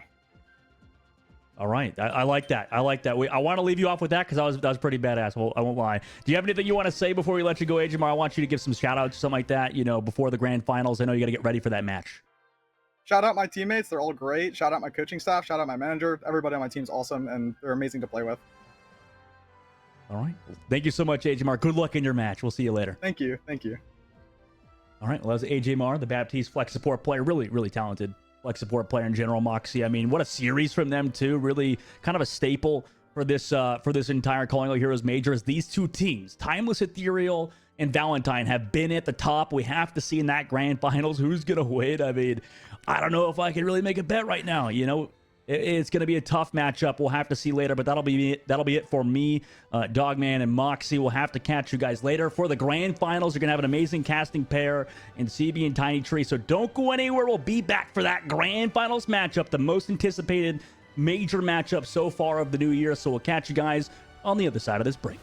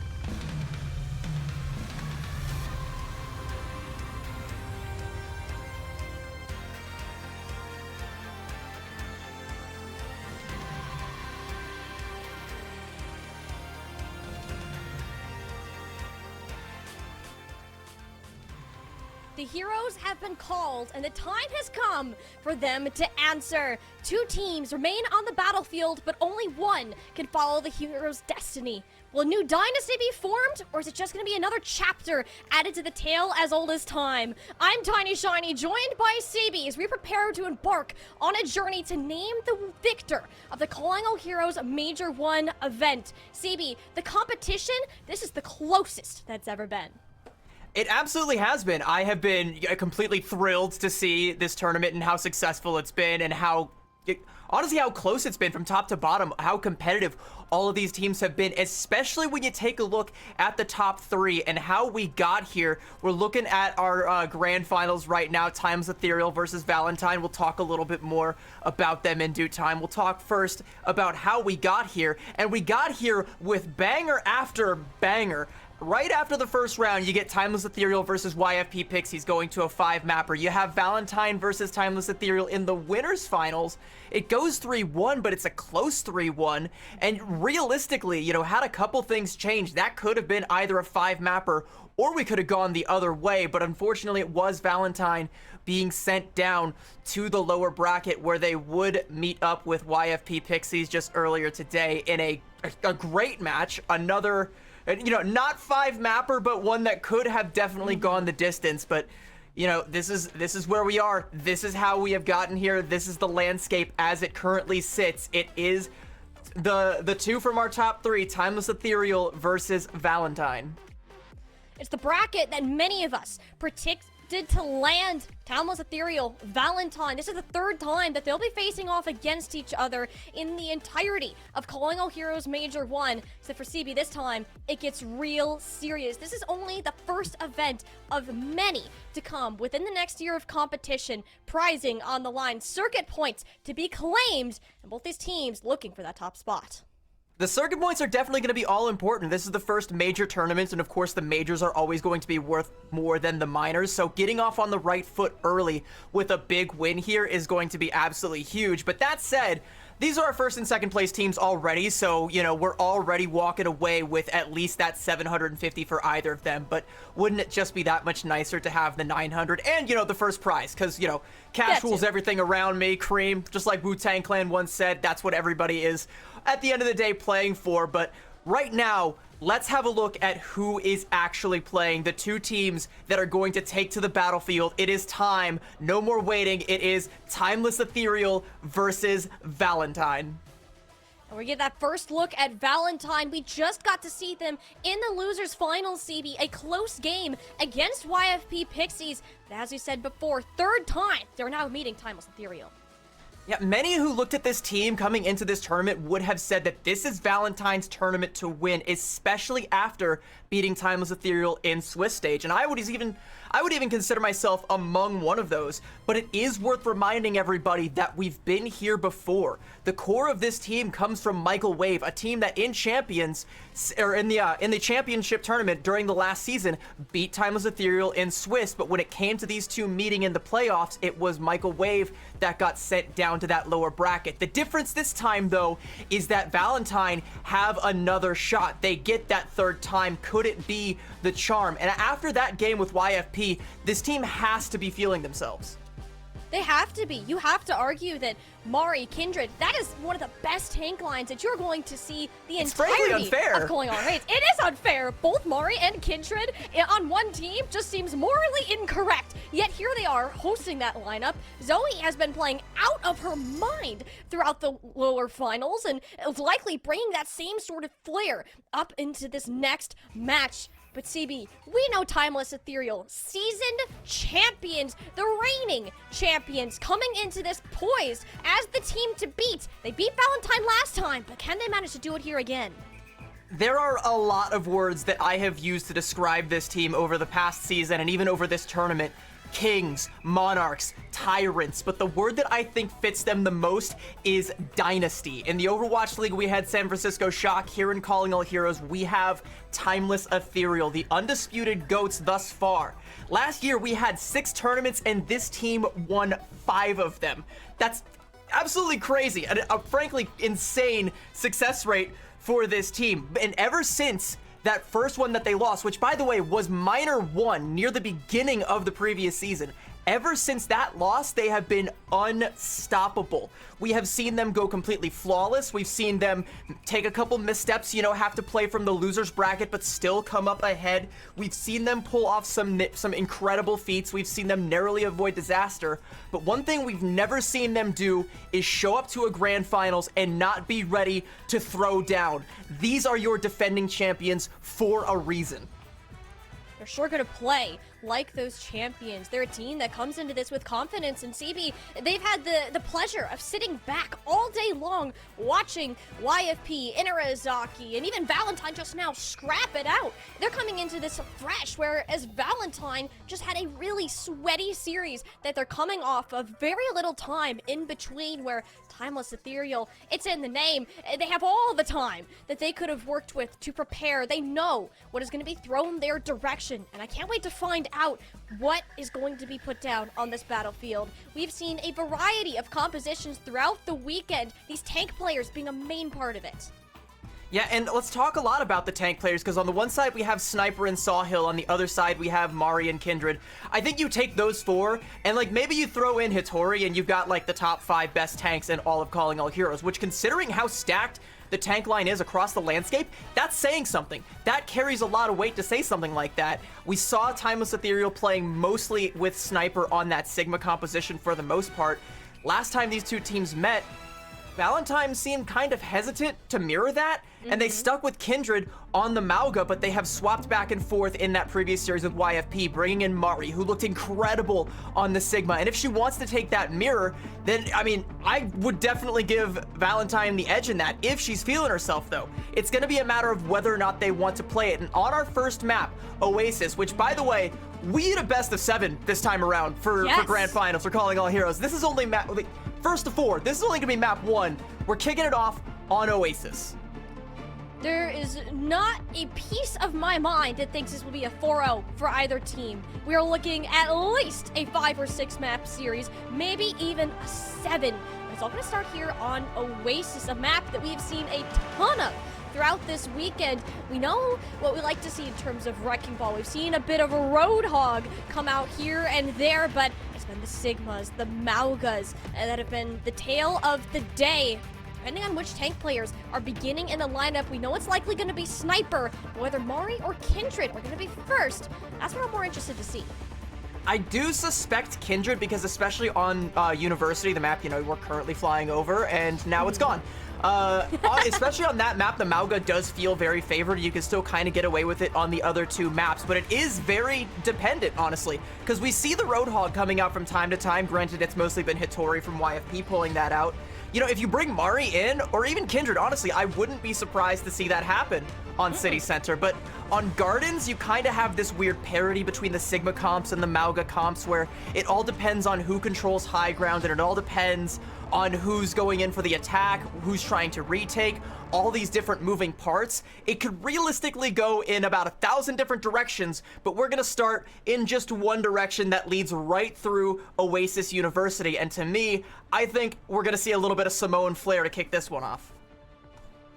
It's a brawl. We're bringing out the miniguns, lighting it on fire, and tearing the whole building down with it. Potentially some Sigma to be teased, but for now, University, oh yeah, that's where it's going to get all down and scrappy. Valentine, a team looking to return to the great Timeless Ethereal. The Immortals has been stuck as that team to beat, taking a step back, but this championship ground one they are well familiar with, kicking off our grand finals. So we're gonna get a Mauga mirror to open it up. We have Zoe on the Venture, but something interesting for Timeless Ethereal, Bun and Snozzler up until this point had kind of flip-flopped, where Bun was playing the hit scan on the Cassidy, but she's now playing on the Pharah here. We'll see if that ends up paying dividends for them. Halo going for a boop, not really finding much of anything, and Wick is the first to fall. Hey, you said you want to see Snozzler show up? Well, there you go. That would be something if the entire team wasn't reeling off of the map. Timeless Ethereal, especially having Bun, the aerial control simply unmatched, sending Valentine back to spawn early. Yeah, it's gonna be a pretty quick fight there, though. I mean, Valentine, they're not going to be worried too much about that. They're able to kind of match the cage fight progress. They're going to make the swap over onto the Pharah of their own. They're going to think better of the Venture. So now we do have a near true mirror, sans the flex supports, with Timeless Ethereal in control, but they're not getting a whole lot of percentage before Valentine is ready to square up again. The question is going to be how much damage, how much poke can Zoe do, and can Kindred find a place to overrun? Okay. Never mind, just overruns right over Sniper. Sniper was too far out, and that's the difference here. The back tease of AJMR against the Kiriko. This Zane that Valentine has is simply too great, and Sniper didn't respect it. I think that's just a misplay, honestly, because like Sniper could have used the overrun to get out if they should have so choose, and I think like they just kind of get caught out there, and Valentine takes control of it. And you know, speaking of getting caught out, there's Wisp poking their head out a little bit too much, and Snozzler's going to be there to capitalize.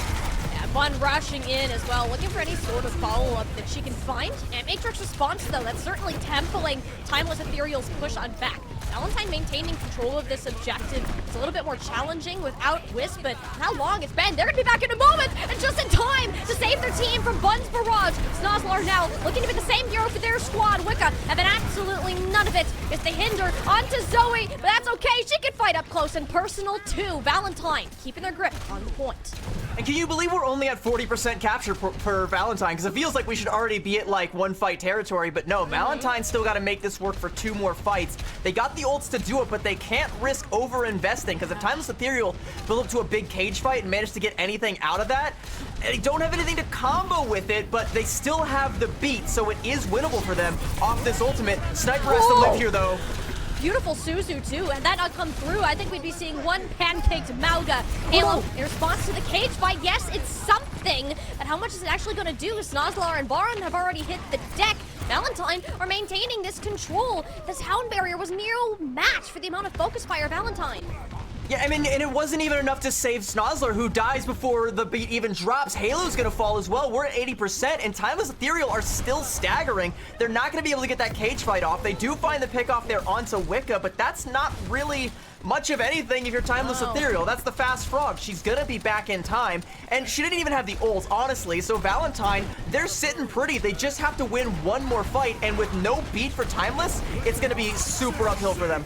This early amplification matrix, too. There's not going to be a ton of support that Sniper can receive right now. Wisp is making sure of that doubly on itself, where they had no choice but to go in front of their crosshairs. The entirety of Timeless Ethereal is crumbling under the pressure. Valentine sending a statement in the early parts of Oasis. And what a finish for them in terms of ultimate management.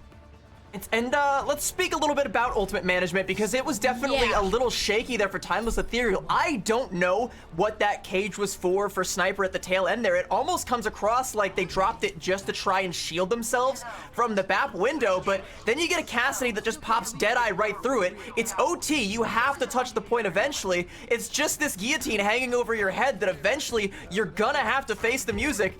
Valentine take University, which of course their composition is favored on. Things are going to open up a little bit more here on City Center. Timeless Ethereal, they want to go back to what worked for them in the past, and that is that Sigma composition. If they're able to get high ground control or able to do the poke so that Valentine can't ever get close, this might be a flip in momentum, but I mean, Valentine, they got all the momentum they need right now. You know, that was incredible. Timeless Ethereal had way too many mistakes when it came to their ultimates especially, and Valentine ran them right over. Perhaps it's the same growing pains we saw when Timeless Ethereal played against YFP Pixies. It just did not look good on Oasis, and you have to warm up, get yourself in, whereas Valentine, as we said before, just came off of a 4-map banger, and they're ready for this. They've been waiting for the moment. Playing now into the Sigma comp, you can see how they're already a little bit more passive. Engaging with Amalga is not easy at all. Zoe and Wisp doing a good job of controlling the high ground, but she actually drops down low enough where Snozzler and the rest of Timeless Ethereal can pepper her down.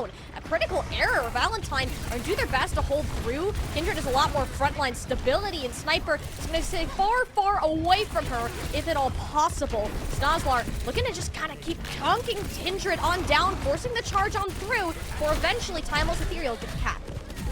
Zoe gonna get staggered out here, and it is her falling just a little bit too close to the ground. The opposite of Icarus, I guess. Not too close to the sun, but in fact, too close to the ground, and she falls, and you lose out on a lot of that splash damage, a lot of that poke damage. Timeless Ethereal, they don't have to worry so much about all this damage coming in from other angles. Sniper can move up and take positions. Kindred eventually has to try and get out to get back with her team, and all the damage comes through.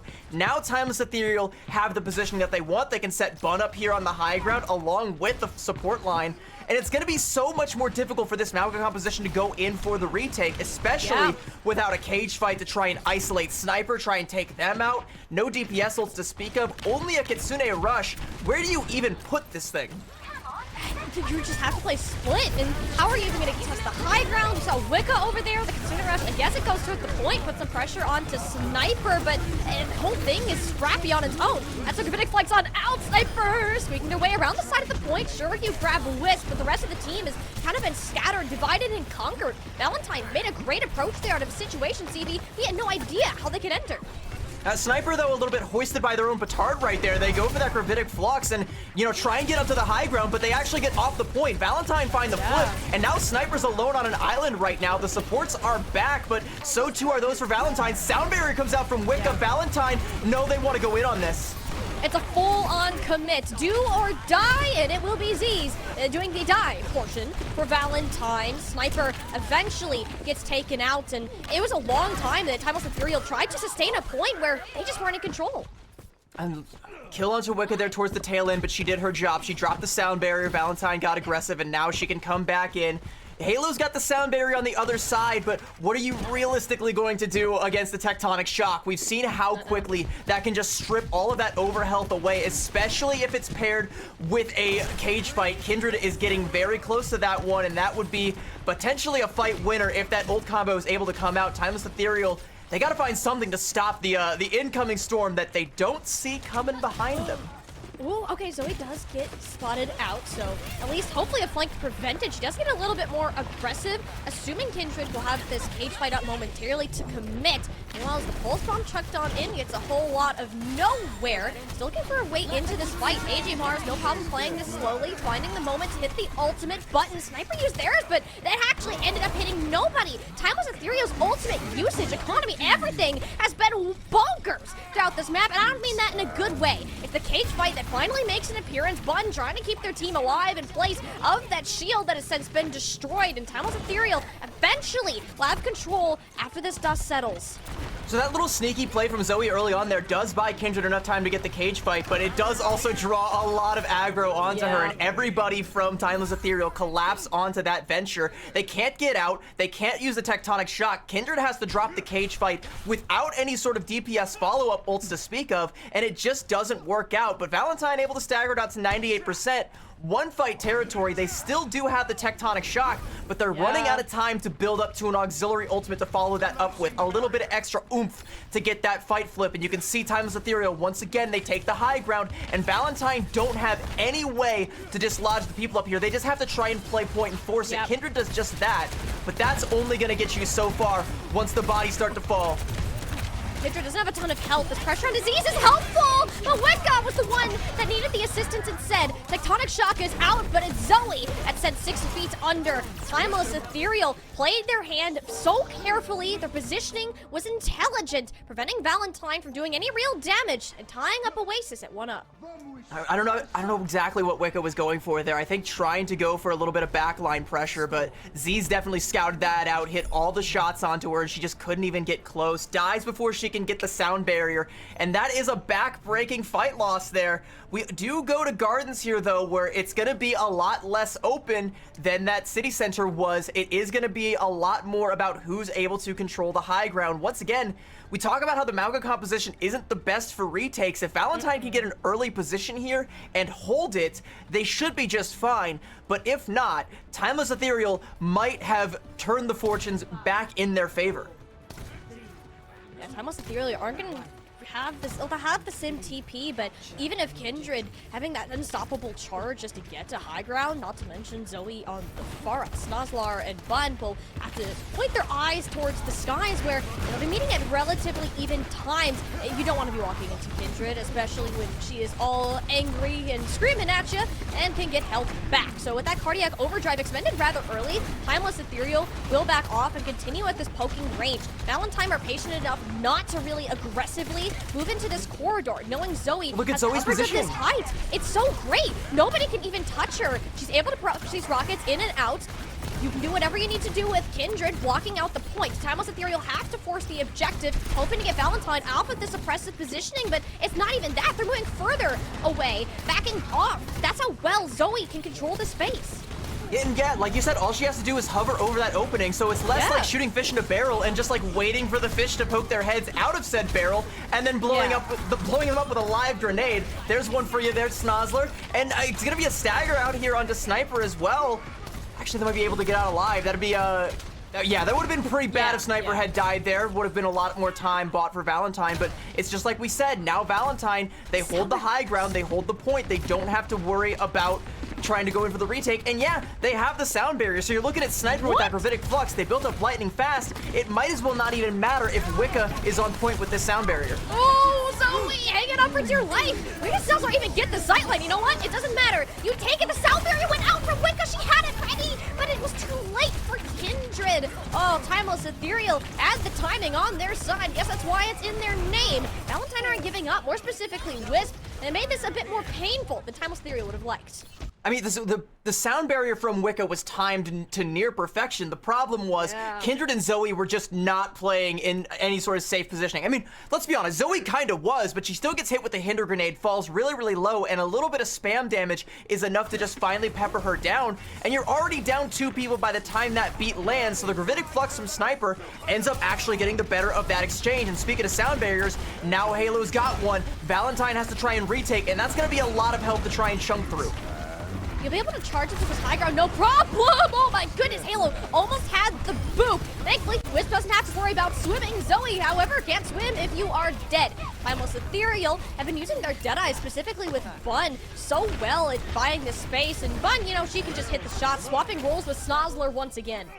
I want to talk about that boop onto Wisp, though. When Wisp pops the Deadeye and Halo goes in for the boop, she effectively cancels Wisp ult entirely because they have to draw. They have to take the shot knowing they don't have any kill shots, otherwise they're gonna go careening off the edge. You gotta take the shot, you gotta hit the combat roll just to get your feet on the floor. You know, you're basically trading your ult for your own life, and it just doesn't work out. They can't get any zoning, can't get any positioning, and still can't dislodge Timeless Ethereal from this high ground. They're gonna need the barrage to do it. And they're not even going to use the cage fight as well. It's just pure raw damage and aim from Zoe exploding up in Timeless Ethereal's face.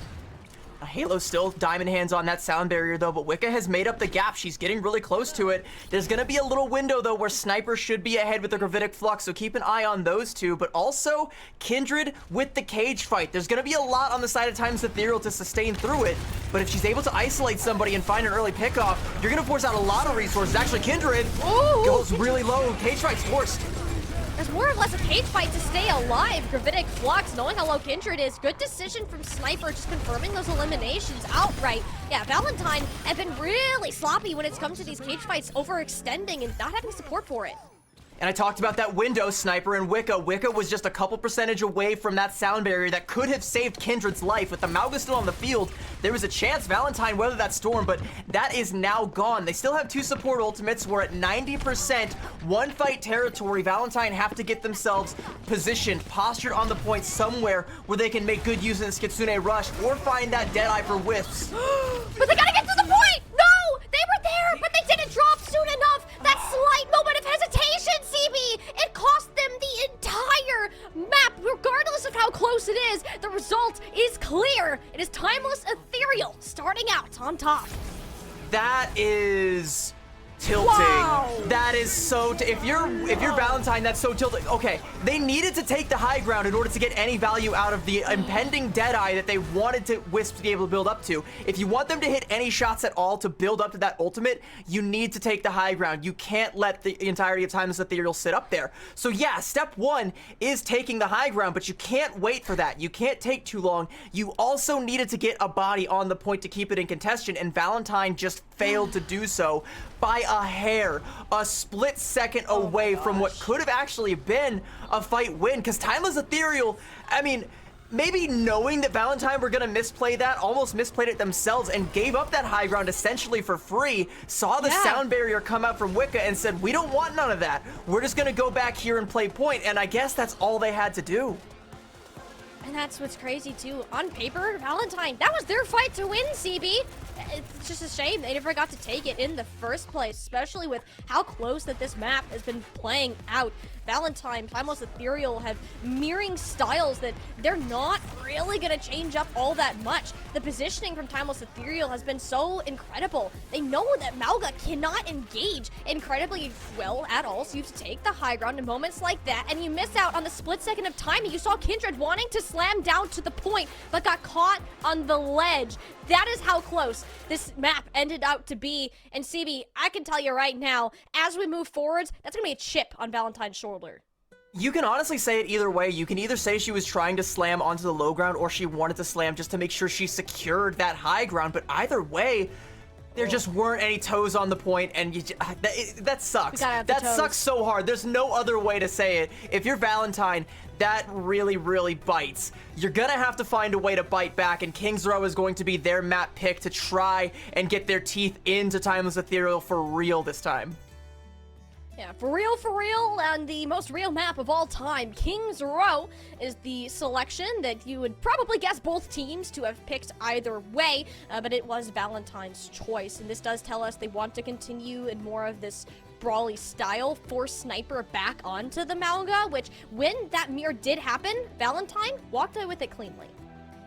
Something that's really interesting about Valentine, by the way, is we talked a lot about their tank line, how they have Mari and Kindred. I've asked them a couple times, hey, like, what's the rhyme or reason between you guys swapping? Because you're two of the best tanks, you're two of the most flexible tanks we have in Calling All Heroes. Surely there's no, like, gaps in your hero pool. Surely there's no like, map dependency, because it didn't feel consistent when I was watching them in scrims. And what Mari told me was, we just trust each other. We are that good of friends that we trust each other to know when it's the right time to come in or come out. Right now, though, it feels like Kindred seems to be their staple Mauga player, and you bring Mari in for something a little bit more Sigma flavored, or when you want a little bit more flexibility. I think they're going to try and stick Kindred in, stay on the Mauga for now, because they don't really want to bring Mari in for that Sigma mirror, which seems kind of odd to me, because like if we watch the previous series against YFP going up against Hitori, whose Sigma has looked phenomenal. I mean, Hitori's catching so many like stray praise, so much stray praise here on this cast, and she's not even playing anymore. But like Mari was like gapping Hitori on Midtown. All right, she looked so good on this hero. I don't know why she would ever want to shy away from a Mauga or a Sigma mirror, even against Sniper. But it feels like, at least now, Valentine, they're putting their stock in Kindred. They're putting their stock in the Mauga composition, and they have to feel more confident about it than yesterday. But is that confidence shaken after just narrowly avoiding success on Oasis? It's one that's burned into our brains. You can't imagine how it must feel for Valentine right now. But you have to think, you're picking a map that's more comfortable, effectively hitting a factory reset button on your team to see how you're going to move forwards from here.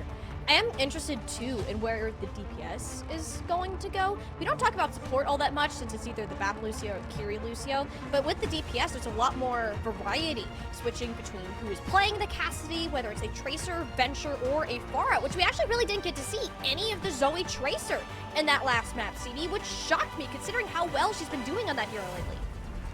I think it's because they want to try and lean a lot more into either the Pharah or the Venture, and you know, of course, when Zoe's playing that well on those heroes, especially the Pharah towards the latter half there, you definitely don't really want to swap her on over to the Tracer just because you think she's also going to pop off on that hero, because it's like, well, you know, she can pop off all she wants, but if we're not winning, we're still not winning, you know? Like, we still have to we still have to like make sure everything else is all nice and wrapped up in a bow. It would be nice to see if they bust out like a Venture Tracer sort of deal, but Wisps is hard hit scan. I don't see Wisps ever coming off of the Sojourn Cassidy, like anything like that. Maybe I could see Wisps trying to pick up the Tracer, but I don't think that's something that's necessarily in their wheelhouse. I think Zoe's gonna have to be more of the Swiss Army knife, which, by the way, I want to give a shout out to Zoe because she's been absolutely insane on so many heroes this tournament. Before, like, towards the tail end of the last season, we were thinking of her as a Genji one-trick and other teams having to find ways to play around that. Now she's anything but. Her Tracer has come into its own. She's an insanely good Tracer, able to keep up with Snozzler. She's showing up on the Venture, she's showing up on the Genji still, hasn't missed a step there.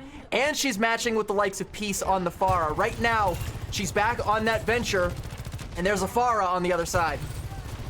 Sticking on the Venture, more of this assassination potential with large pieces of burst damage, comboing with Kindred, but on this point in particular, it's going to be a difficult piece to manage, being cautious of the magnetic grenades, Bun in the skies, and overall just not getting caught out. Venture, still a relatively newer hero, and not many players have got down, but Zoe is one of them that we can look at to be a role model for how it should be played. Valentine mirroring against the Maugas so far with Timeless Ethereal, almost gaining that tick, and there hasn't really been an entry point. Valentine's been playing so passive, hoping for Timeless Ethereal to overstep themselves. Immortality Field is out. That's a moment to strike. Zoe was eyeing it up, but opted to back out just out of fear.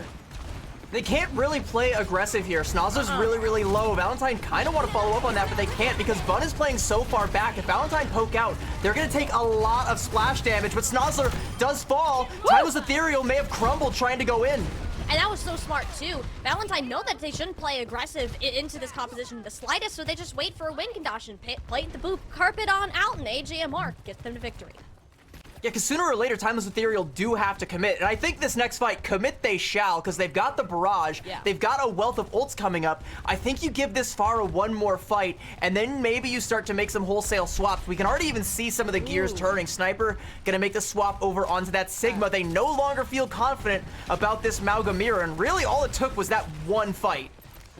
No, it's just difficult to find an entry point, especially with Zoe Wisp working around every corner. Speaking of Wisp, they're not going to be here. For the ultimate, Wicca sailing straight over Snozzler. Thankfully, the sound barrier touches the ground in time, but you're coming out into Bun's rocket barrage, taking out two of the most important pieces of Valentine's comp, causing your defense to crumble.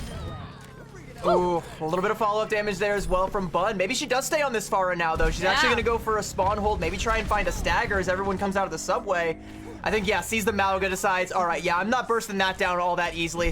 Let's just fall back with the rest of the team, hold Archway, and we'll let Valentine have this reset for now, and they're going to start to build up to a lot of ultimates, but if they stay on the Pharah, though, they do have access to this high ground, this window where you can see Bun playing Wicca. right now, and Wicca never saw that coming. We sure wish she had, though, because that's going to be a huge pain in the ass for Valentine. Well, Wisp does get really aggressive, though, and managed to trade it out for Halo. The much bigger problem, though, is Sniper, who hasn't been dealt with. That's a 4K for the Sigma. They walked in there, no fear at all, and just bodied Valentine. I mean, it was a nice valiant overclock attempt from Wisp, but that's one of those situations where you lose a player early and you're trying to ult to make up for the difference in manpower, but it just doesn't pan out, and now you've thrown an ult down the drain. Wicca died so fast, you got nothing done to get next to her next sound barrier. Timeless Ethereal nearly have a full house, and Valentine have now given up good positioning. Now we're in a situation where, like, the Mauga has to retake again, and into all of this, I'm not so sure how easy of a task that's gonna be. You can combo up a cage fight with this ultimate here. Perhaps there's a chance with the Tectonic Shock just speeding back.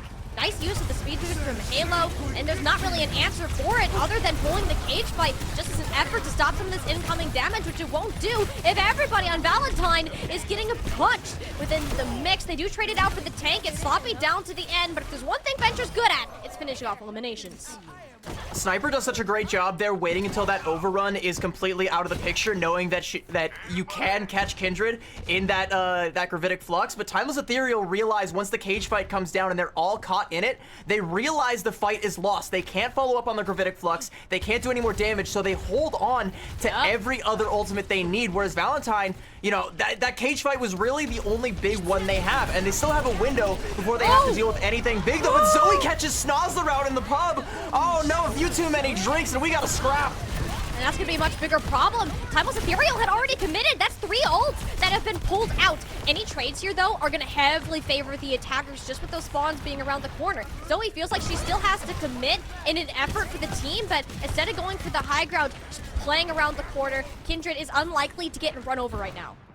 You saw the accretion come out from Sniper, a little bit of missed timing. You know, people still trying to work out the timing on Venture coming up from that burrow, but that was a good attempt by Sniper, who's coming up on another gravitic flux, and that might force Wicca to hold on to the sound barrier until she needs it. Zoe, though, with the displacement, is a constant thorn in the side of the entirety of Timeless Ethereal. And she's about to be a much bigger one with the sound barrier. She's about to die. Yet saving Angel Wicca from above gives her life in order to keep the Venture on their feet. Valentine, though, I don't know. The beat ended up hitting the ground, so it wasn't an Ajax there. But on the other side, it's the gravitic flux. There's no team for Sniper really to deal with. They're a one-person army that actually is getting a lot more done than one player should be able to accomplish. With only a minute left here, Timeless Ethereal have to get some sort of regroup. It's a Pyrrhic victory for Sniper, but the reinforcements aren't there for them now. So, you know, Valentine have to give up a little bit of space now that you have Bun back on the Pharah. But what do you got in the tanks for Timeless Ethereal to try and drive this home? Not a whole lot of anything. An Amp Matrix, maybe. A little bit of positioning from Bun. Maybe a couple stray errant rockets find something. Overclock from Wisp, though, gonna make them all think twice. Wisp is not a player that you want to mess with. The immediate respect that we saw was enough, but they were so worried about what's going on in front, they didn't check their backs, or rather, was standing right underneath their feet. Zoe got into the back line, finds another one. Wicca, yes, has not been having a great time, and Zoe is doing her absolute darndest to make up for that deficit. Almost gets Bud out of the air. It's only 20 seconds to halt the payload. The anti-aircraft archaeologist. Snozzler actually gonna swap over to the Venture to try and match here. Kindred's so low, she has to overrun out. This is gonna force the Kitsune rush from AJMR. They can give a little bit of space here while the rest of the Timeless Ethereal come back, but Valentine don't have a whole lot of space left to give. 3 seconds left, Kitsune rush. They're gonna have it, but this barrage from Bun, is anybody going to be ready for it? Zoe is already down. Snozzler recently swapping to match it, and it's taking out the Venture counterpart. Gravitic Flux now locking Kindred into place. Barely has helped to survive. Thankfully, Suzu is present, bodying her way onto the objective, but straight into the rockets of Bun. Barrage not even needed as Timeless squeaked their way over the finish line. And it's all that Valentine have to give up all of that space and just back up into that little corner, that little mega health pack, just to try and stay alive. All the damage that Kindred took and the fact she had to retreat meant she couldn't take any space. And when you start to give up that much, suddenly you're playing into a choke where Bun can do so much damage with those rockets. She's got that barrage now, so she can even potentially snowball this, and we might see Timeless Ethereal get a full cap. Kindred's coming up on a cage fight and Wicca for a sound barrier. They can make this fight take a while. The cage fight gonna come out early though. And Bun just inserts herself in that situation, but gets a face full of rockets, a taste of her own medicine. Wonderful deflect from the recently swapped Genji. We know how good Zoe is on this character, and she showed up to be the hero at just the right time. Sound barrier's out, the barrage is out, Bun is gonna swap. It looks like Timeless Ethereal making wholesale swaps here. I'm curious if Sniper swaps over to the Sigma or decides to stay on the Mauga. At this point, I think you're just kind of stuck on the Mauga. You need that overrun to make up the ground. You need to get on the cart here. Make sure you stay there. Bun now gonna actually swap over onto the Echo. I don't really see a way for Timeless Ethereal to get in on this, but Valentine don't have a whole lot of defensive utility either. Just a Deadeye, but that's only gonna buy a couple of scant seconds. Well, those couple seconds, especially when there's only 10 left or in overtime, are going to be a lot to work with. The lamp is down. Wisp can make magic happen here, but Hale's on the lookout for anyone daring to walk too close to the edge. Application Matrix to open it up, followed by the Deadeye, but a boom comes in, keeping Timeless Ethereal on their feet. It is a 1-for-1 trade, with AJMR continuing to find the better of it. The Amplification Matrix placement simply better, and so is Wisp saying that's 2 to the dome. Goodbye, Z, and goodbye, Timeless Ethereal. The payload shall be halted here. Valentine have set their mark. I do love that Ant Matrix placement from Z there, though, to try and keep Sniper alive while they're neck deep in the enemy team, like all the way in the back to try and keep that alive. But the early picks coming out and all the ults that Valentine were building up to and eventually letting rip, I really don't think there was a good shot for Timeless Ethereal to get anything unless they were able to maybe build up to an ult combo to overcome everything Valentine had. It's still a lot more progress than they could have, than we thought they would have gotten. I was expecting this to be a stall out at the end of point B, but halfway through point C isn't too shabby, but it's not going to be too difficult for Valentine to match, especially if they can get that second point cap. I'm curious to see what Timeless Ethereal bust out to stop it. Do they go with a Sigma? Do they try and take the Malga Mirror? Because they don't look as comfortable in that Malga Mirror as Valentine do. No, not at all, which is interesting why Sniper is still going to attempt to pull it out now. I can understand from a defensive standpoint. Malga trying to take space is a lot more difficult to play than Malga holding space. So I think this is a thing that Timeless Ethereal are going to work on until it is Valentine that has the payload moving. I don't suspect we're going to see Kindred staying on the Winston here, but I would like it if she did. I think it'd be really cool if she did. We love Kindred Winston. I just love Winston. I think, you know, Winston metas are the best. They're the most fun to watch. Definitely more enjoyable for me than a Malga Mirror. But unfortunately, we live in the year 2024 where Malga is the wave and nobody seems to want to stray too far from it. Zoe strays a little bit too far from her team, though, takes a couple of shots and has to poke her head back around. Wisps, though, loses their head.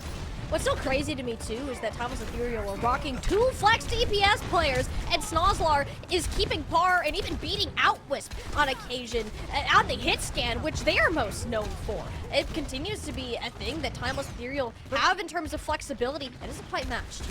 Let's not forget that in Minor 3 of the previous tournament, Snozlar was the hit scan for this team, and she looked great on it. Her Sojourn was incredible. The Cassidy, like, there's a lot of transferable skills there. Right now, Timeless Ethereal are going to transfer themselves through the other side of Hotel, try and go for a flank here. That's going to get Valentine positioning on the point, and even better, it's going to give Wisp this high ground. But the Immortality field from AJMR is out in that smaller corridor. Timeless don't have that same level of sustain just with the Kiriko over instead of the Baptiste, but Giant had that Kiriko just before Z's had a Kitsune Rush as well. Valentine's chances of claiming this point quickly just got a lot higher. It will be Snozlar almost doubling Wisp right to the Deadeye, putting a quick standstill to the action just before it comes roaring up. The Highland ground is still in control of Valentine. Yeah, it looks like Sniper wants to go in and try and contest it, but look at how much progress they've given up. Timeless Ethereal haven't lost a member. I mean, they lose Z once, but outside of that, they've given up nearly the entirety of the point. Zoe with the barrage. Sniper gets melted. That's a trade you take any day of the week. The Kitsune Rush is back, but for who is it actually helping? Absolutely nobody. Valentine have planted their flag on point A of King's Row. Now we're gonna get the stagger here, as well as the payload on the move.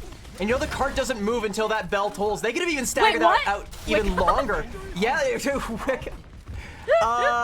Not sure what happened with Wicca there.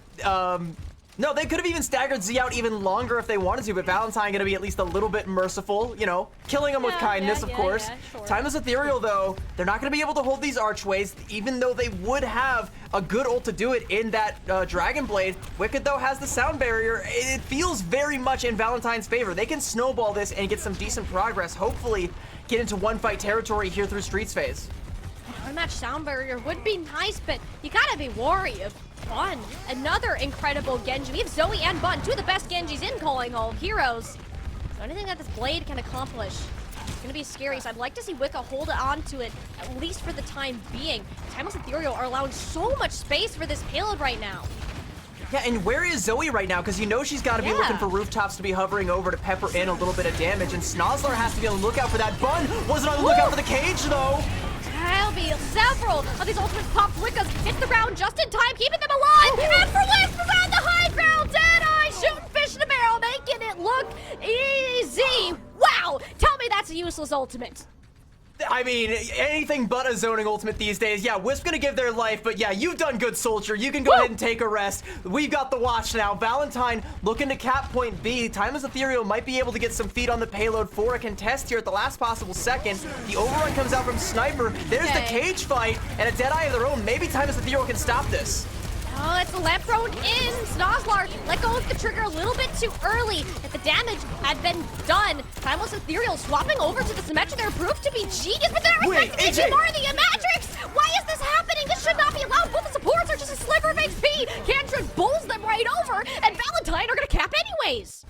AJMR just snatched victory from the jaws of defeat there. They pop the Amp Matrix to try and save their teammates, but they have to go for the reload. They can't get the heal shots out in time. 2 people from Valentine fall, and they're just left with AJMR and Kindred, and with just those 2, they find the kills through the Amp Matrix that they need. Now with only 4 minutes to get right there, about 10 feet left. Yeah, Kindred knows she's got all the time in the world. She can take a breath. Valentine can rebuild their ult economy. They can get up to something all the more stable, and it's all thanks to AJ.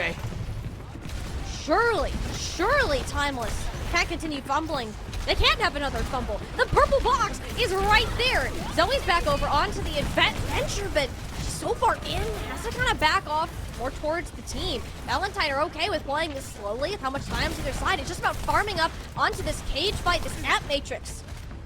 Amp Matrix is going to be coming back up real quick, and Kindred knows it too. She keeps going out to poke, and that's so much damage she's taking that AJMR can just heal right back up. 80% Wicca gets caught out, but that's completely fine. You absolutely take this. Now you just go in, throw some things at the ultimate, or sorry, throw some bodies at the cart, try and force out ultimates, force out resources from Timeless Ethereal, play for the next fight.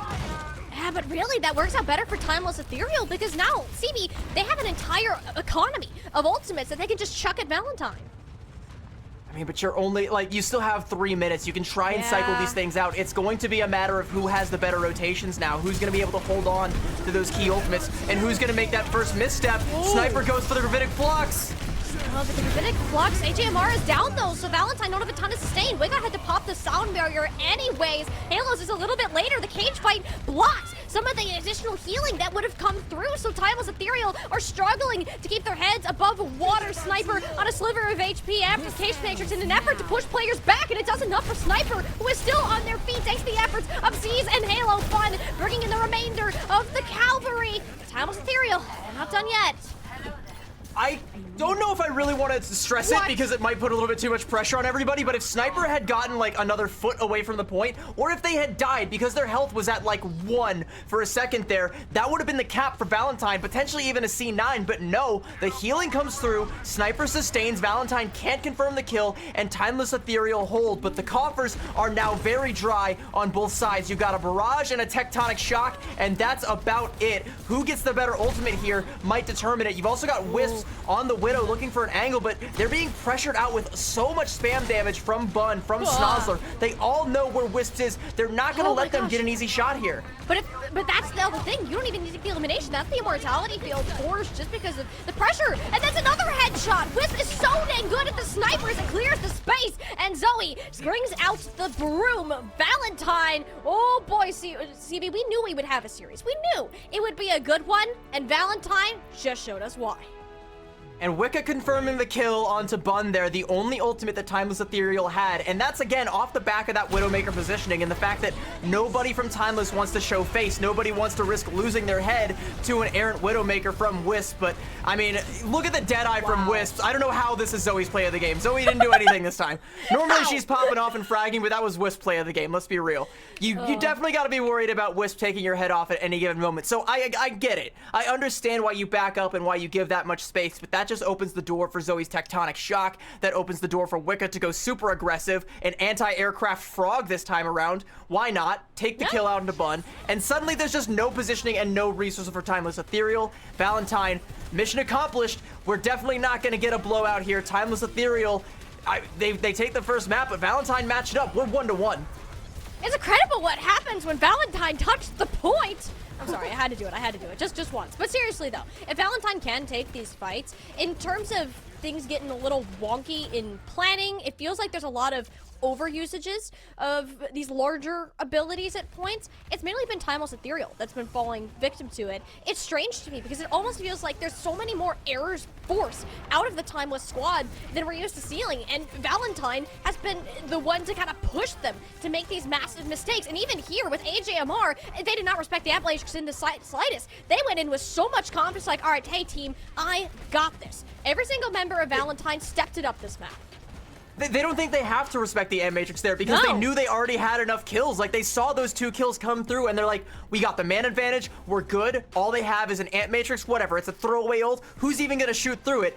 AJ is gonna shoot through it and gonna go and put in the healing, keep Kindred alive. Kindred's gonna get the burn damage coming through. AJ's just gonna keep hitting shot after shot after shot and just pull out a miracle win on that fight. That's when you get these 2 teams that are so evenly matched, the fights get that damn scrappy, and it just comes down to those little bits of mechanical skill, those little bits of understanding, reading the room, reading the situation, and knowing if I hit this shot, we win this fight, and then you do. That's what makes these teams champions, and potentially could make Valentine champions if they can run it back. We're at 1-1, and Timeless have taken us once again to New Queen Street. And what this tells us too is we know Sniper isn't as confident in the Mauga mirror as they are in the Sigma. And in New Queen Street as a map, you can definitely pull this hero out.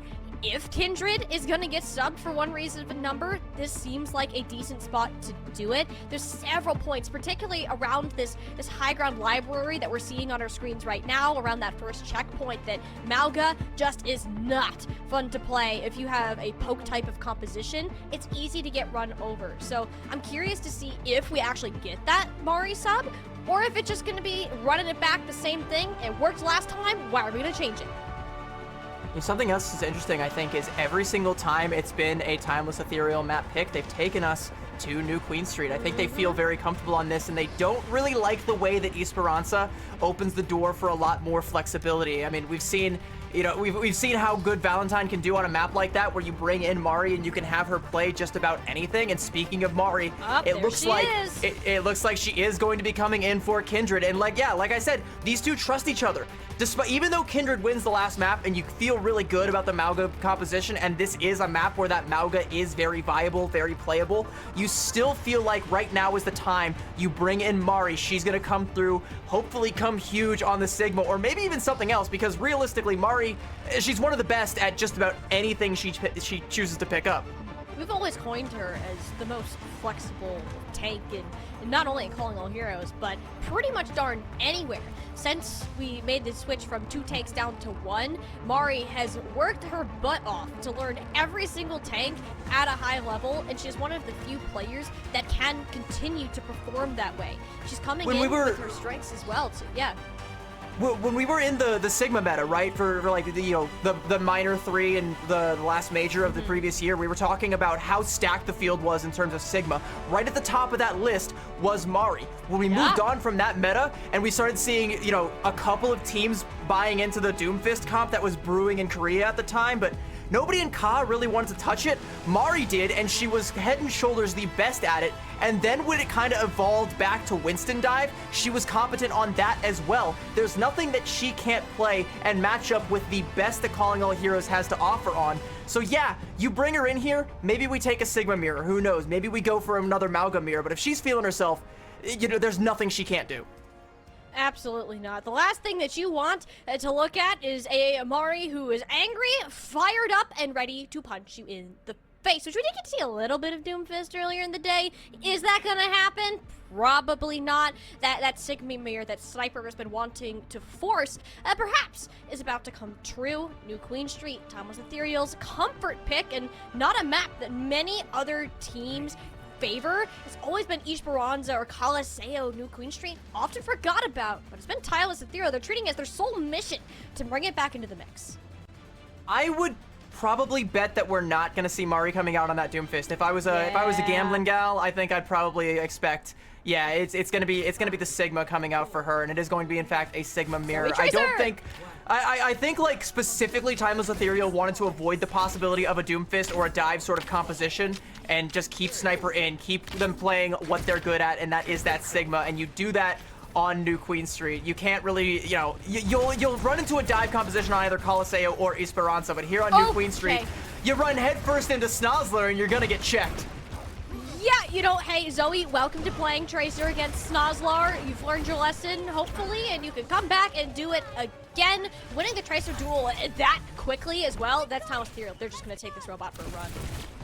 Yeah, Valentine just gonna go ahead and give it up. They're still gonna maintain a little bit of positioning here and a little bit of presence and try and go for an early contest. They don't want to give up too much ground but I mean, they're gonna have to, especially with Zoe out of the mix. Now she's back, gonna go ahead and take the duel with Snozzler, force her off the point. And now Snozzler looks around, sees nothing but Valentine, has to find a safe haven, but there's none for Halo right now. No. There's two separate battles going on. One between the Tracers on the robot and everybody else just kind of duking at each other on this high ground. Timeless Ethereal enjoying this corner though. Valentine don't exactly have the sightlines to work with, specifically for Wits, who has found it challenging to charge up any of their shots. Even Mari actually ends up eventually falling, so Timeless Ethereal working their way on through. Valentine takes so much time in this sort of standstill. Wicca and AJMR take off a couple of bodies in the backline here, and the bot is still stationary because we were talking about those two fights that were happening. You know, I mean, Timeless Ethereal had the positional advantage, but Snozzler needed to decisively win that duel with Zoe in order to get any sort of bot progress. Now that enough bodies have fallen, and yeah, now Zoe has been dislodged, you can start and get a little bit more, but 2 minutes in, and Timeless Ethereal don't have nearly as much progress as they should have, considering how favored they've been thus far. And look at the ult economy. We're pretty much bar for bar across the board. Yeah, it's relatively even, except for a pulse bomb for Snozzler, who she no longer has. Zoe, on the other hand, looking to have a bit more luck with it, but she's been having a hard time with Snozzler. Snozzler's been on her tail, and again, the two different duels that we're seeing will be a Gravitic Flux from Sniper, which I don't even know if it grabbed anybody. It wouldn't have mattered with the sound barrier Wicca had in tow. It's going to be Mari's turn to attempt the same feat momentarily. Valentine very conservative with their ultimates, and perhaps it's come back to bite them. Zoe gets caught out again. Wisp finally gets a shot going Valentine's way. The overclock looking for even more, but everyone's hiding away from their crosshairs, respecting the Sojourn player. Mari taking the battle to the high ground. Both supports caught up in this midway tunnel, and it just is the sound barrier up top. That's all Timeless Ethereal needed it to hit, and they're going to keep the bot going.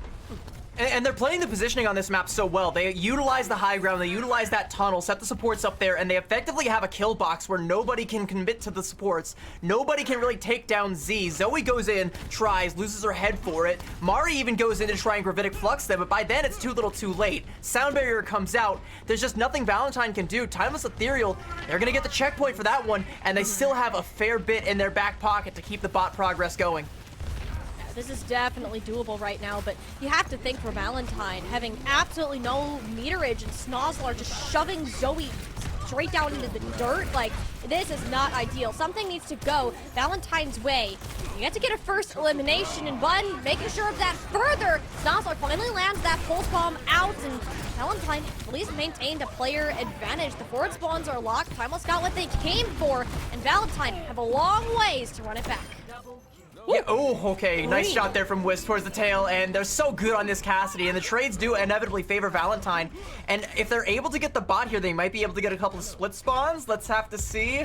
No, okay. Looks like everybody from Timeless Ethereal got the forward spawn. So this is going to be a very quick fight that they're going to want to take here. And even if they lose it, they just build up to some resources and take it around the next corner.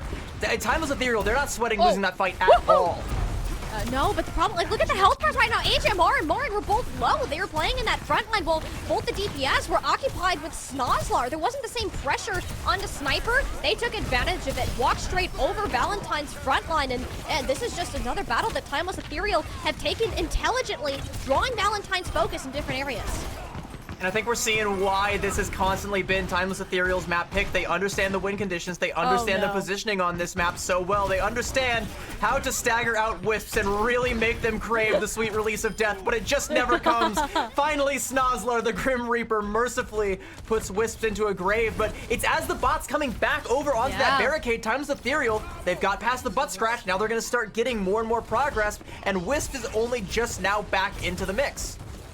This has been a difficult run for Valentine. Complete change of pace. With a Gravitic Flux from Sniper on the horizon. The Ant Matrix is going to get approximately nothing done, just hiding to be safe, forcing different resources. With Timeless Ethereal corralled in the back corner, the robot is up for the taking if anyone wants to grab it. And finally, Zoe beats Snozzler in that dreaded duel. So while it's something to work with, Valentine still have to close out the remainder of the battle. The pulse bomb grabs you somehow, some way. That's the Deadeye from Bun. All right, that's a choice and a half. Valentine will take it either way and get the robot turned around.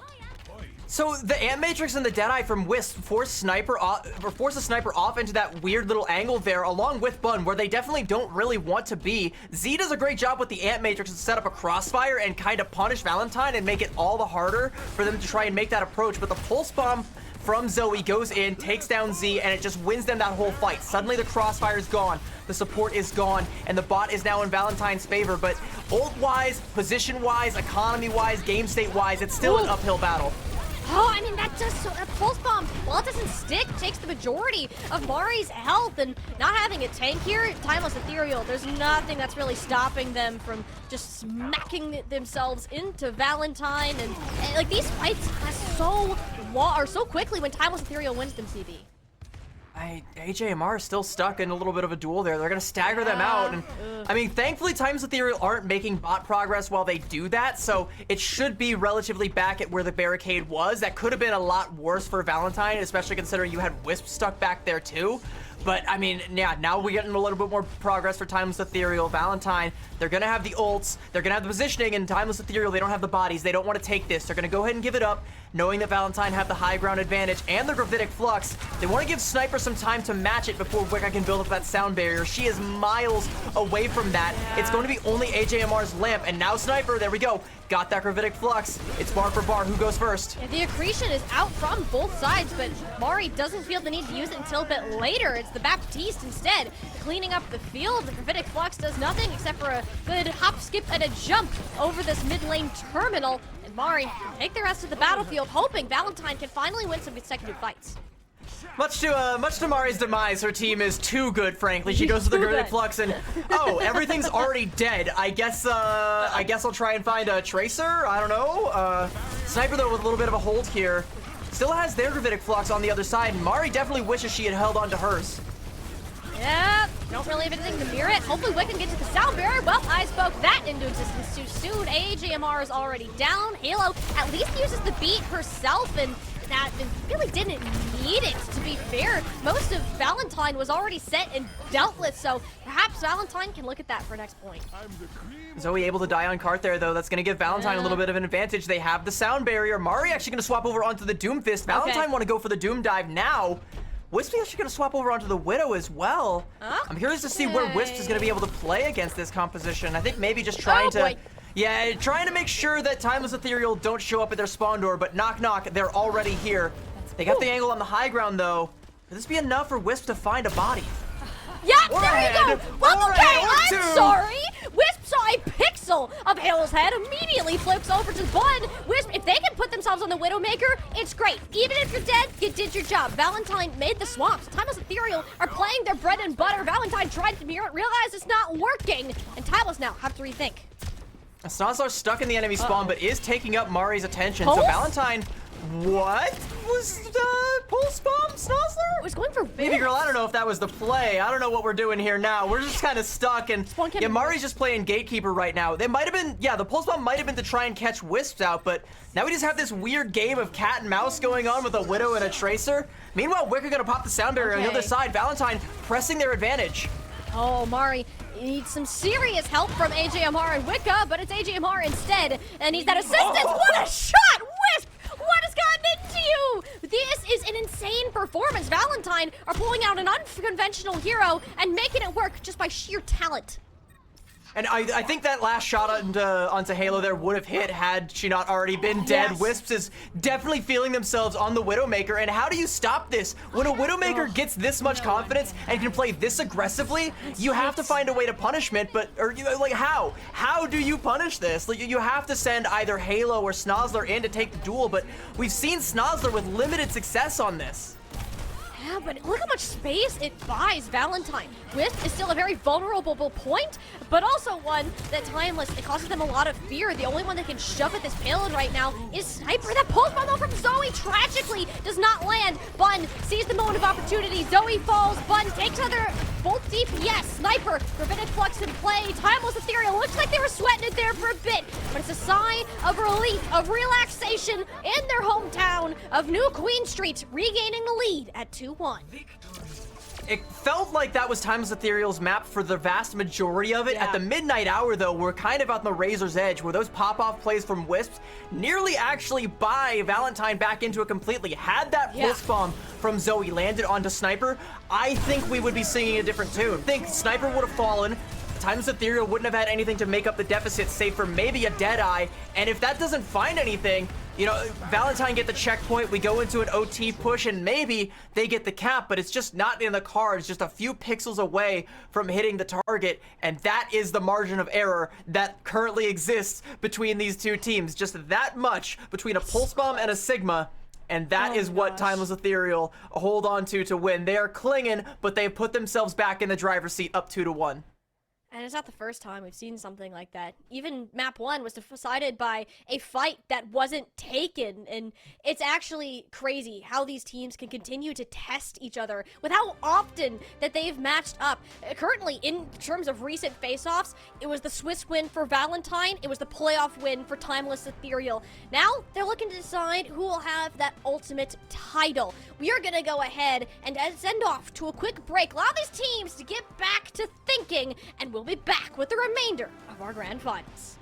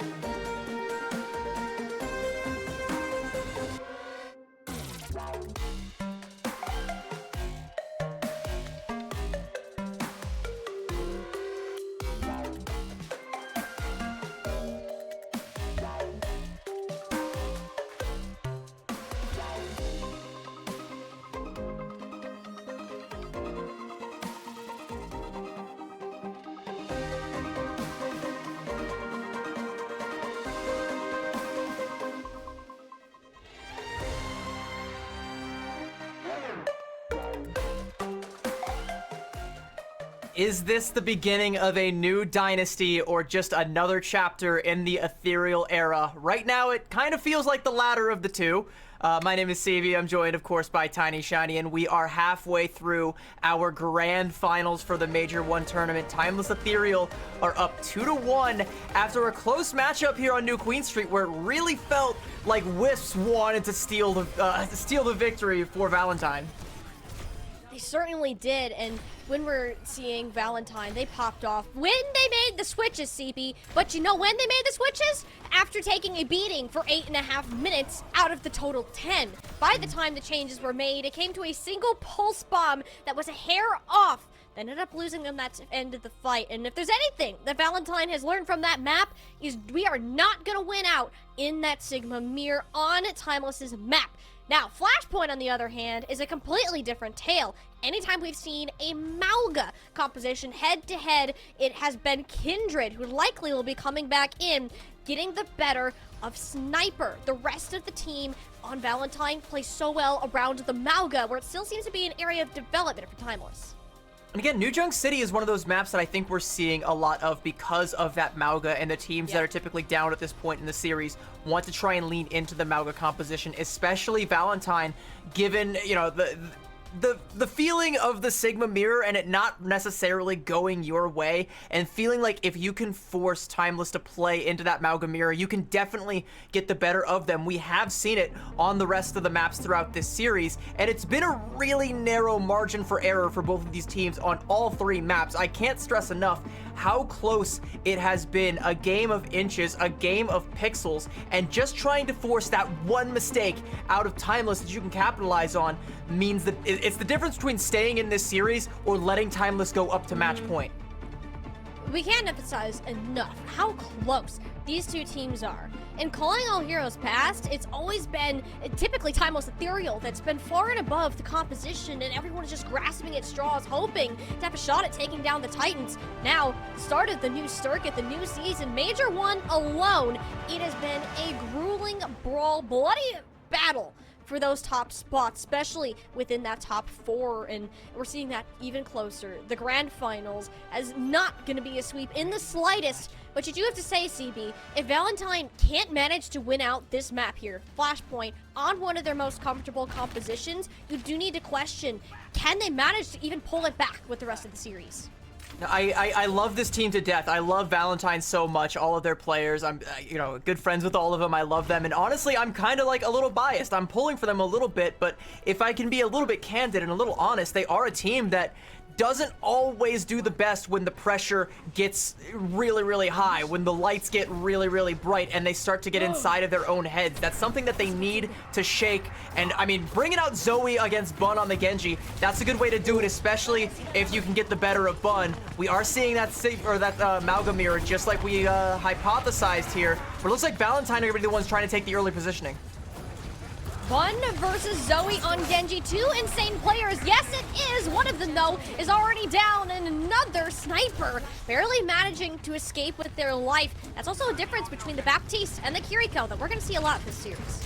Again, it's a game of pixels, a game of inches. If Sniper had died there on 1 HP, by the way, that would have been all worth it. Even trading both your DPS for the enemy Mauga, you take that because you have the staying power, but they just can't get it done, and Valentine have to get out. AGMR didn't see Snozzler around the corner, and it's all falling apart for Valentine on this point. They're gonna have to go back, take a reset, give space. They need to stop staggering as well. Hopefully Wisps is going to be the last vestiges.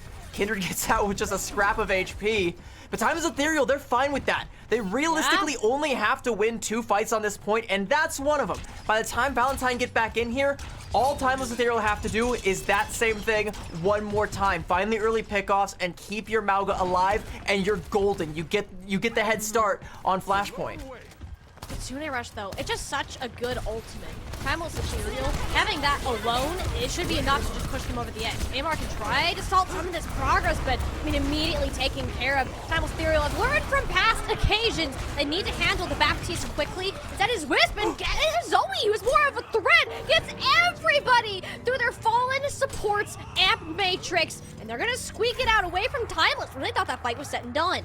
And that was the blade from Bun. Zoe just shuts it down without a blade of her own, and now she's gonna have it for this next fight. Valentine have everything they could possibly want. They shouldn't have won that fight, but they did using only the Amp Matrix. And Timeless Ethereal, we talk ad nauseum about how difficult it is to retake on these Malga composition, especially when you're at this much of an ult deficit, especially when you have to worry about the cage fight, the Dragon Blade, even the Deadeye. Halo's sound barrier is going to have a Herculean task.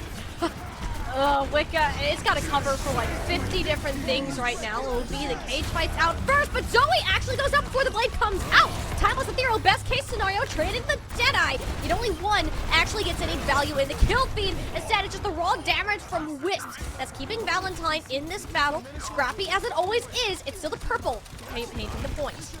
But yeah, Zoe, like you said, Zoe dies before she can pop the blade, but Halo still had to pop that sound barrier to try and keep Timeless Ethereal alive. They still have a little bit of presence here, but once Zoe gets back, it's going to be an uncontested blade versus a Kitsune Rush coming out from Z. Z will be the blade though first. Halo is way up in the skies for Zoe to chop her down to size. You're only gonna get one with the Dragon Blade. As I said, that Kitsune Rush is way too powerful to be stopped even with that damage from the blade, so Timeless Ethereal will get what they came for in the end in a close battle in the arena.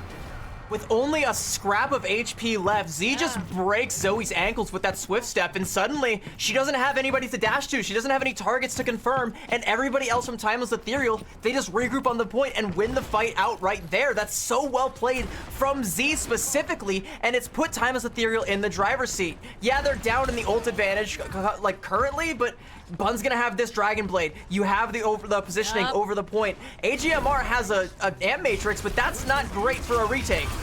Well, that's why you're going to use it in a small room to just shred through Sniper instead. But Bun wants to put players through the shredder herself. Does it a little bit, but none of these fights have been clean. It's just Valentine have slightly more players standing at the tail.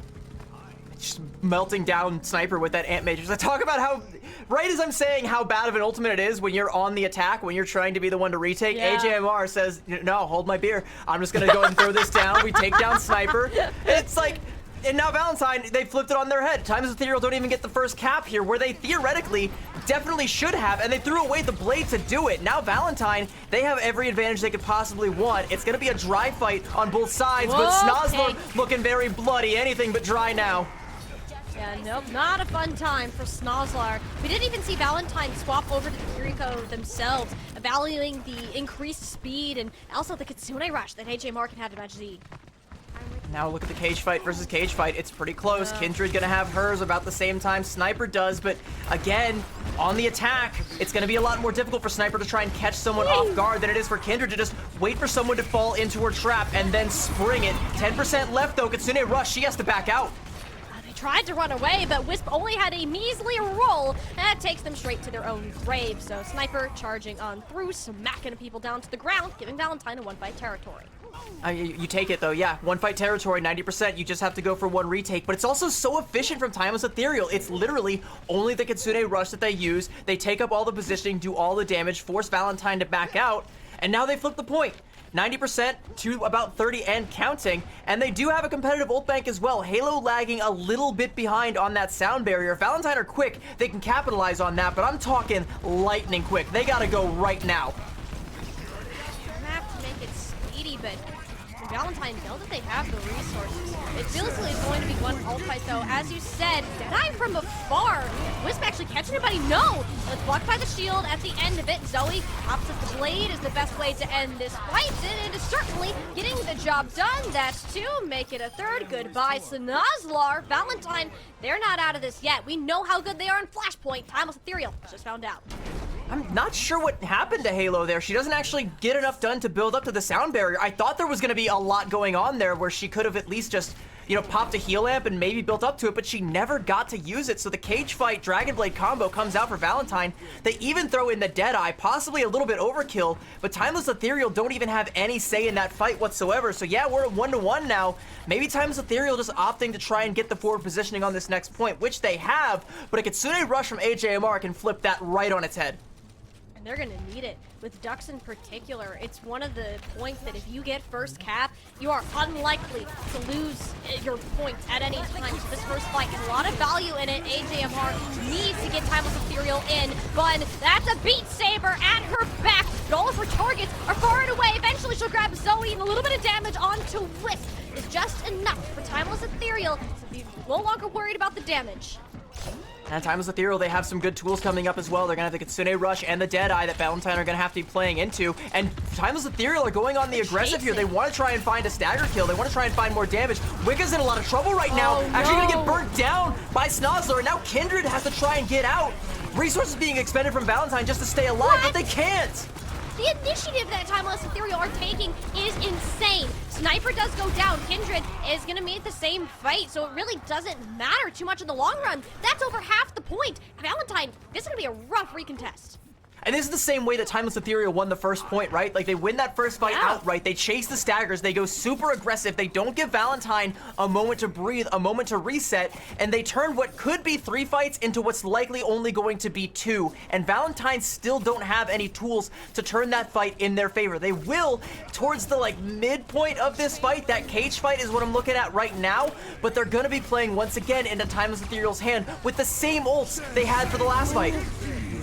Yep, you got the good old combos, the cage fights, the Deadeyes, but Snozzler gets his head return to sender. Bye-bye, Snozzler. Valentine will take that any day of the week if you had a tank alive. Wisp is pancaked now. It's struggle bus time. Any ultimate that is still in the tank, oh, it's about to be displayed. Squeeze Dragon Blade looking for targets. It hits a bunch of shield, which sure, that does something. Valentine used a ton of stuff to commit. They almost lost the point. Thank you for staying on this time. And Timeless Ethereal have to come back for another swing.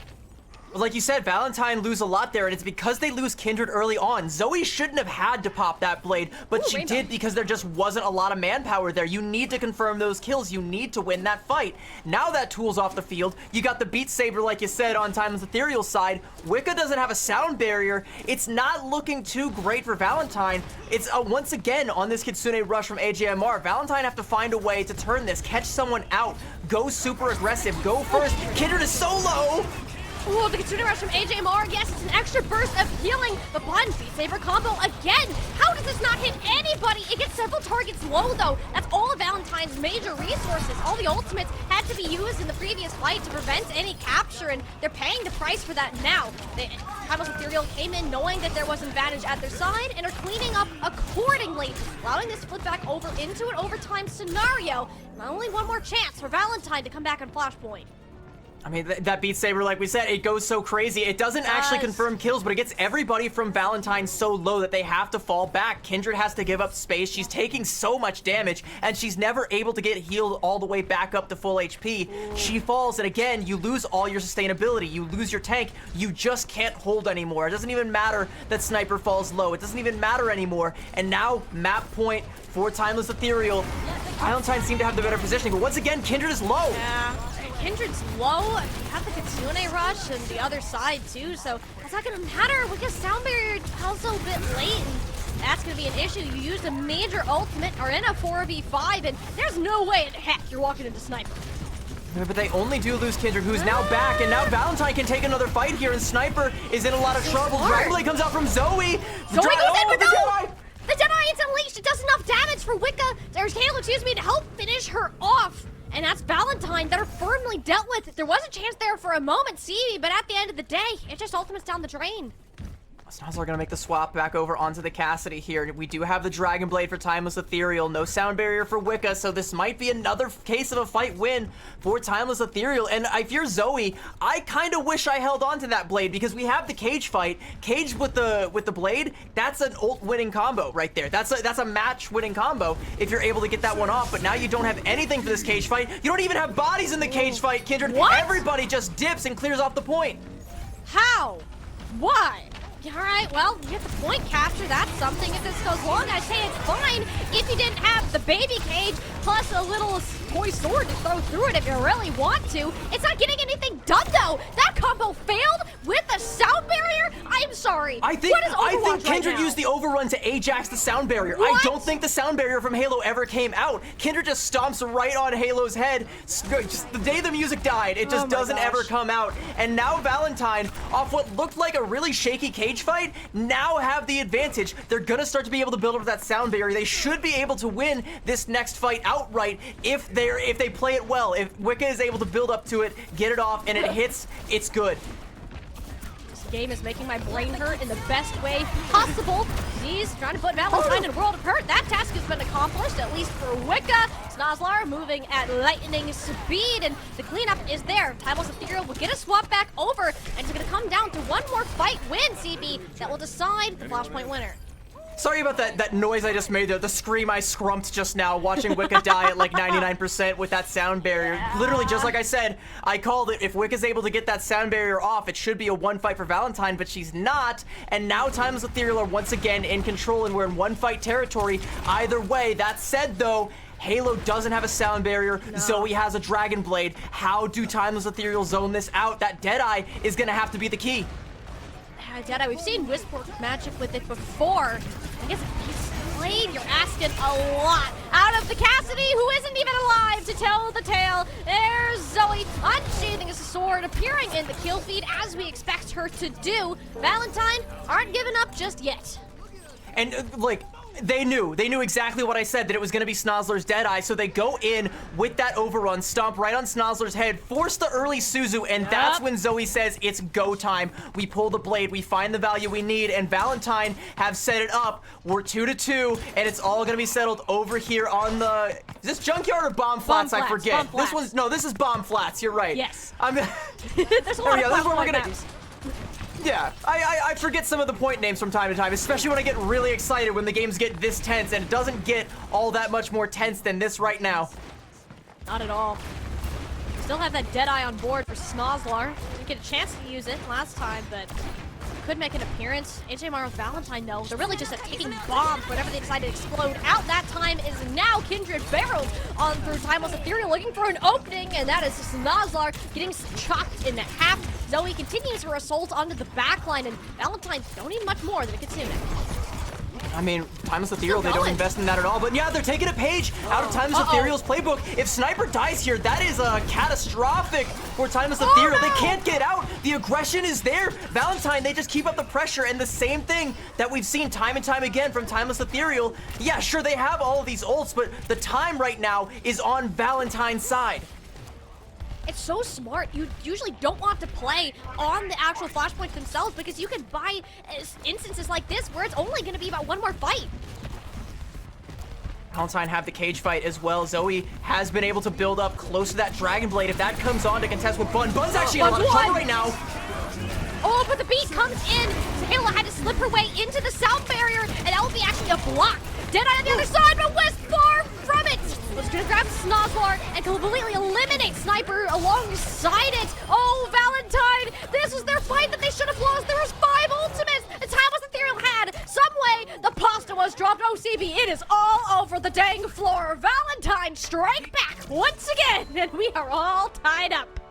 And that was such a smart play from Wisps at the end there. I want to highlight it. They had the kill shot on Sniper that would have broken the cage fight, but they knew if they held it just a little bit longer and another member of Timeless in the cage poked their head out, it would mean a second shot comes through and Wisp can actually confirm the kill. Not just break the cage, but find the all-important kill onto the Mauga, and that just sends it home. For Valentine, the Mauga's dead, no more staying power, no more abilities. That opens the door for the blade to come out from Zoe, and it's all over but the crying. Valentine, they bounce back hard on New Junk City. And I said at the very beginning of that map is, if Valentine lose on one of the most dominant maps we've seen them perform in so far, this series might as well just be done.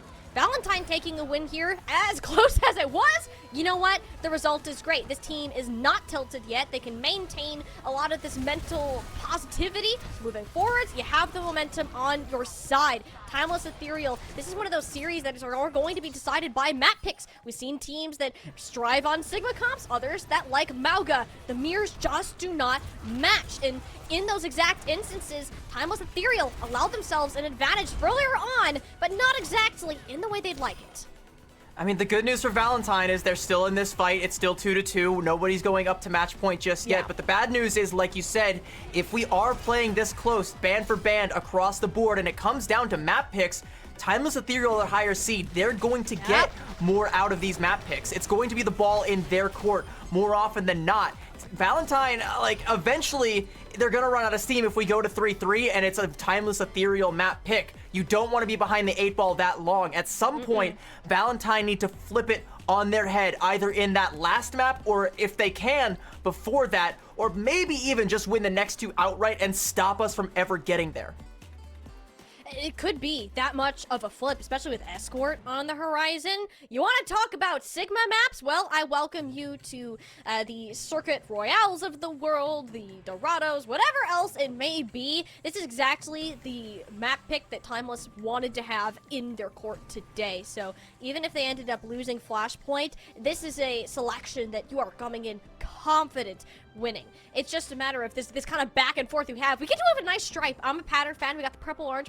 While that is cool, if Valentine wants to win, they're gonna have to break it here shortly. Yeah, and I don't know if we have the confirmation of what the map is going to be, but I'm kind of with you that I expect it to be Circuit Royale, because Timeless Ethereal are all in on the Sigma right now, and they feel like they're getting the better of Mari in that Sigma mirror, but it was close, so there's always a chance that maybe they don't feel 100% confident on it. Psych, they do. They're gonna take us to Circuit Royale, of course.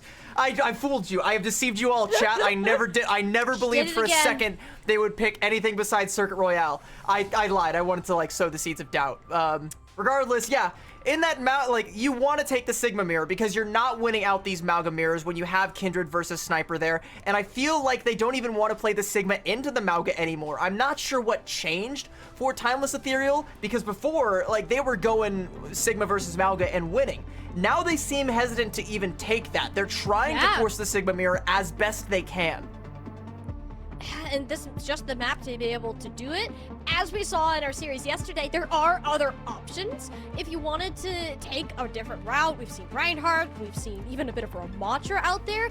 But even reflecting back on Noon's Queen Street a little bit there, CB, I don't feel like it was the differential just between Sniper and Mari. It was the difference of how the rest of the team played around said tank, where Timeless and Ethereal were just synergizing with each other so much better, and Valentine had their attention split for a vast majority of that map.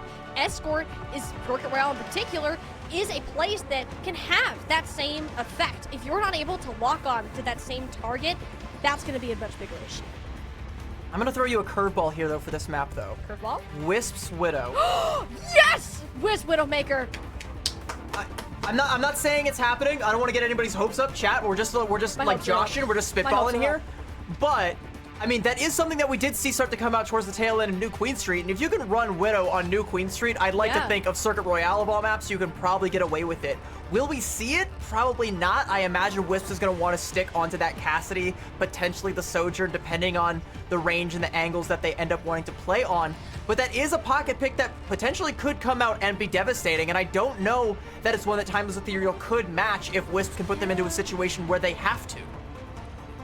Yeah, but here's the thing, though. Wisp is also a player that will play Widowmaker if there's even a hair of a chance that it works, CB. And having Wisps on that character without Snozzler or Bun being as comfortable on a Sniper, on Circuit Royale, you can completely take over the lobby. Like, this very well could be a Wisp map.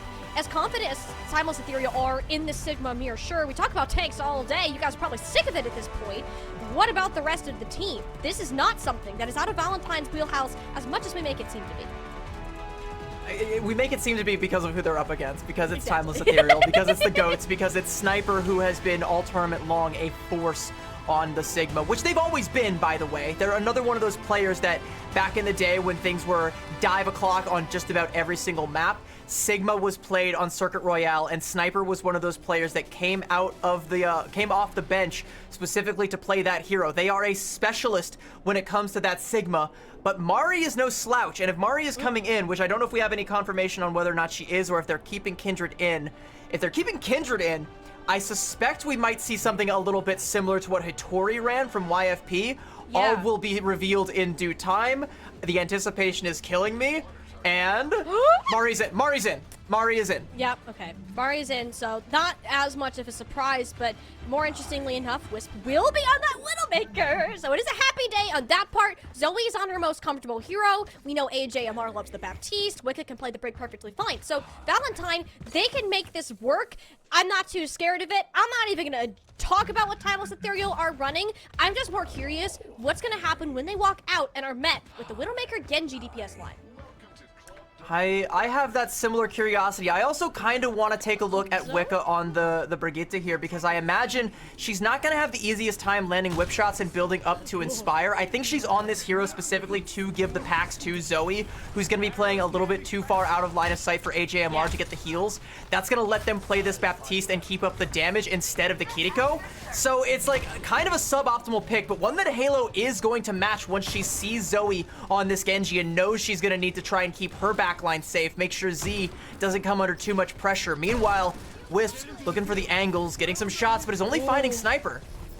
And the difference here with the Widowmaker is while you have the threat of one-shot potential, a lot more pressure onto the shield of Mari, or just Mari in general. Like, she's just taking a beating right now. AJMR and Wicca have to work overtime, especially with that headshot coming into play. Wicca can't do much except for hide around a corner, wait to be healed up. Taking these fights head on is not what Valentine wants to do. It's waiting for Wisp, ideally, to find some sort of elimination, a headshot, but Timeless Ethereal aren't giving them the chance. Yeah, Timeless Ethereal are respecting it. They know that if Bun can land an arrow onto Wisp, then they're golden, but they've waited too long. AGMR has the M Matrix, and Timeless Ethereal, they have to turn tail and run. They're still respecting all of the angles that Wisp is holding, though. It's been bloodless on either side, and neither team wants to be the one to make the first mistake. You can see health bars going down, and as soon as somebody feels like, oh, it's too hot, gotta get out, they back up. But now it's Timeless Ethereal with the Amp Matrix. Yeah. Pressure, it just keeps building. Only a matter of time for something explodes. In this case, it is Bun's skull. Wisp finally hit the dreaded shot that Timeless Ethereal have been scared of all game long. And these trades are definitely going to favor the defensive side, at least for now. Z's has this Matrix. They want to use it with a flux. That is ambitious to say the least. Somebody better die, because otherwise that ultimate is going to get no value. If you get a response out of Wicca, fine, but Mari still has this Gravitic Flux if she wants to use it, which I do not advise in the slightest unless Wicca does that. Okay, this has now become a much different ball game, and Valentine, you need to figure out how to react. Mari doesn't have enough ult. Oh, but what in the world was that, Wisp? A threading of the needle through the tree with the sights. Insane shots, but unfortunately, it's all just pretty fluff right now. Zoe's Dragon Blade gets shut down almost as soon as it is unsheathed, and Timeless Ethereal are gonna push themselves over the edge. That Wicca dying with that rally at the beginning of that fight, that's what I was afraid of with this pick, because with these Sigma compositions, when things start to get really, really scrappy, suddenly you're in too close quarters for it to really be comfortable for a Brig, and she's at risk of getting ran over. You get that rally, you feel like you're untouchable, you're a god, you can't be stopped. But eventually it runs out, and if you're not out of the fight by then, you are roadkill, and that's exactly what happened to her right there, and the rest of Timeless Ethereal just run over Valentine. And despite Zoe's Dragon Blade coming out, it doesn't find a whole lot of anything. Timeless Ethereal get the first cap, and Bun has this really aggressive angle where, once again, Wicca's got to keep her head on a swivel. Trying, knowing that this overclock is into play. Yeah, that's just a quick shot onto Snozlar, especially with Mari getting that flux as much as she did, and it's easy focus fire for Valentine. We've seen how devastating this particular corner of Circle Royale can be for the attackers. Snozlar gonna go ahead and mirror the Widowmaker, and I think that's a good move from Timeless Ethereal. Okay. Bun had a lot of pressure on her shoulders trying to be the Hanzo taking this duel. Snozlar actually gonna go back and swap to the Sojourn again? We're indecisive. Okay, there we go. Alright, so they've decided instead to try and pressure the Widow directly by just putting a Genji interface, or perhaps a Siege barrier as well, but maybe you put the barrier a little too far back. Wisp just walks right through it, and Z's skull is now on the wall. Oh my gosh. Hey, you're afraid. You're afraid of this player. Timeless Security, I knew this was a calculated risk, and alright, Snozlar did take the head of Wisp off, and I mean, it doesn't really matter if you don't really have a team to confirm any of the space that you should have in theory gained. Both the supports are in spawn. Z's only just returning now, and Valentine have no issue holding the slight hill. the corner that's very difficult to grasp. Sniper does have a Gravitic Flux well before that of Mari or any defensive ultimate here. If Timeless Ethereal are going to push this quickly, it's going to be off the back of it, only grabbing AJMR, the Immortality Field to keep themselves alive. Zoe almost using her blade is more of a zoning ult, or they're able to actually make a mark. The Immortality Field is perfect, though, to keep Bun off of their backs, but not for long. With another jump shot! That's You're not just a real. living There's highlight no reel. This is not okay, real. CB. This is not okay. That's a war crime from a Widowmaker that we just seen there. Velo forced to pop the rally to try and pressure Mari back, but you gotta be worried because Wisp is still feeling themselves. I mean, the Gravitic Flux, too. Not much even needs to be thrown off of this. Whips, all right, another body shot. Cool, and a headshot mid-air. Like, somebody, get this guy in touch with Ons. I need to see a 1v1 ASAP. Yeah, I mean, the kill into Wisp a couple fights ago does mean at times Ethereal can walk up to the cart without fear of losing their head over it, but once Wisp is back, oh yeah, the fear of God is now right back in them. And again, they can't even approach safely without taking chunks off of their HP. Sniper has to use the barriers just to try and stop Wisps from hitting the shot. This is what I was touting. This is what I said. You put Wisp on the Widowmaker, you're gonna get results, and Z has had more than enough of them.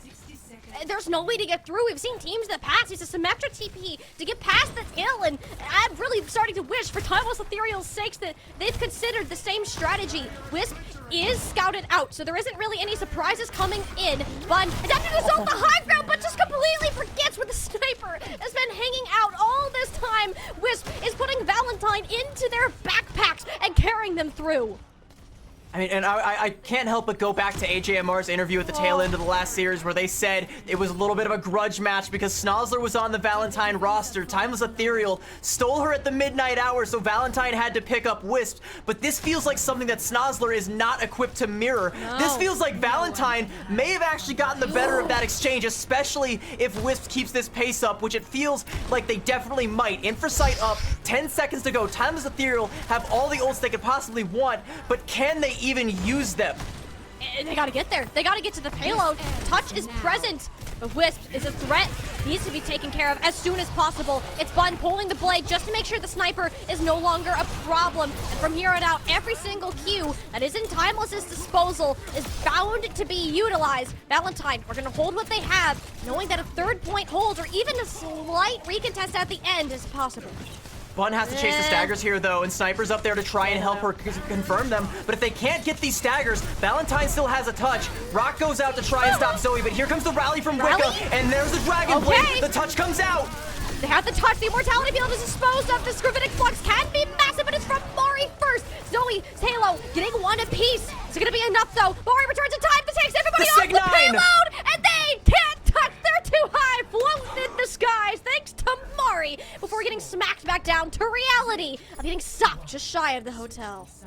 I mean, Wisps. We have to talk all about Wisps and how they nearly single-handedly set Valentine up for that hold. And despite, like I said, Timeless Ethereal have every single ult they could have possibly wanted for that overtime fight, they had to use half of them just to deal with Wisp and just to deal with Zoe. And they couldn't get the staggers. They really needed to find that backline kill onto either AJMR or Wicca, but they couldn't. Wicca comes out with the rally. The sustain is there, and even though Timeless Ethereal weather the storm, they don't have anything to stop the Sig-9. The Gravitic Flux of Mari to just lift them right off the payload, and Valentine have a win condition. All they have to do is get the cart essentially through to point B, and they take the lead in this series. They go up to match point.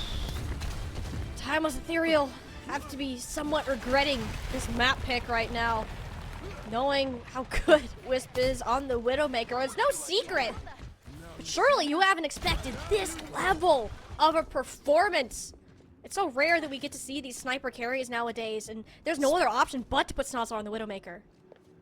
Is she gonna be able to mirror it though? Like, I mean, that's the kind of performance from Wisp that, like, if you're the enemy hit scan, it shakes your confidence, right? Like, it feels like the bar is so high that you have to try and find a way to clear it, and it's not gonna be easy. Like, with the help of Sig barriers, Snozzler looking for an opening shot, but yeah, Wisp's gonna go ahead and mirror this again. They're gonna go ahead and look for an angle.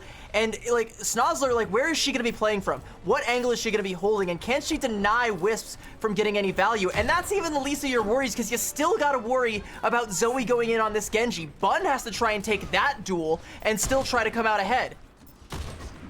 That's not gonna be a great one either. Especially with this space control. Having Wisp at this angle, Timeless Ethereal have to play back on the other corner. There is no other option, but now Snozzler, once Wisp eventually catches up, will have that superior sightline, and it will be Wisp that has to take the risky peek. Snozzler gonna go ahead and play back. She's playing the low ground though, and Wisp finds the angle. What is that? Right through the barrier too. You saw like a pixel of Snozzler's skull, and that's all Wisp needs to get Valentine on the move. Everyone's turning into roadkill right now.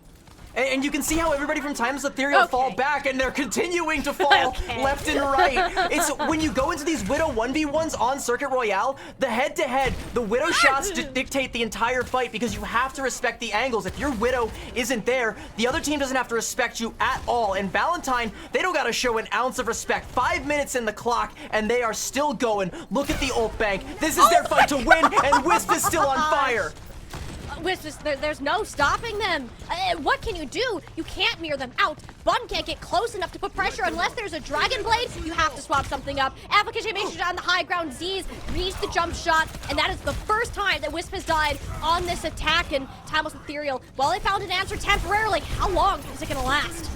I mean, it seems like they're gonna need a few more answers. Gravitic Flux comes out. I don't even know if there's a lamp available. There it is. It is there to save Sniper, but we have so much time, and we're bleeding resources out of Timeless Ethereal. Gravitic Flux of their own and a rally. And even if Valentine loses this fight, as you said, CB, it's only a matter of time. 4.5 minutes on the board, and Sniper is still dead. Bun has the Dragon Blade, and that's literally the last string of hope that Timeless Ethereal are holding on to. And Zoe might just rip it right away from them. She dashes back to the team just to gain some health before returning her sights to Timeless Ethereal, slicing them down, and they can feel the castle crumbling. Their own map pick. We knew the streak had to be broken, and that Valentine had to do it eventually. A contest. They're pushing up. Valentine want to prevent anyone from getting near this payload, and they have done it! Valentine have taken the lead for the first time in this series, and it's the one that gets them to the championship point. Match point. We are as close as we have ever been to crowning new champions and calling all heroes, and we knew if it was going to be anybody's tournament to do it, to be the ones to topple the tyrants, it was going to be Valentine, and it was going to be today, and it just might be that day.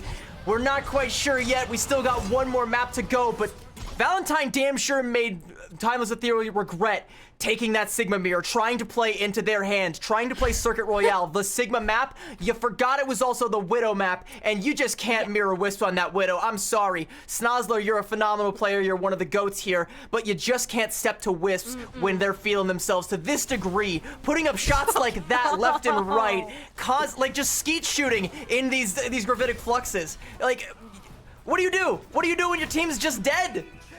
You can't do anything. Widowmaker is such a frustrating hero to play against sometimes, especially when you got Wisps at the controls. Here's the thing, Timeless, sure, you won in the Sigma mirror in the past. That's awesome. Have you forgotten what happened on New Queen Street just 2 maps ago? Y'all almost fell right over because of Wisp's late swap to the Widowmaker, and you just put them on the best spot you possibly could have and paid the price for it dearly. An error that you could say in the map selection that I'm sure Timeless are gonna regret moving forward, CB. Losing that momentum, now having to win the next 2 maps in a row, a tall task for any team in a best-of-7 finals. And Valentine are feeling themselves now, especially after a win like that. And you can even see it in their play towards the tail end there. They even identified that Sniper made the swap over onto the Doomfist, and they went forward and gave them all the CC, so Sniper just couldn't even get the touch on the fast hero designed to get the touch. They negate the punch. They don't they go up and they tank the punch so it doesn't go all the way to the touch.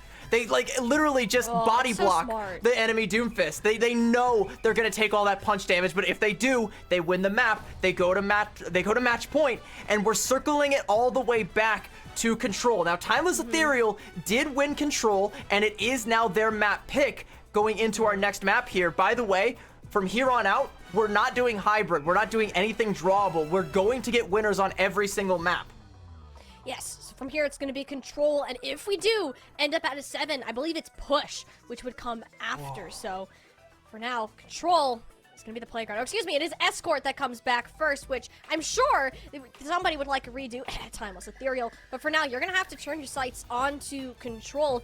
Outside of Oasis, CB, the only other Control map that we have seen has really been Antarctic Peninsula.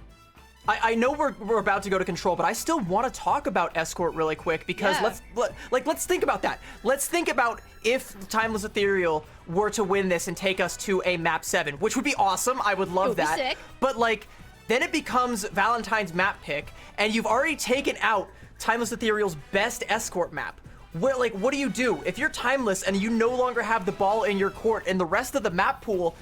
What do you do? Like, you have never been more behind the 8 ball than you are. Even now, even if you get that win, even if it's a back-breaking win on Control here, you are still behind the 8 ball. You are at Valentine's mercy, and no longer do Timeless Ethereal feel like the masters of their own destiny. It's now been taken from them, and Valentine may just take the throne if they can just do one more miracle. You say miracle, CB? I don't think it's going to. We're not even going that far.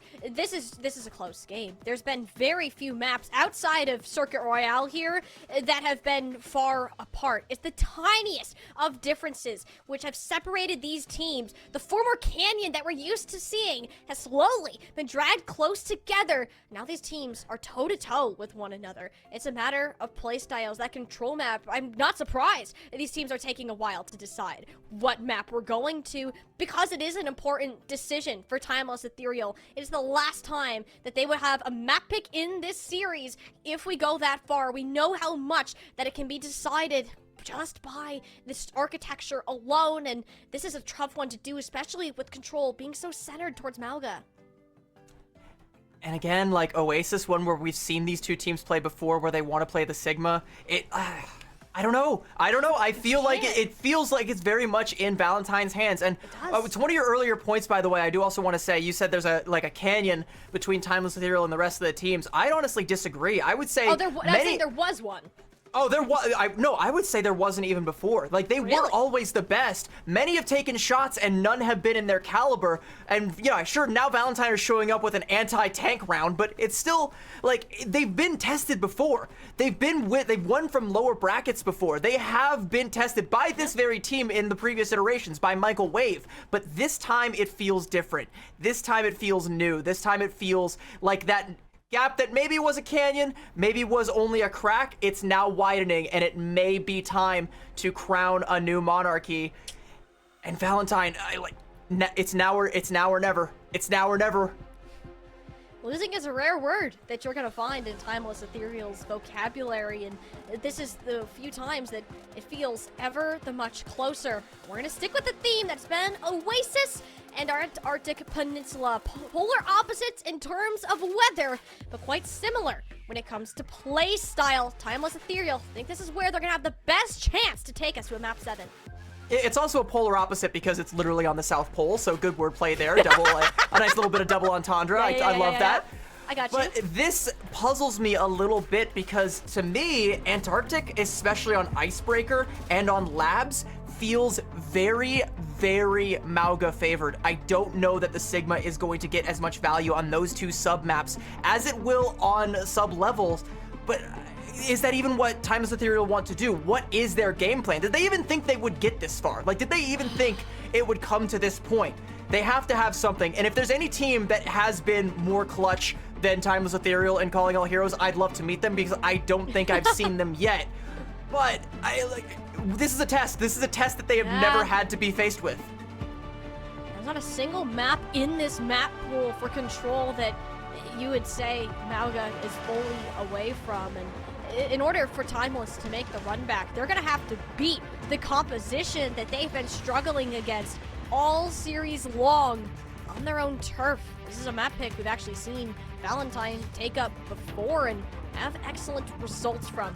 We're assuming that Kindred is going to make a return into the lineup, just given the required flexibility for some of these certain points, but if you're Valentine, I'd imagine that confidence is sailing through the roof. Well, we're going to have to see just how confident they feel, and for that matter, how confident Timeless Ethereal feels, because I imagine this being uncharted territory for them, They can't be feeling as confident as their usual selves, and especially looking at the map selection. We're starting it off on Labs. And again, this is one of the ones that I thought, I hypothesize is going to be a little bit more Mauga favored. You can maybe get away with the Sigma if you try and leverage this high ground that is very easy to access and very easy to hold, but it's not a very oppressive high ground. It's not the most damning if you aren't able to capture it. And if you're able to just hold position on the point, or even better, just walk up with the Mauga and force the enemy off of it, you're golden. And Timeless Ethereal, I think they know that as well. They're going to go for the Mauga mirror, and this doesn't look good for them. Historically, throughout this series, Valentine have gotten the better of every Mauga mirror, and now Timeless Ethereal are banking their whole future, and if they're ever going to beat this composition, it being right now. It's gonna be a rough battle through and through. Mirror comps, except for Z's and AJMR, Baptiste Kiriko respectively. Timeless like to have this more drawn-out fight. We've actually seen these roles split, as a matter of fact, but Valentine have liked AJMR more on this Kiriko as of late. Battle for the high ground, what we're typically used to seeing on Labs, but instead it will be Timeless Ethereal, Bun, Z's, rotating more towards this objective, making Valentine come to them, forcing that gap to be closed eventually, which isn't a terrible idea as long as you're careful of Whip's crosshair placement. Eventually, they'll be Kindred making their way over to the objective, but she's finding herself straight to face with Sniper. Immortality Field is out, and that's sustain that Kindred simply doesn't have. She's back on the corner for AJMR, but Sniper doesn't do the same, and surely gonna regret that choice. Kindred now in there deep. It doesn't take much to send the rest of Timeless Ethereal back to spawn. And look where Wisps is standing that whole time. I don't even think they had to touch their keyboard. It was just mouse right there the whole time. And I like the positioning that Timeless Ethereal went for, where they try and bait Valentine in and then set up that crossfire from the other high ground with Bun back there. The problem is that only works if you can cap the point first, and Timeless Ethereal didn't do that. Valentine got their feet on the on the point in time to stop that from coming through, and then dealt all the damage, killed off Sniper, and suddenly Timeless Ethereal can't hold. And this is a problem. The difference in the sound barrier charge is immaculate. Wicca is great for taking that advantage early on. The amplification matrix isn't enough to stop full support ult. Surely it isn't. AJMR putting in significant chunks of damage, forcing everyone back, but lives on 7 HP. Are the risky territory for the Kiriko. And it's about to be more World of Hurt. Zero Zoe, that's the blade unleashed. That's one. Putting more damage in onto the tank, and realistically, all Valentine has to do, an expensive fight, but one Timeless, mirrored as well. It honestly doesn't even feel like it's that expensive, because they're still gonna have the CAH fight, they're still gonna have the Deadeye. Yeah. Timeless Ethereal can win this next fight, sure, but they're going to have to spend just as much in order to do it, if not more so, because they're playing into this positioning. Kindred with that CAH fight can lurk wherever she wants, spring the trap whenever she wants, and you just gotta wait for Sniper to build up to theirs, and that's gonna take time. Valentine, after this, will be at one fight territory, whether they win or whether they lose. Kindred has the option. She's not going to let Sniper build up to this cage fight. That's the trigger pulled early. Both Deadeyes, but one has a shield in their face that favors them. That's it. Mega time it comes up, but no! It's the Deadeyes lining up the kill feed. Only a few bodies remain standing, and it's Wicca and AJMR against the supports. A bloodbath on the objective, yet Valentine pulls through. And it's the high ground. Again, Wisp just pops the Deadeye from the high ground. Nobody even looks at them. And then they just go for potentially the biggest Deadeye of all time, rivaled only by Buns on the other side. It's a war of attrition, but Valentine narrowly come out ahead. And at 97%, yeah, we got the Torbjorn now, probably just to make this blade all the more difficult for Snozzler. Oh, and it works out too. Snozzler, you can't play into that. The extra damage that's chipped into Sniper, yeah, do not play in front of Wisp if you have anything to say about it. Sniper is down. No one can stand in Kindred pass at this point in the game. Timeless, it's just a burning overtime. Surely they run out of steam shortly. Valentine, they have the sound barrier, whereas Timeless, they're struggling for any scraps. CB, we knew it was going to be close, but Valentine are so confident on control on this Mauga comp, shutting out Timeless 100-0. They need one more point, and this Major 1 title is theirs. At the top of the show, I said Timeless Ethereal was a dynasty, perhaps the longest reigning and greatest dynasty that we have in Calling All Heroes. But the funny thing about dynasties is sooner or later, they all come crumbling to an end. And today may be the day that Timeless Ethereal's dynasty is closed. The chapter closed, written down in the history books, and Valentine become your new monarchy, and they are one sub-map away from doing it, and it's Icebreaker again, another Mauga favored one where Timeless Ethereal have to take this mirror. Valentine are not going to get a better chance than this, and I mean, honestly, they might, because they still have a little bit of wiggle room. Timeless Ethereal, on the other hand, are not going to get another chance to stop this pain train. They have to pull something out right now. They have to win this first fight and capture this point. First point, especially here on Icebreaker. They got unlucky with how the map selection has rolled out. It's not going to be easy for a comeback. We need shots like that from Snozlar in order to keep the dream alive, yet nothing stopped Kindred's momentum. These fights are always so all-in when it comes to these Mauga, Kiriko, Lucio styles, and it's been Zoe, it's been Wisp, who's had the greater value at the end of the day.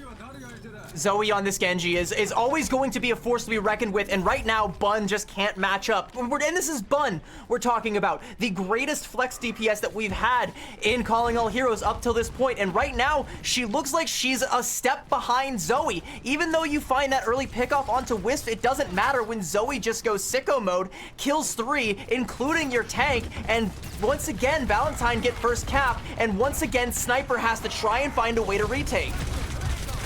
Can't move through. Wicca just keeps sending them one step backwards, and already has the soundbar online well before Halo does. Shouldn't even be needed. Timeless Ethereal's health bars are not in a great spot. They have no choice but to run through the hills.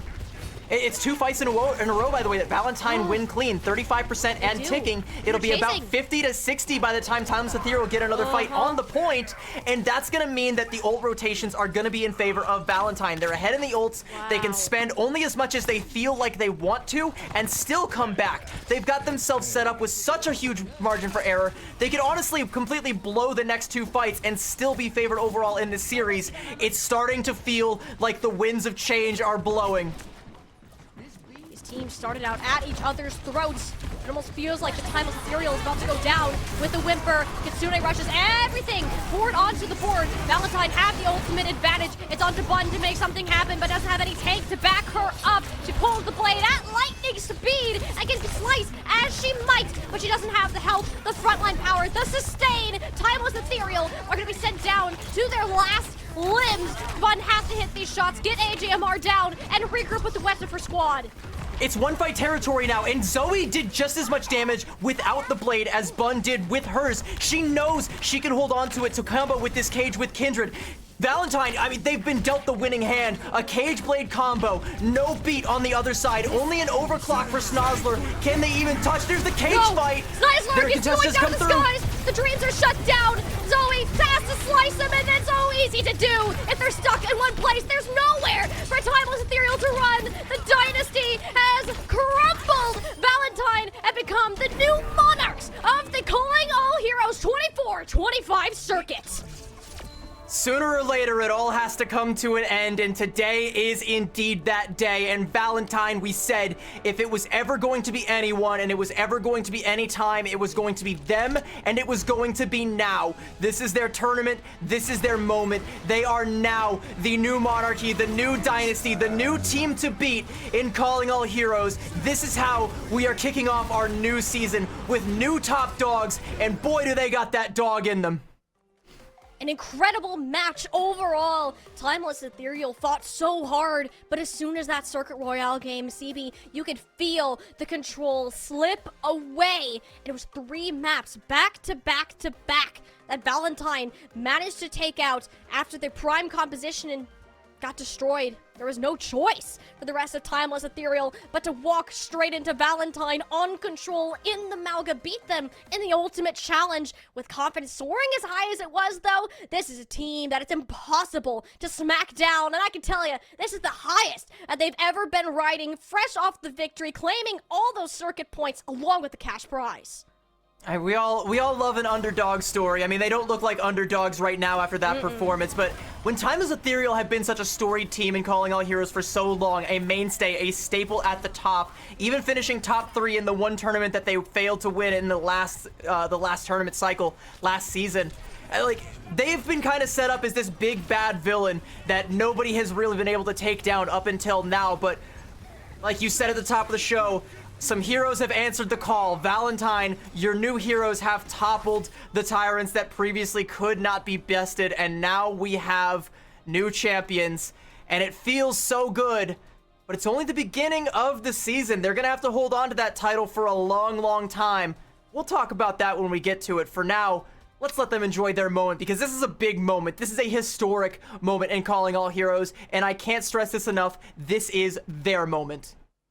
And Valentine, you and I, we've talked to both of them on several different occasions. We know how much this means to them and the amount of effort that Valentine have put into preparing for a team such as Timeless Ethereal. With these last-minute roster changes, some swaps going all around, they found their pieces. They made it work to the best possible level. And it's only fitting that Wisp was the one to really start putting the nail into the coffin, as we saw, was absolutely able to take over this series really just since the beginning, but highlighted on the Widowmaker. With this meta, as it continues to adjust, we have more heroes, more maps that are introduced to the style of play. CB, the joys of Overwatch, this idea of team adoption, it's never going to stop with Calling All Heroes.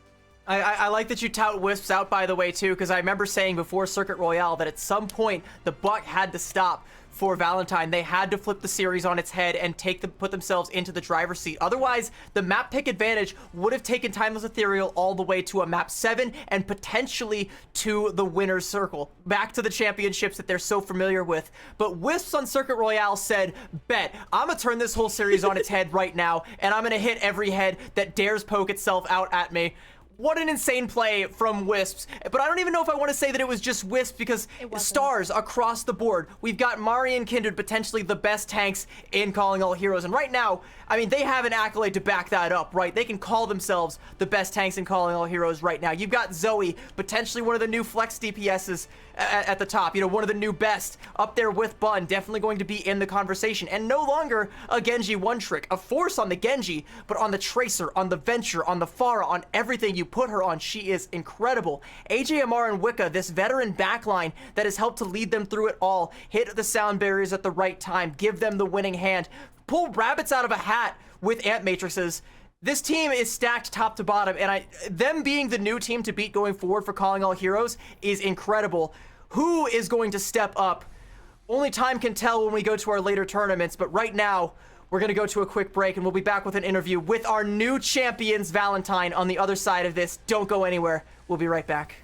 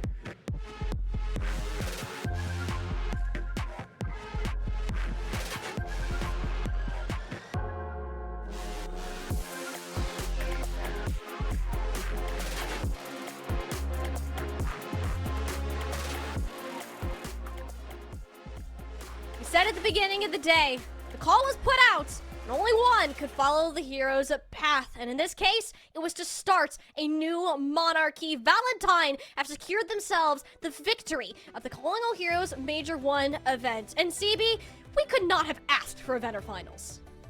I mean, maybe we could have asked for a little better. Like, maybe we could have gone to a map 7 and gotten the full map 7 banger. But I still think this is one of the best finals that we've had in all of Calling All Heroes history. And maybe that's recency bias because it literally just happened, but it's also we get to crown a new monarchy, we get to crown new champions in Valentine. We said it was going to be their tournament, and they proved that it definitely was, despite some setbacks, despite some hardship, despite some missteps, even along this last hurdle there, like you see Kindred not able to get all the way to the ground in time to contest. They bounced back just about as hard as anybody I've ever seen. They worked so hard to earn this victory, and they deserve to call themselves champions. And by the way, someone who usually catches strays on this stream, I want to give a shout out to Bad Pachimari, who actually predicted this correctly. I know, right? I like, normally he catches strays, but this time we're pouring honey on you. You got it this time. Valentine, they pull through. Not any thanks to you, of course. It was all them. It was them 100%, but I gotta give credit where it's due. Hey, the curse is finally broken, and Valentine reaping the rewards. And I gotta say, they have to be happy with their performance. Overall, it was incredibly consistent. We saw a lot of like big blurring, like red lights flashing. What the heck happened, Timeless? But it was not as much from Valentine. It was more of this consistent level where they were able to control the tempo against Timeless, force those major errors out. And of course, with just being disgusting on the Widowmaker, there's not much more that you can ask. Considering this is only the start of our upcoming circuit, Valentine, if they're looking as strong as they do now, don't get me wrong, their title isn't safe, but there's so much more that they can explore, and a large part of this has to do with these tanks, this front line that continue to lead the way. For Valentine, it is a pleasure to have our good friend Mari, who also shares my name, back up here on the desk for an interview. Congratulations, first of all, for winning out on the Valentine roster. You get that Calling All Heroes victory. You just tell me, how does all of that feel for you? Hi, thank you. I feel terrific. I'm so happy. Sorry, the joy in your voice just sent me there for a second. I was like, oh my god, I love this. I love you guys so much. I'm so happy you guys got the cast grand finals. Oh, we love you too. We love you too very deeply. Listen, I want to ask for you personally. I know it's been a very long road through the previous circuit. I know you've had like moments of self-doubt, moments of like, can we ever get this done? Now you have. How does it feel to have overcome your greatest challenge and now call yourselves a champion? I don't really have a lot of words. I'm sorry. I feel terrific. So I played with the same core, like me and AJMR primarily, and we've kind of swapped out bits and pieces. I haven't done an interview in like a year, I think, on CAH broadcast because I've said every time, save me for grand finals if we win. And wow. Now we're here, and I feel amazing. I'm sorry, I don't have words. But you said save me for grand finals. You should have been ready today. This was your tournament. Yeah. Yep.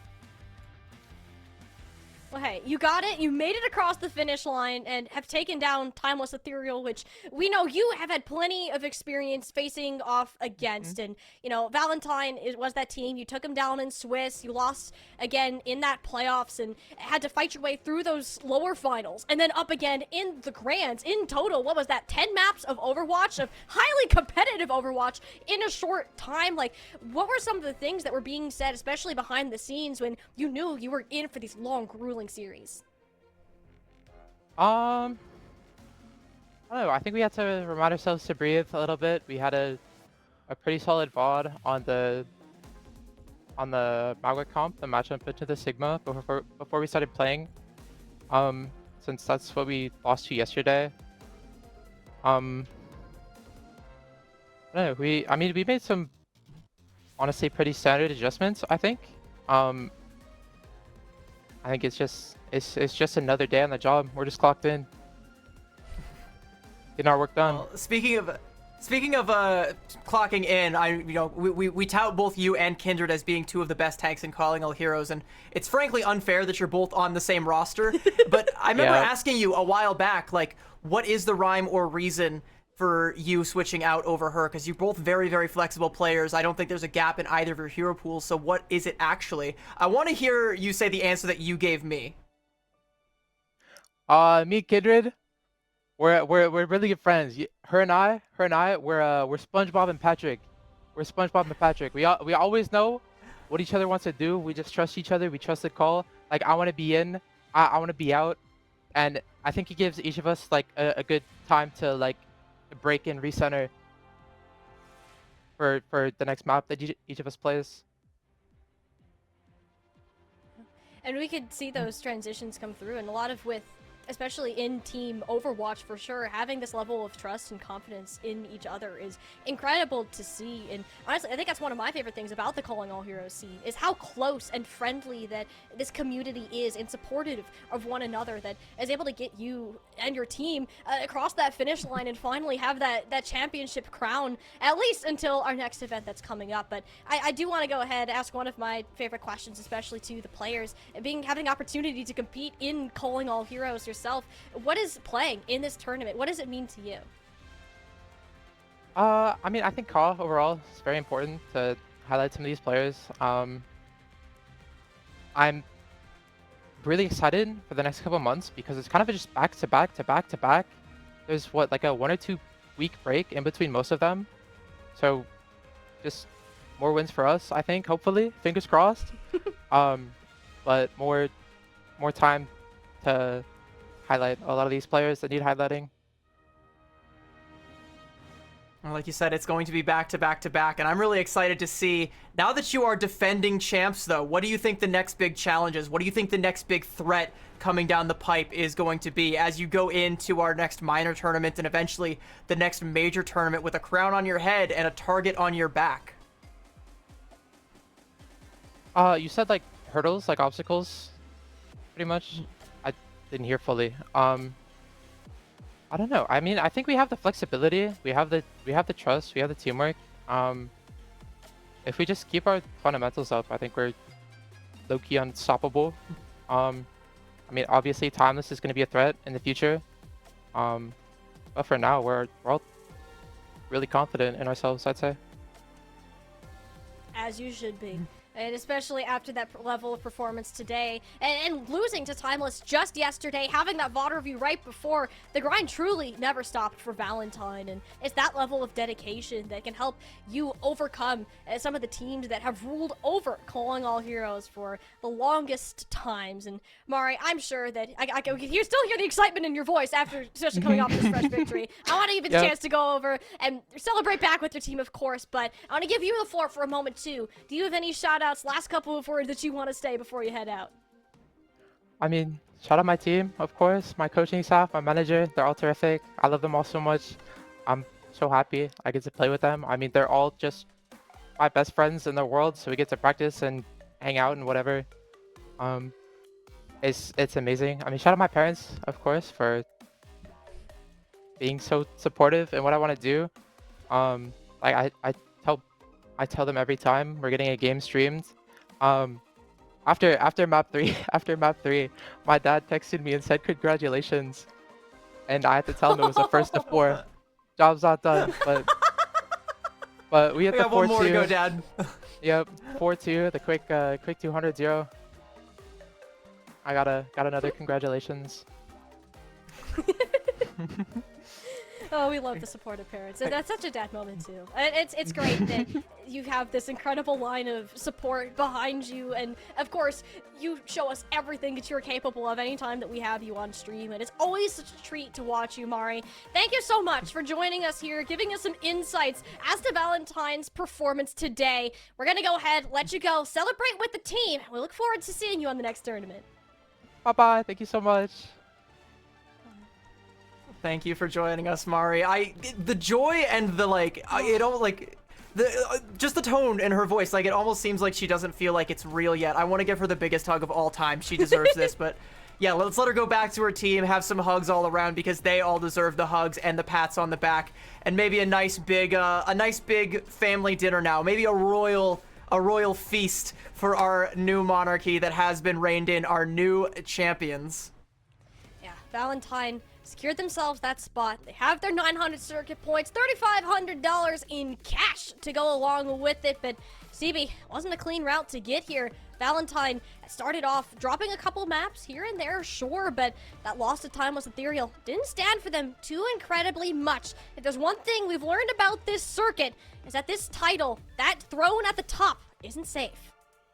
And at one point we thought it was, but we have definitely proved otherwise. Yeah, it's not safe at all. And like I said, Valentine now with crowns on their heads and targets on their backs as we go throughout the rest of the circuit. But if anyone's going to be able to beat them and take that throne back, I think Timeless Ethereal, you got to be looking at them making the salty run back, trying to bounce back heavy. You know that they're not going to take this one lying down. And we still got to be on the lookout for teams like YFP Pixies, who have all the star power in the world, all the aura in the world. They just need an accolade to tie it all together, and maybe in the future they can. In Arizaki, Erebus, so many of these other teams, Fable, like a long-standing story. So many more stories that are going to continue to be told throughout the entirety of this tournament cycle. And speaking of this tournament cycle, only the beginning. We got a minor tournament coming out here, just like Mari said, in a couple of weeks. You can go ahead and register for that right now. Sign up right now. Join the Calling All Heroes Discord. Get set up.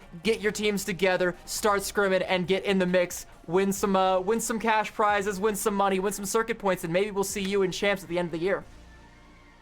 Again, only the beginning. We have at least 5 more events, not including the LCQ and Champs. The year is full of competitive Overwatch, full of Calling All Heroes. And CB, it's always a pleasure to have this environment to perform in. Thank you so much to Radiant for all of their incredible work. The observers, production, admin, moderators, you name it. Radiant has been excellent to have the opportunity for these broadcasts, highlighting these players. And as always, CB, it's a pleasure to work with you here on this broadcast and show everyone the community that we love so much.